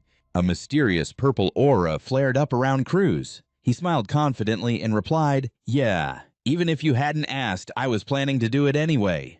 Instantly, the magical padlock of the Black Hat skill glowed brightly, revealing a new message. Second unsealing condition, become the most important person in Bianca's heart. The purple chains that tightly bound her frozen heart began to shatter under his overwhelming power. She froze, her eyes widening in absolute shock as she felt a flutter from deep within her chest. Cruz stated firmly, "I plan to do this right from the very start." He looked down at little Bianca with a warm, gentle smile. Unable to hold it in any longer, she buried her face in his chest and completely broke down, sobbing uncontrollably. Her hot tears streamed down, finally melting away the ice that had trapped her for so long. A good cry always makes things better, Cruz thought to himself. If this plan worked, at least her world wouldn't be so dull and gray anymore. A vision of the future flashed through his mind, showing a heartbroken Cruz holding Bianca in a tragic, devastated landscape. Bianca continued to sob, her eyes completely red from the overwhelming rush of her newly recovered emotions. Finally freed from years of numbness, she sat beside him on the bed. Cruz gently asked, "Are you feeling any better now?" Bianca wiped her tears and softly replied, "Yes, thank you so much." But a split second later, her face snapped right back to its usual icy expression. Cruz watched her and thought, she was just crying her eyes out, and now she's a block of ice again. Talk about emotional lag. Suddenly, a loud knock on the door shattered the quiet atmosphere. From outside, Jenica Hagelhaus called out, "Cruz, it's me, Jenica Hagelhaus. May I come in?" Cruz narrowed his eyes in suspicion. "Jenica, is that you?" "Come on in." But the moment Jenica stepped inside, she froze in her tracks. Seeing Bianca in the room, Cruz noticed his fiancée constantly rubbing her eyes. He asked with concern, "Bianca, what's wrong with your eyes?" Then turning his attention to Jenica, he cut right to the chase. "So what exactly do you want?" Jenica awkwardly tried to explain. "It's just time for dinner. Please don't look at me like that, Bianca. I'm already dying of embarrassment." She went on to say that since Cruz still couldn't move around on his own, she would have someone bring his meals directly to his room. Cruz squinted suspiciously. "Is there some private family matter we need to discuss?" Jenica dodged his gaze, keeping her head down as she muttered, "Something like that." Cruz noted to himself, "She can't even look me in the eye." Seeing her act like this, he remembered his past life. Jenica had this exact same look on her face right before she apologized to Bianca. It looked like she was finally going to say sorry this time too. Cruz called out softly, "Hey Bianca!" Looking straight into his fiancée's eyes, he gave her some serious advice. If she apologizes, you don't have to accept it. Forgive her if you want to, but if you don't feel like it, just blow her off. He gently grabbed her hand and made a promise. "When the time is right, let's go back home together, okay?" Bianca went completely still. A strange, unfamiliar warmth suddenly bubbled up inside her, making her gasp in surprise. With phantom petals seemingly falling all around her, Bianca slowly raised a hand to touch her own face. Out of nowhere, a bright, radiant smile broke across her lips. She used her fingers to gently poke the corners of her mouth, feeling genuine joy deep inside her soul for the very first time. Bianca was absolutely thrilled, finally realizing that her heart was genuinely happy. "Well, then I'll be taking my leave now," she said, politely excusing herself to go have dinner with the family. Cruz smiled and waved her off. "All right, be safe out there." But the absolute second she stepped out the door, his warm smile vanished, replaced by an icy glare. He called out sharply, "Abel, lend me a hand for a sec. Get over here." A sinister red energy flared up as Cruz summoned his demonic rats, barking in order. Tail her from the shadows. I want to know exactly what those people are saying to Bianca. It was basically a living spy camera. Well, a rat-powered one anyway. The rat gave a tiny nod before skittering off into the darkness. Cruz clenched his fist, his voice dropping into a deadly growl. If those bastards dare to say a single insulting word to Bianca, I swear to God I'll make them pay. Watching this intense overprotectiveness, the demonic crow Crimson couldn't hold back a sarcastic squawk. You're literally missing an arm, and you're still obsessing over your little fiancé. With a mangled body like that, do you honestly think you have what it takes to steal my immortality? Crimson shot him a mocking look, muttering that you really couldn't underestimate these crazy regressors. Cruz just casually waved him off. Oh, chill out, would you? It's just a flesh wound. I just need the Holy Maiden to work her magic, and I'll be good as new.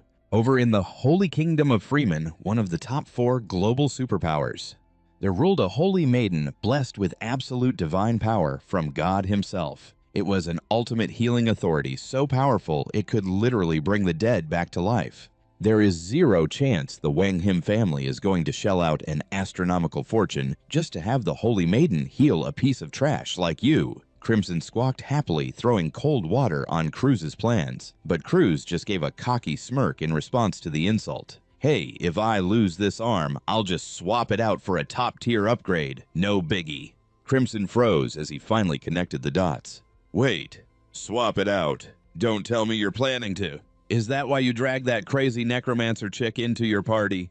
Cruz casually confirmed that recruiting Abel was done entirely for this exact purpose. Because for a master corpse manipulator like her, surgically grafting on a new arm was a total walk in the park. Though Abel kept complaining about being bossed around, she confidently bragged that doing a little stitch-up job was as easy as taking candy from a baby. Crimson practically shuddered at how cold and calculating Cruz was. Are you just going to squeeze every last drop of slave labor out of her? You time regressors are absolute sociopaths. Cruz shrugged it off, claiming that it was just a happy accident that he happened to lose an arm right when he needed a new one.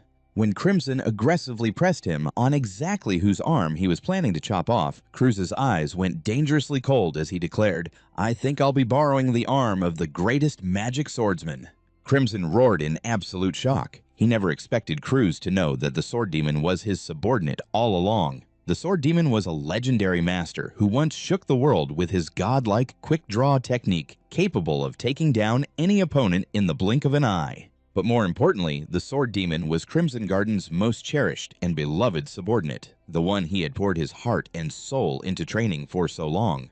Didn't you always want me to get stronger? Then you better take good care of me, just like you did with the Sword Demon. Cruz smirked provocatively. This drove Crimson absolutely crazy, screaming at him to shut up, especially since he had already taught him the secret Wandering Soul sword technique. Cruz knew perfectly well just how deeply Crimson cared for the Sword Demon as well as his other subordinates. He realized that exploiting Crimson Garden's weakness finding his true body was actually quite simple. Since Crimson observed the world through the eyes of his subordinates, Cruz knew he had unintentionally formed a deep emotional bond with them, one that even Crimson himself hadn't realized. Right now, we have the Saintess's help. Cruz thoughtfully recalled Arthur's warning about the ultimate cruelty using healing magic to prolong torture, forcing a subordinate to spill their master's hiding place. He knew this was the exact weak point he needed to persuade Crimson. Even though the Sword Demon had died of old age, the essence of his swordsmanship remained, and Crimson definitely remembered every single detail of it. Cruz cut straight to the chase. If you transplant the Sword Demon's arm onto my body, his quick-draw technique will be reborn. Wouldn't the Sword Demon himself want a successor like that? Faced with Cruz's silver tongue, Crimson just clicked his tongue and muttered, with a pitch like that, it's a damn waste you aren't selling insurance. After mulling it over, the Black Crow asked for 2 days to prepare and calm his nerves. Cruz smiled in satisfaction. Thanks a lot, Crimson Garden. Looking down at his bandaged arm, Cruz breathed a sigh of relief. That issue was temporarily sorted out. However, he started to worry about how the Wanheim family would react, as well as the safety of his butler Adrian since his whereabouts at Haydenhall would be exposed sooner or later. He told himself that if things got too tense, he'd just tell Adele to ignore it, since they had never paid any attention to him anyway. But as he lay in bed, an unsettling premonition kept gnawing at him. And that premonition became reality right at the Haydenhall family dining table. His sixth sense was stronger than a Wi-Fi signal. Mario, the eldest son of the family, slammed his hands on the table, screaming at Bianca. He was forcing her to give up her position as Cruz's fiancée to her younger sister Jenica. The greedy bastard realized Cruz was no longer trash after taking down the Blood Moon expert, and he wanted to turn him into the ultimate trump card for their family. True to his selfish nature, Mario declared that whatever he wanted, he would absolutely get.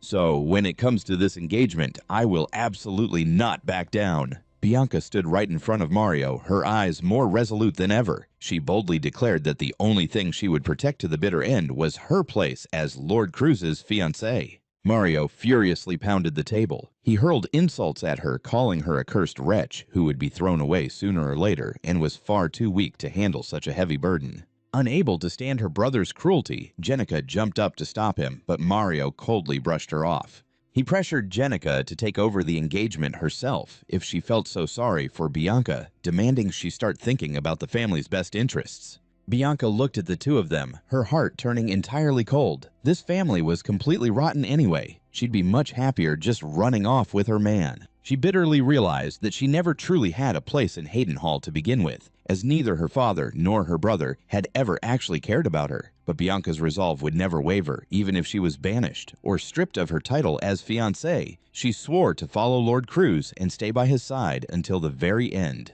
Bianca!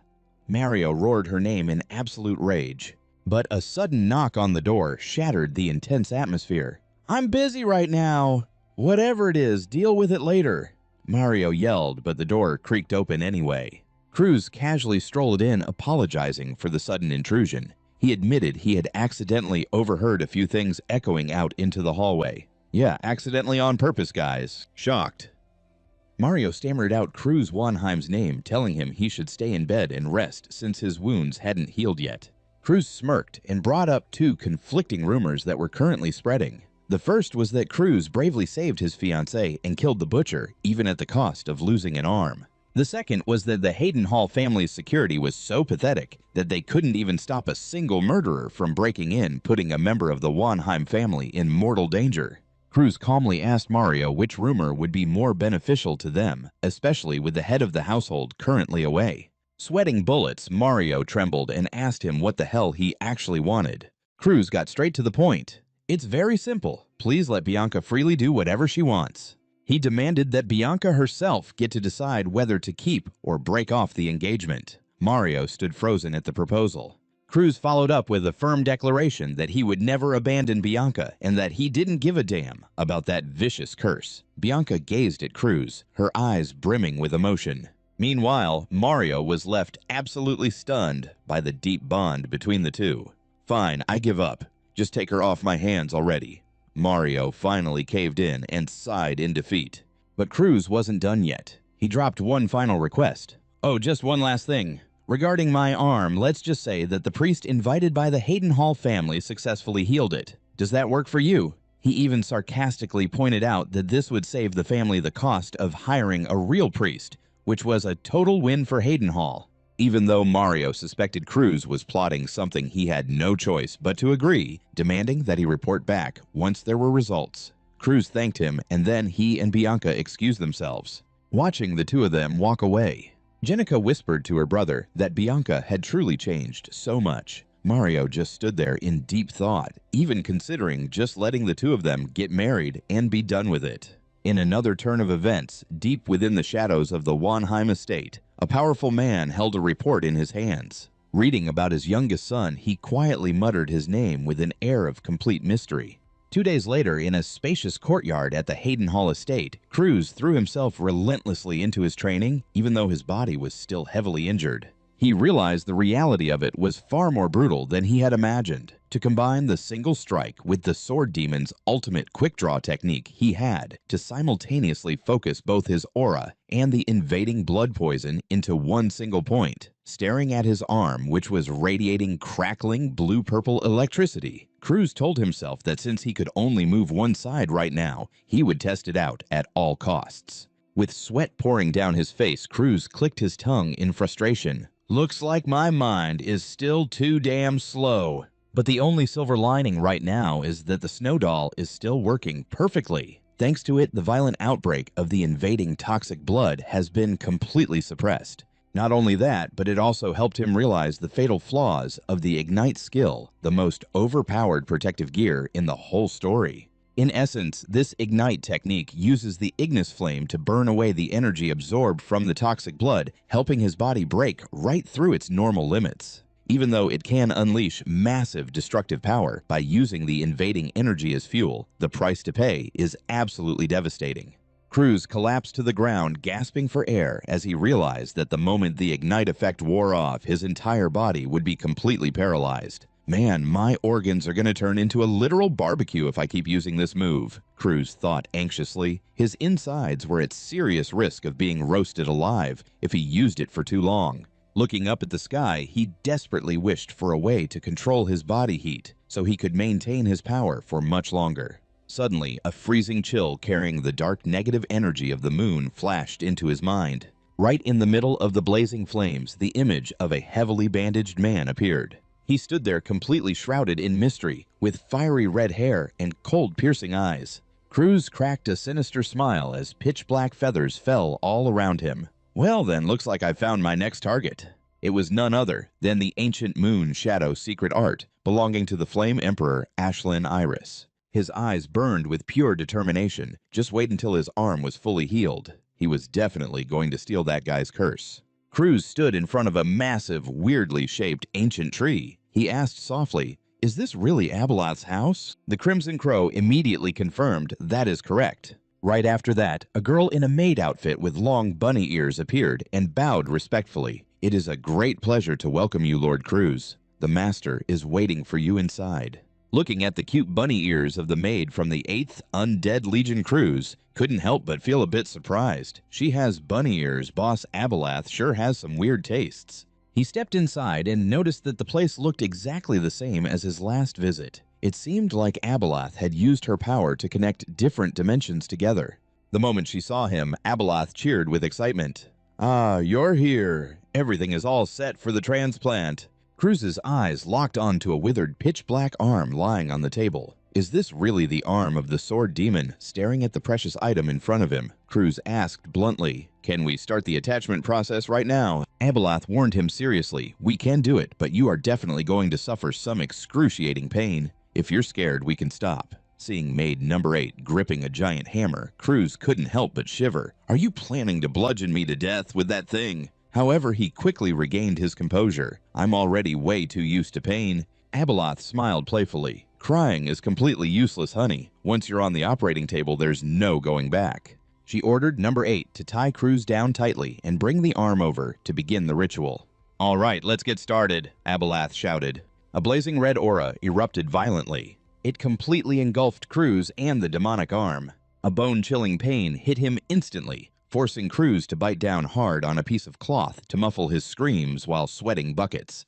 The regeneration and fusion process of the sword demon's arm was incredibly intense. Nearing the end, Abeloth focused deeply on the final step, just one last phase, connecting the nerves. Flashes of blue-white electricity violently shocked through Cruz's body as the nerves started rewiring themselves, making his eyes bulge in absolute agony. After the ritual ended, Abeloth breathed a huge sigh of relief. She looked at Cruz with pure admiration. "You did great. You actually endured all of that without passing out." Even though he was drenched in sweat from the pain, Cruz snapped back impatiently. "Don't just stand there staring, untie me right now," maid number 8 frantically apologized, then hurried to untie the ropes binding him. Cruz told himself that there was a very good reason why he fought so hard to stay awake. He stared intensely at his newly attached limb, a dark vascular arm oozing with a demonic vibe. New gear acquired. Let's fire this baby up and see what it can do.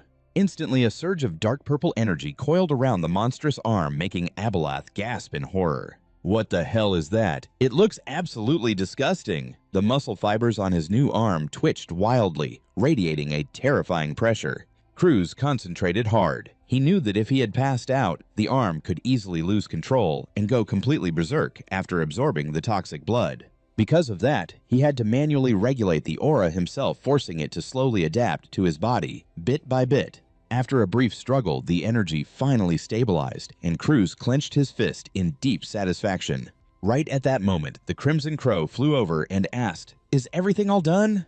Cruz felt the flawless connection and replied, "Yeah, it honestly feels just like my real arm now." Crimson excitedly suggested, "Since you're currently learning the sword draw technique, why don't you test it out a bit?" Cruz turned to Abellath to ask if he could borrow her training grounds, but she immediately snapped, "I am not your personal servant, you know." However, the second Crimson mentioned that he was looking for an ancient tome on hand-to-hand combat skills. Abelath's attitude did a complete 180. With her eyes practically sparkling like stars, she rushed over and started kissing up to him.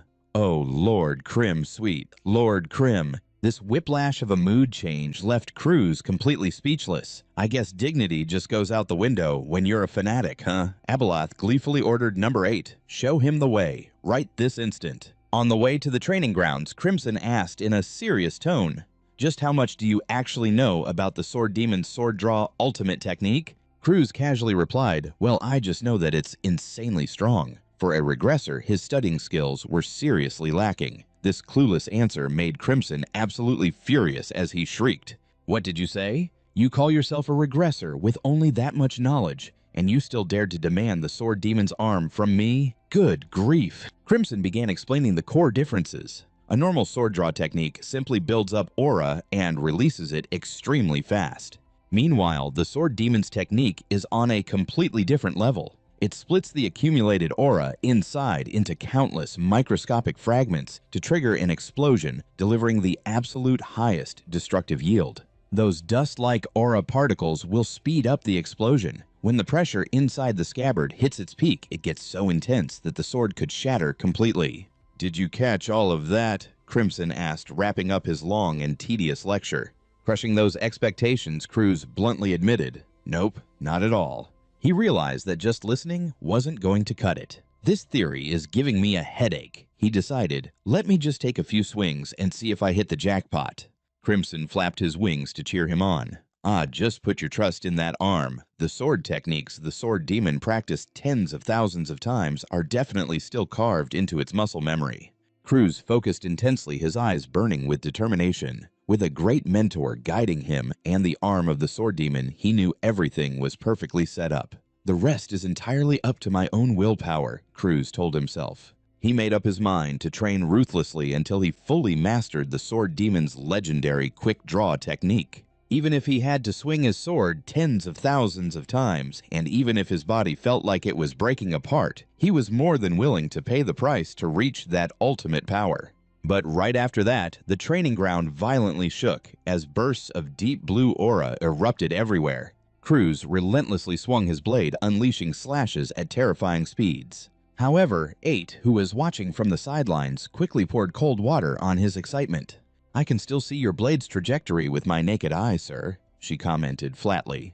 Her words made Cruz freeze. Sweat rolled down his exhausted face as it hit him. He was still miles away from reaching the realm of the unseen. He knew the Sword Demon's quick draw had to reach a speed that the human eye simply couldn't track. To stand on par with a legend, Cruz had to make his sword completely invisible to his opponents. "That god-tier speed comes from the aura, not the physical arm," he muttered thoughtfully, staring at his hand glowing with blue energy. Cruz planned to head back to the Green Pine Pavilion to train his other skills and boost his overall combat power. He turned around and thanked 8 for spending the past few days training with him.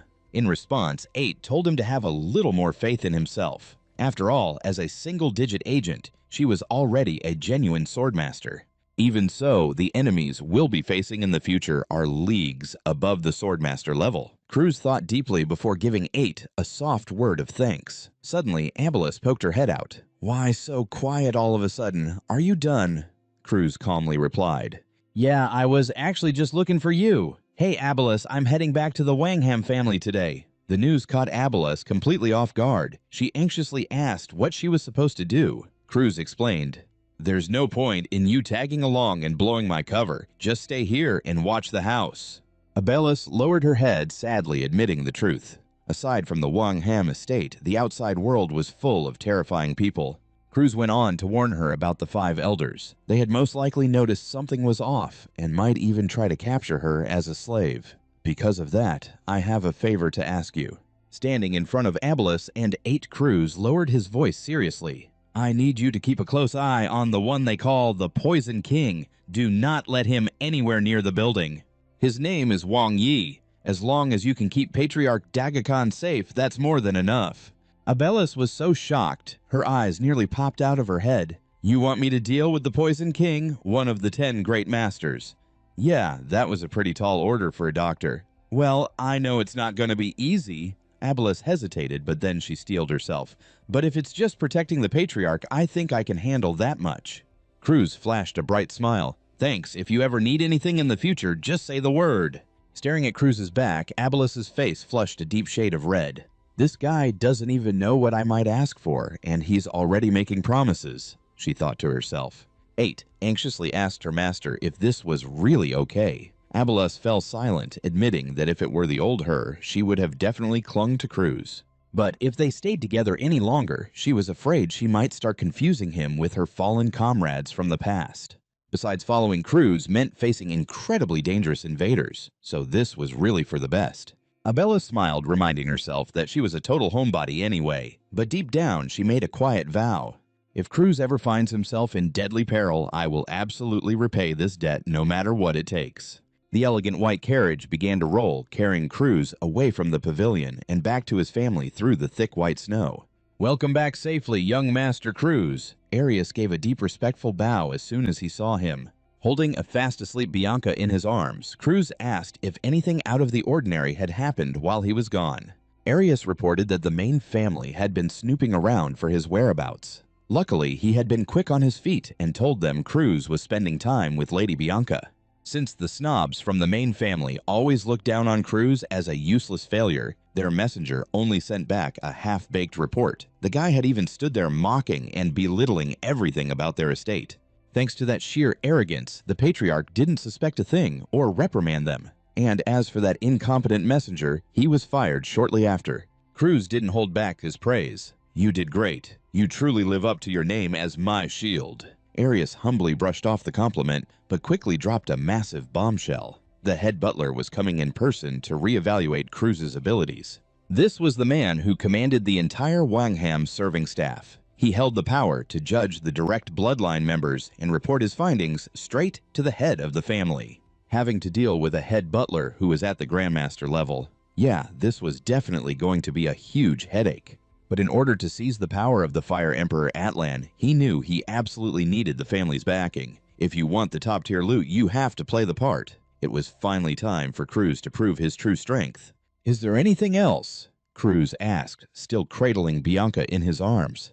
Arius mentioned there was a message from Darling Danmaria. The guy was frantically urging Cruz to bring the materials over immediately. Picturing Darling bouncing off the walls in excitement, Cruz could only sigh. That guy is always in such a rush. He thanked Arius, but the old butler still had one last crucial piece of news to report.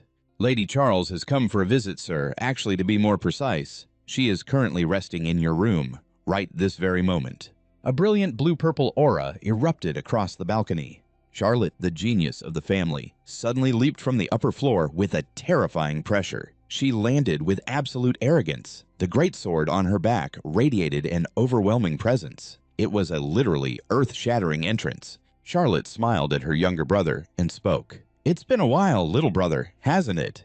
Cruz froze, cold sweat pouring down his face as his worst premonition came true. He could only stammer, yes. I'm not afraid of strong enemies, but my own sister terrifies me. Making your big sister wait this long? I was starting to get bored. Charlotte von Heim, the 4th daughter of the von Heim family, smiled meaningfully as Cruz returned. Cruz, who was still carrying Bianca in his arms, could only scratch his head in awkward confusion. I thought it would be a while before you got here. Charlotte narrowed her eyes, teasing him. Oh, or did you only come home now because you thought I wasn't around? Cruz sweated bullets, frantically trying to explain that wasn't what he meant at all. Suddenly, a terrifying pressure radiated from Charlotte, making the very air feel thick. Her eyes glowed with a threatening light as she growled, "Is that the truth?" Cruz was stunned, his heart pounding in the face of this overwhelming power. He secretly wondered if Charlotte had already surpassed the Grandmaster realm. But right after that, her tone switched back to a cheerful one as she reached out to pinch Bianca's cheek. She mentioned hearing all about how Cruz fought to his very last breath to protect his fiancée. Charlotte continued to tease him. Don't worry, your big sister isn't going to steal your sweetheart, but honestly, it does make me a little sad. Cruz looked at his sister with eyes full of caution. He explained that he was just surprised by her suddenly barging into his house. Cruz's careless words instantly wiped the smile off Charlotte's face. She narrowed her eyes and asked, "Your house?" In a flash, she stomped her foot so hard the ground shattered, creating a massive shockwave right in front of the butler Arius. Charlotte coldly declared that this mansion was the rightful property of the Von Heim family, meaning it was their shared home. She put on a pouty face, complaining that she was simply coming home, yet her little brother was greeting her so heartlessly. Dripping with sweat, Cruz thought to himself how much his sister took after their mother, always ready to level everything at the slightest provocation. He timidly asked if she was mad at him. Charlotte instantly bounced back to her bubbly self. She claimed that as his closest family, she felt deeply hurt that Cruz was hiding so much from her. She got straight to the point. You can hide things from others, but you can't hide them from me. You've been hiding your power and leveled up, haven't you? His sister's praise left Cruz completely speechless. He suspected that Charlotte might have awakened the mind's eye, the legendary eyes capable of seeing through all things in the world. Charlotte thoughtfully noted that she could feel a massive, ominous energy lingering inside him. Witnessing that terrifying intuition, Cruz shivered, realizing exactly why the hounds could never defeat his sister. He realized in shock that what Charlotte had awakened wasn't a normal mind's eye, but a higher realm known as the astral eye, capable of seeing through the world via the stars. Thanks to the astral eye's ability to see through even the world's corruption, all enemy illusions were completely useless and destroyed by her in the blink of an eye. Does this mean she's seeing completely through my true state right now? Cruz thought to himself as he realized the power of Charlotte's astral eye. He subtly glanced at the black-purple flames flickering in his hand and asked Crimea, "Crimea, how do other people see my black fire?" The Black Crow casually replied that most people would only see it as a flame full of bad omens. Crimea further explained that in this world, the number of people who could actually recognize the power of the invaders could be counted on one hand unless they were invaders themselves or deeply connected to them. It used the example of how Cruz could see the star marks appearing on his subordinates' necks to illustrate the point. Cruz nodded thoughtfully. So that's how it is. Crimea continued to analyze how the foundation of Cruz's power was completely different from its own true form. While Crimea was the living embodiment of the world's corruption, Cruz was merely blending that corruption into his own aura. Because of this, most people would mistakenly believe he was suffering from some vicious curse. Cruz smirked, realizing that nothing had really changed compared to the time before he regressed. Despite Crimea's reassurance, Cruz wouldn't let his guard down. While carrying Bianca, he knew full well he had to put on a good act. If he slipped up, his sister would literally wipe him from the family register. Charlotte suddenly leaned in close to Cruz's face. Her deep blue eyes pierced right through him as she remarked, "You're carrying an awful lot of gear, aren't you?" Cruz calmly replied that he was just planning to test everything within his limits. Charlotte burst out laughing. She noted that he was just as greedy as she was, and at the end of the day, Cruz took after their mother more. Charlotte ordered him to leave Bianca in her room and follow her to the training ground. Watching his older sister radiate a brilliant blue aura, Cruz knew he couldn't escape. Charlotte spoke with finality. "I absolutely have to test your current skill level." Standing across from each other in the grand training ground, Cruz couldn't help but marvel. Before his regression, he never had the chance to spar directly with his sister because the gap in their levels was just too massive. Charlotte took her stance. She was absolutely certain her little brother had learned a lot of new tricks recently. She growled a warning. "Come at me with everything you've got. Use forbidden moves if you want. I'll take it all." Cruz tightened his grip on the training sword, his eyes burning with determination. "Loud and clear, sister!" And yet the two of them just stood there, neither making a move. His sister thought to herself, "It's been 3 minutes and he still hasn't drawn his sword." He wasn't even wrapping his body in his aura anymore. She spoke up. "Why aren't you attacking? Don't make me lose my temper!" Without missing a beat, she stomped hard on the ground and lunged at him. The tip of the blade was right in front of his face, but his eyes were still tightly shut. He felt a boiling heat surging through his body, burning away the power of corruption to break past his limits. His eyes burst open with fire, and his hand finally moved to draw his sword.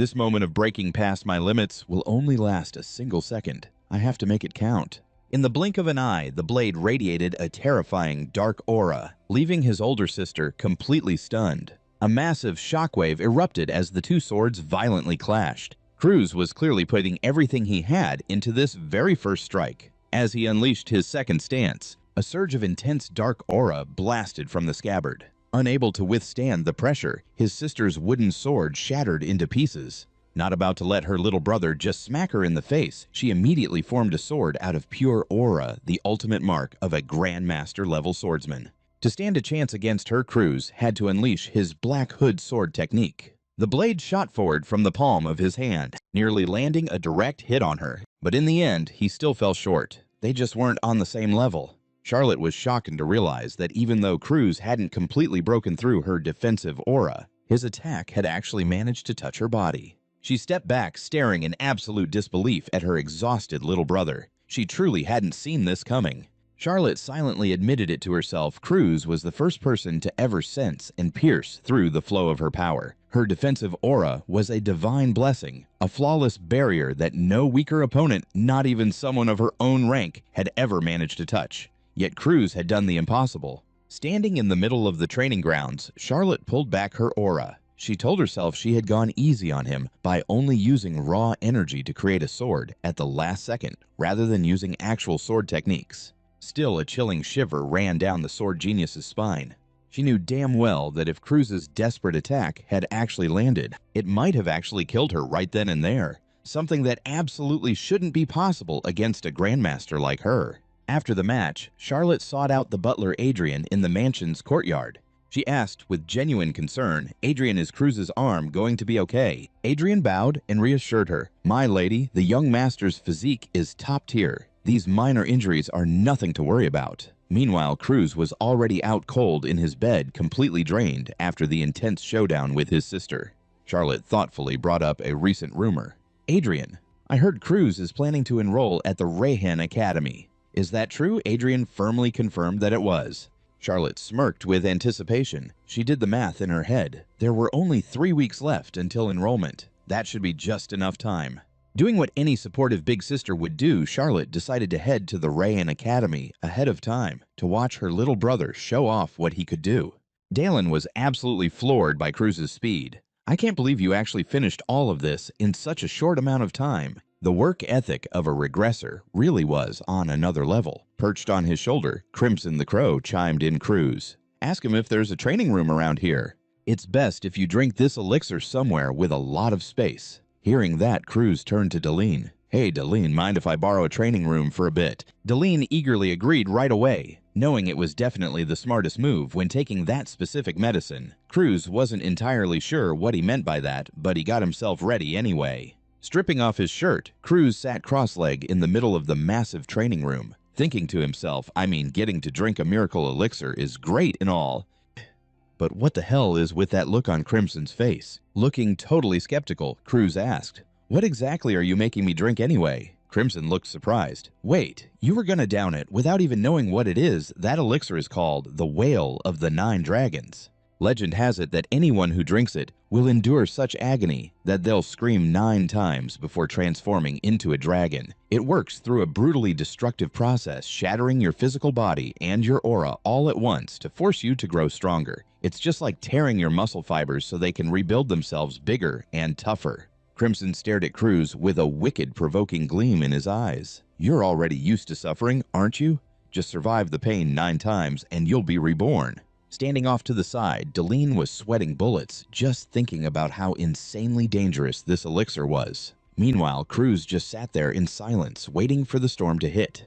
As the heat began to spread, Cruz casually noted, "It feels like something is burning up inside me, but it's not unbearable or anything. Why would I be scared of a little heat?" Seeing how completely unfazed he was, Crimson blurted out in shock, "What the hell?" Cruz explained that, while it had initially felt like he was being burned alive, it had already faded to just a warm, tingling sensation. He casually shrugged it off. "I've been through worse, so this honestly isn't a big deal." Crimson shuddered, unable to believe what he was hearing. "Just what kind of hellish life did you live before this?" Cruz just smirked and gave a cheeky reply. I was the main character of an action movie in my past life, pal. Watching Cruz casually mumble to himself, Dalen was completely bewildered. Is he talking to that crow, or did I inhale something and start hallucinating? Ignoring the chatter, Crimson urged him on.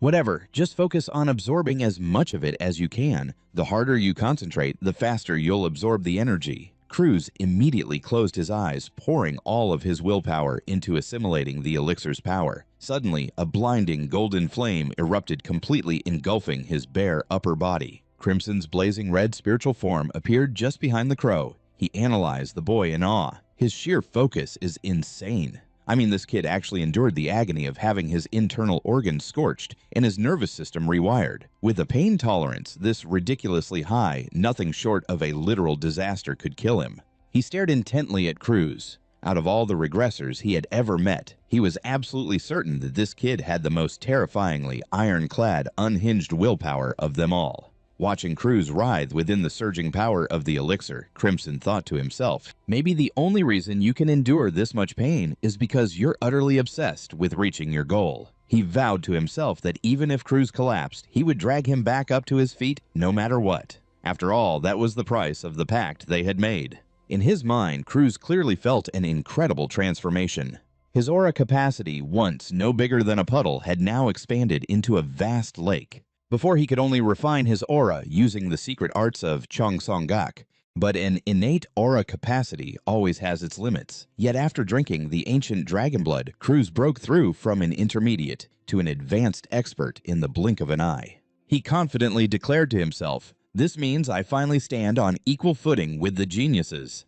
Watching Cruz step out of the blazing flames with his deep piercing blue eyes, Yumin couldn't help but marvel at how incredibly stubborn and hard to kill he was. He was stunned to see Cruz use the Ignis flames to completely burn away all the impurities the potion had expelled from his body. Cruz dropped to his knees, panting heavily and drenched in sweat, but his eyes remained sharp and cold as he glared at the Black Crow. If I wasn't this stubborn, how could I ever fight enemies stronger than me? And that includes you.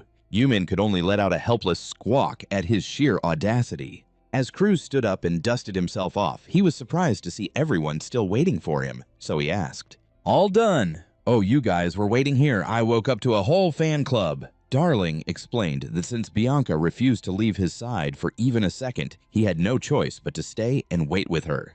Bianca blushed shyly and softly insisted, "As your fiancé, I should always be by your side. Talk about top-tier wife material." Cruz gently patted her head and told her to wait somewhere warm next time, which made Bianca incredibly happy. She then noticed that Cruz seemed taller, his clothes now fitting snugly over his newly developed physique. Watching this sweet moment, Darling suddenly got the crazy idea to propose to Charlotte. This instantly made Cruz radiate a dark, murderous aura. "Do you have a death wish wanting to be my brother-in-law?" Despite the threat, Darling just gave a sly look and teased Cruz to be his lover, instead making Cruz want to send the alchemist straight to the Grim Reaper. "Hey Cruz, you're enrolling in Rahen Academy next year, right?" Darling suddenly asked while Cruz was resting after absorbing the potion's energy. Cruz gave a calm, decisive, "Yeah." Hearing that Darling excitedly announced that he would enroll a year ahead just so he could proudly make Cruz call him Senior. Shooting the alchemist a deadpan look, Cruz thought to himself that Darling wasn't even in the same year as Charlotte. Besides, Rahen Academy didn't even use a normal grade-based system. He calmly replied, "Yeah, I know. If you fail your classes, you can't move forward anyway, right?" Darling was stunned, not expecting Cruz to have already researched the Academy's rules so thoroughly. Darling beamed, convinced this was the golden opportunity to stay close to both Cruz and Charlotte. Cruz, however, was confused. "She's enrolling too. I thought she was planning to travel the world to stop the erosion." Darling just winked, claiming it was his intuition telling him that Charlotte would be enrolling this year. He hugged Cruz tightly from behind and whined playfully, "So I'll be waiting for you to join me next year. I'll be so lonely, so hurry up and catch up to me." Cruz just grimaced in pure annoyance at his friend's over-the-top enthusiasm while Bianca continued to quietly watch them from behind.